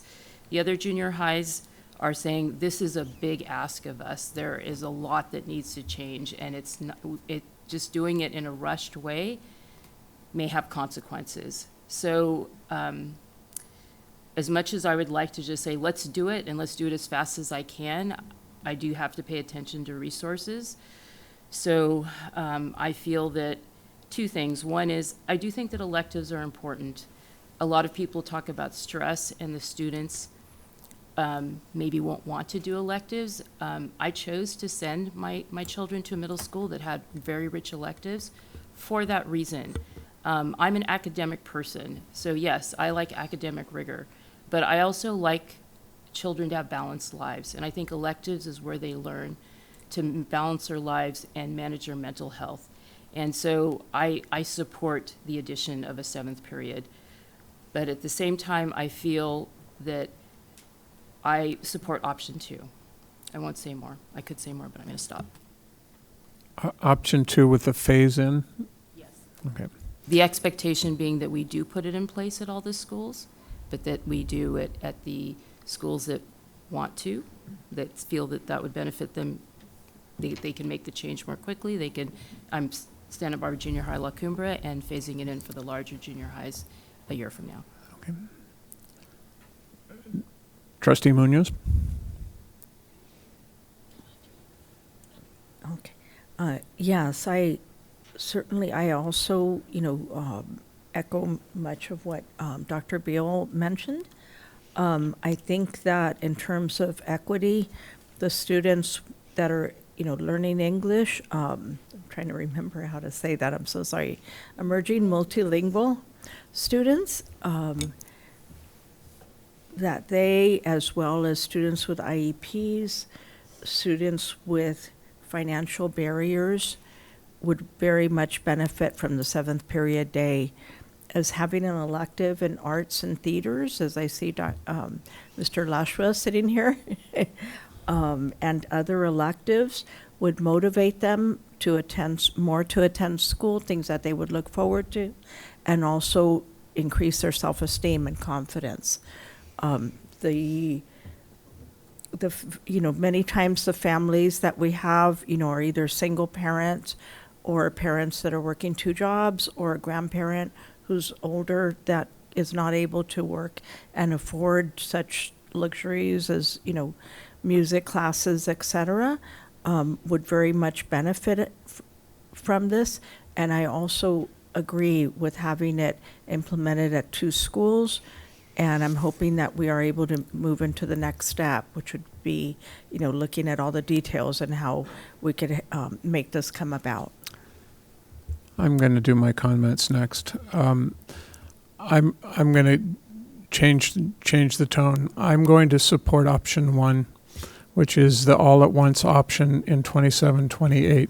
I think we've been talking about in the last meeting some of the incredible complexities that are going to go along with this, and that it's February, it's March. There's all types of pieces there, and since then it's just gotten more complex with the data around the inequities and the transfers and all of those things that kind of come together. The last thing we want to do is do this wrong. The board has been supportive of this in concept all along, and all we've been talking about is complexities. I really think that, and now add to that a clear message from the president of our teachers union, that the divisiveness of doing 2 different schools with 2 different subjects will have problems. I'm going to want to step away from the early desire to do it quickly or to do it with a test of change, because I just think we've got to do it together, and we have to take the time to do it, and we have to start now to figure out how to do it in 27-28. I think that for me the risk is just too high to say, yeah, we can do that at a couple of schools. The letter from MTD, the costs associated with busing, we learned more and more about how difficult that is and how much of a problem it will be. I just think we're walking into a buzzsaw if we say we can do this even at 2 schools next year. Trustee Caffrey? So I would go for all 4 schools next year would be my vote, because basically, first, my concern is that the survey doesn't accurately represent what parents might think at La Colina and Goleta Valley Junior High, because hearing from parents at Goleta Valley, basically, I think that the survey did not talk about the fact that our kids are in school 1 hour less every single day than the national average, or that if they had the 7th period day, every child would get more electives. And I really feel like as a district, we need to ensure all of our students have a whole child education, and that includes the arts and electives and things that are exciting and grow your brain in different ways. And then the other thing I would say is, of course, we also care about our marginalized students, and we have marginalized students at La Colina and also at Goleta Valley. So basically, it doesn't make sense to me not to do it across the board. And I feel like we just have so much momentum here. The whole board supports a 7th period day. I think the question is just how, but I would say let's rip off the Band-Aid and do it. And that we have very competent staff members, and I think it's totally possible. So I'd like to move the conversation along and see if Okay. we can get a sense from where other board members are. Gabe?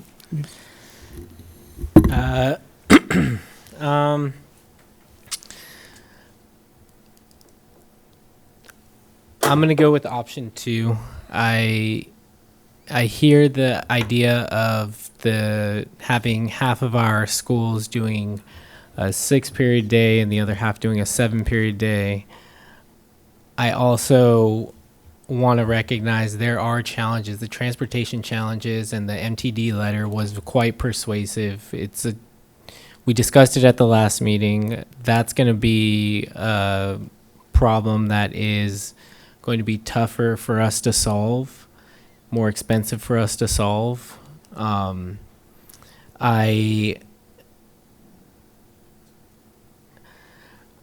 hoping that by presenting the option 2 as one of the options that was done in discussion with the principals, that there was factor analysis that said we could do it and we could do it well. I am on the fence whether to put them on the spot, but I'm seeing some different body language from them than what I'm hearing from you. So I guess I am going to put you on the spot. I'm going to ask Principal Brock and Principal DuPont, since you would be option 2, and I want to say, I guess this is what comes with leadership roles is, can you just spell out some of the concerns, if you have them, about option 2, about your 2 schools starting first versus the option 1, all 4 in 2 years? Because I want to know about your confidence that we could implement this next year in your 2 schools. It looks like there's the facility space. It looks like transportation is less of an issue.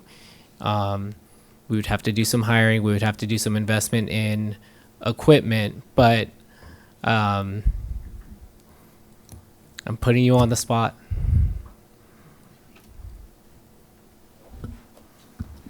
Thank you. As the 4 principals met with Cabinet to help develop this, all 4 of us, we decided that option 1 is the option that all 4 junior high school principals would prefer. Myself personally, I do not want to solve one inequity by creating another. I feel like waiting until 27, 28 to do this is the way that we all do it right. And I'm convinced we only have one chance to do this, and I want to do it right.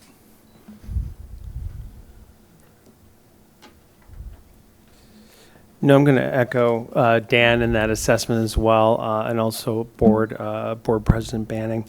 I do think that we have to do it right, and I think there's strength in numbers. Especially, we've learned from our cell phone implementation policy that we're stronger together, especially when we only have 4 junior highs. And I know in our last board meeting, I believe we figured out it was 19 years since we had the 7th period day, so what's one more? And I think that would give us a much longer runway for us to really take all of these factors and really make sure that we're tending to them and doing it the right way. Thank you. I have to say, I don't know that we can disregard 4 principals' opinions and the teachers' unions' opinions and the operational issues. When you add on top of that the fact that we just voted for a RIF that's going to have teachers moving from place to place, there's too many moving parts to say do this next year. I'd agree. I think I want to just say I put you on the spot, and it's not the easiest thing to do, but I do appreciate the honesty. And I hope that you feel that the board is receptive to your feedback. It does matter. So thank you. Okay. Other comments? I guess I would just comment that this is where I think there's that discordance between materials we received. I mean, I'm looking at this graph that says that 2 schools are ready and 2 schools are not. And so as a board member, I'm like, I can't talk to everybody that's involved in this decision. And so if I'm hearing that the principals are ready, it sounds like it's not going to be an easy process for 2 of our schools. The MTD letter, I've already said before at the last meeting that the MTD thing, I tend to disregard it a little bit, but I maybe read the letter a little bit differently. Mhm. They were kind of like, we can't do this. And I thought, that's odd because you already do this, like, whatever. I do think we can have a discussion with MTD. I think it does impact, we can't decide the start time without involving them in the discussion. So Yeah. it's not as simple as we decide they do. Right. But if I am truly hearing from the principals that they want to be together, that's the ideal situation for me too. But I don't want to put people through something that's felt to be done poorly or in a hurry or causes hardship. I work in a profession where we make fast changes, but we're set up for that. People just sort of follow. So I don't know. I would support what if people are ready to do this, I'm supporting completely going to all the schools. Yeah. I'll just make a comment that MTD is a bureaucracy like we are, and trying to imagine they can move fast too is another problem. Trustee Munoz. Yes, hearing from the principals and finding out that, as Mr. Escobedo asked, was helpful to me. And so I'm certainly in favor of option 1 and having it all happen at the same time and celebrating it. All right. May I call for a motion?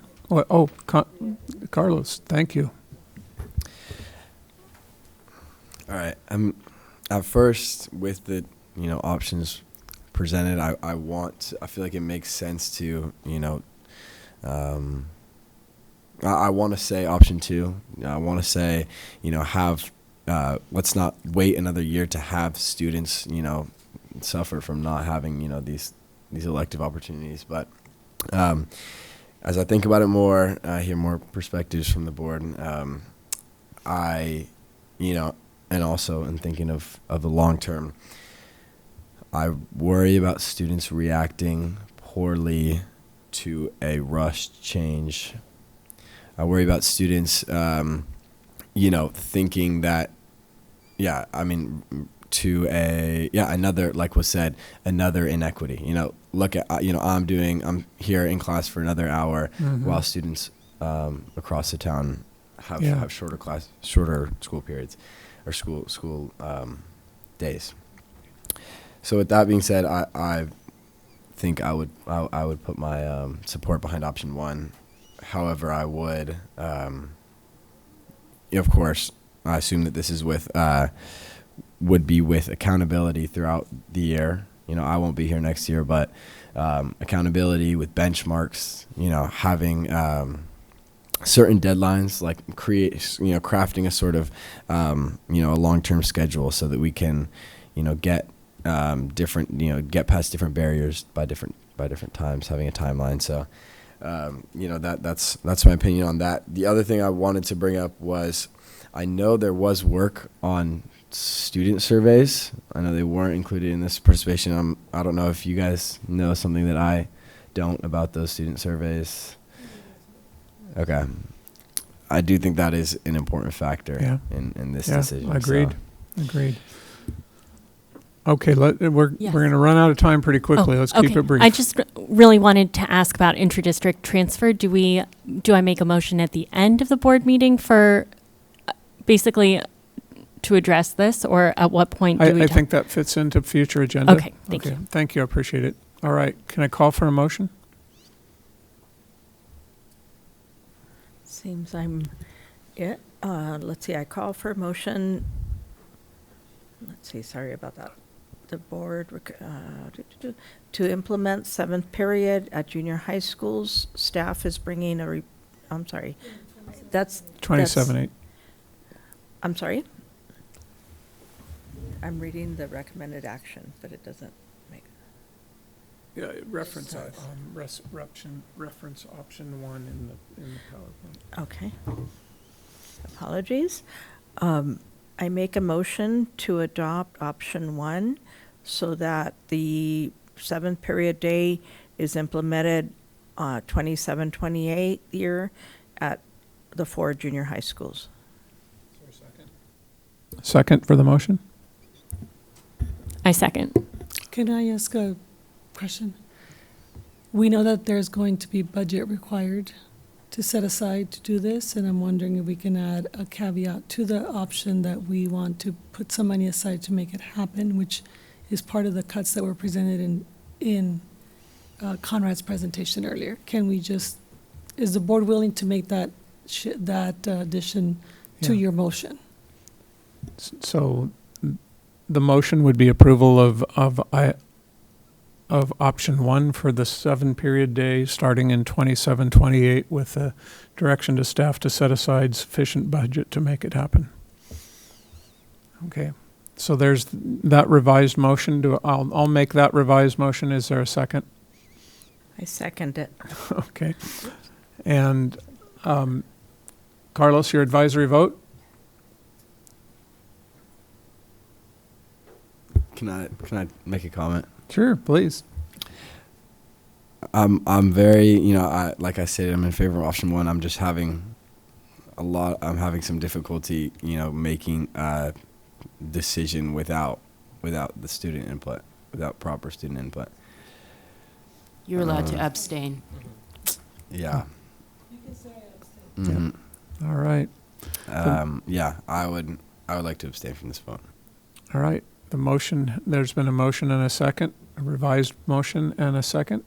All in favor? Aye. Aye. Motion passes. Option 1. All right. Thank you, everybody.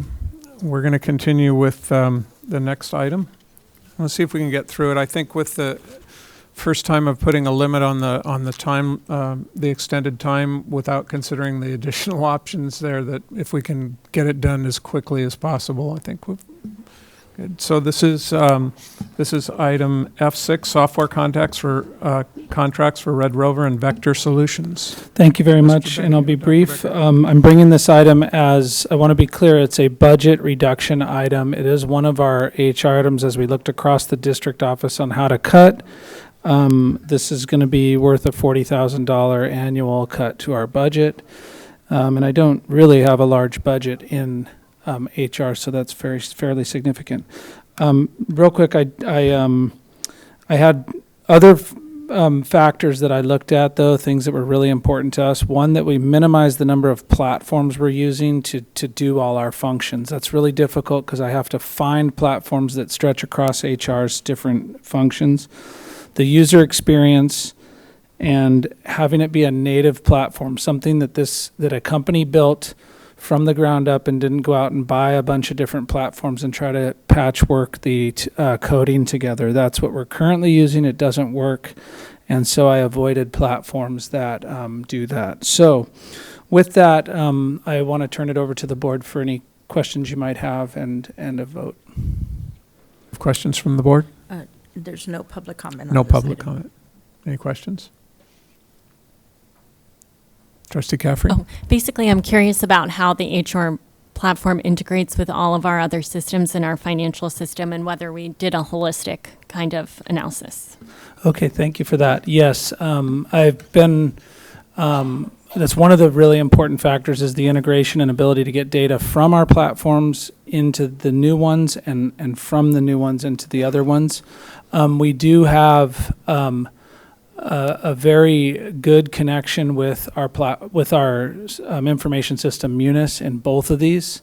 I think Red Rover's in 1,100 districts across this country, and some very prominent ones here in California, and also quite a few districts that use Munis, and the connection that they've built with Munis is a good one. So I'm very comfortable and confident in the share of data across our platforms.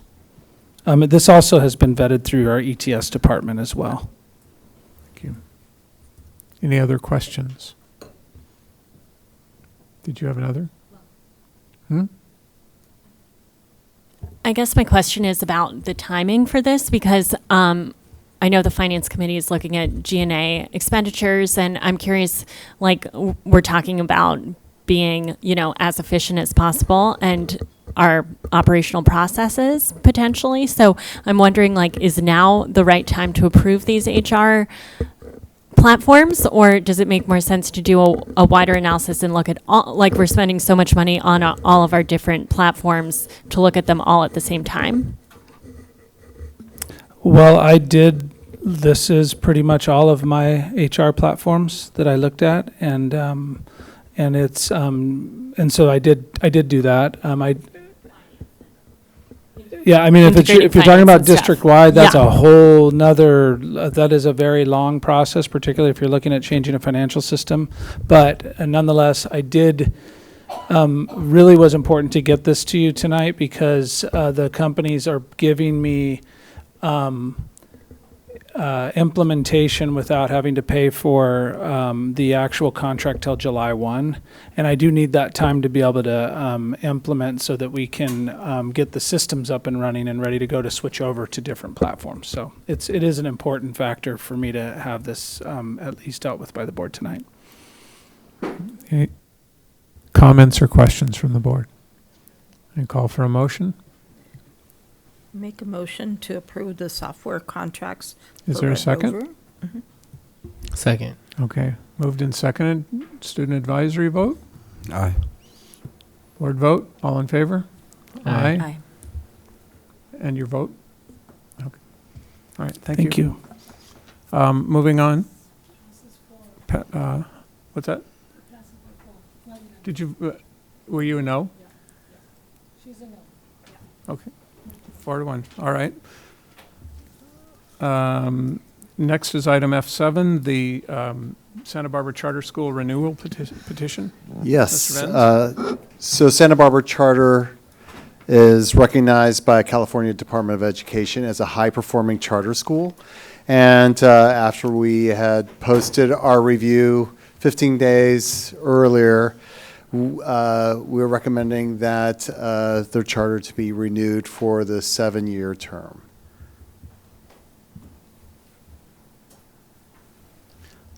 Any questions? Comments? Do I have a motion? Oh, there are no public comments.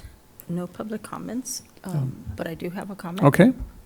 I certainly am in favor of approving the Santa Barbara Charter School renewal because of all the good work that they've done with the students. All right. Any other comments? Okay. A motion? Do I have a motion? I make a motion to approve the Santa Barbara Charter School renewal petition. Yay! Is there a second? I second the motion. All in favor? Oh, student vote? Aye. Aye. Board vote? All in favor? Aye. Aye. Motion carries 5-0.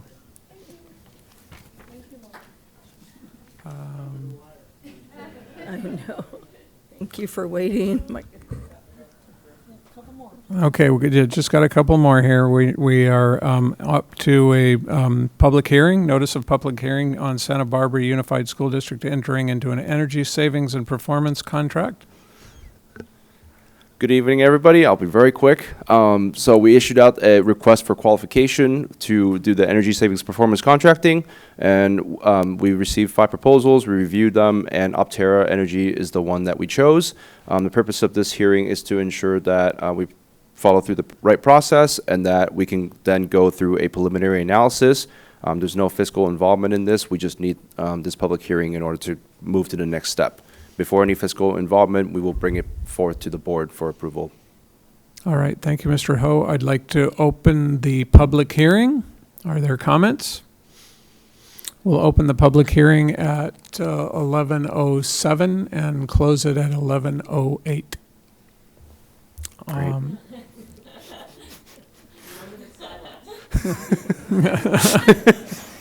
All right, so there's not a vote necessary on this. It was just a public hearing, so we're done with that. That brings us to item H1, the acceptance of donations. Do I have a motion? I'll move to accept donations for February 24th, 2026 with gratitude. A second? Is there a second? Okay, moved and seconded to accept donations with gratitude. All in favor? Aye. Aye. Uh-oh. Carlos. Student advisory? Aye. Okay. That moves to the consent, huh? Huh? Yeah, 5-0. All right, 5-0. Okay. We're moving on to the consent agenda. Is there anyone asking to pull anything from the agenda? I have a motion on the consent agenda. I move to approve the consent agenda as presented. Is there a second? Moved and seconded by Trustee Caffrey. All in favor? Oh, wait a minute. Going up. Okay. Aye. Board? All in Aye. favor? Aye. Aye. Carries unanimously. We have coming events, future agenda items. I know there was an interest in that. Anything on coming events? Oh, Just take a future look. agenda Okay, so future agenda items. Coming events, I want to just remind people at this late hour about the Family Literacy Festival at the library on March 7th. All right. Future agenda items. Mr. I'd Escobedo. like to, and this might be one of Ms. Caffrey's. Open enrollment has to be a topic that we discuss. Looking at the data in today's presentation in the board memo it's white flight in our school, from some of our schools to La Colina, and we have to have that discussion and really talk about it and address it as a board. I know it's not going to be very popular, but there's no way we can look at that and not agendize it for a discussion. Okay. Can we, do you have a different topic? I have a yes and an addition to him. So basically, I think that I totally agree on the interdistrict transfer that we need to look at it, but I think we need to look at it really holistically with a boundary review of our schools and our enrollment. And so basically like writing policy to address this. So I don't know if writing a first draft of a policy that really lays out the process for how we do this. I think that is what I was going to suggest. So it kind of expands on what Trustee Escobedo is proposing. Okay. Well, Dr. Beal? I'm going to ask a question about what board members Caffrey and Escobedo are proposing. So, if we're going to look at enrollment, and we're going to look at boundaries, and we're looking at schools, and within those boundaries, I almost feel like we're getting into a financial discussion also. So the question is how big a discussion are we going to have? Do we start an enrollment discussion, just talk about the issue, and then we say, okay, we may need to expand it to other areas because we are going to be looking at a lot of other things in the future? I'm just kind of curious how we would present this and how we would approach this. Can I make a suggestion? Is this a place where potentially a special meeting, board study session that allowed for dialogue on all of these pieces together and how they might fit together, where we could generate some recommendations coming out of a special meeting for these various pieces? Yes. Okay. So let's work on scheduling that. I think I appreciate the putting it all together. And I will make a proposal that we start the process of talking about a student outcomes committee. Okay. And the focus, we talk about numbers, but I think really I'm really interested in process and systems. And so I know that we, Do you see that initially as potentially a discussion item, or is it something that would fit within the special meeting? Can we begin that dialogue there? Or do you want it?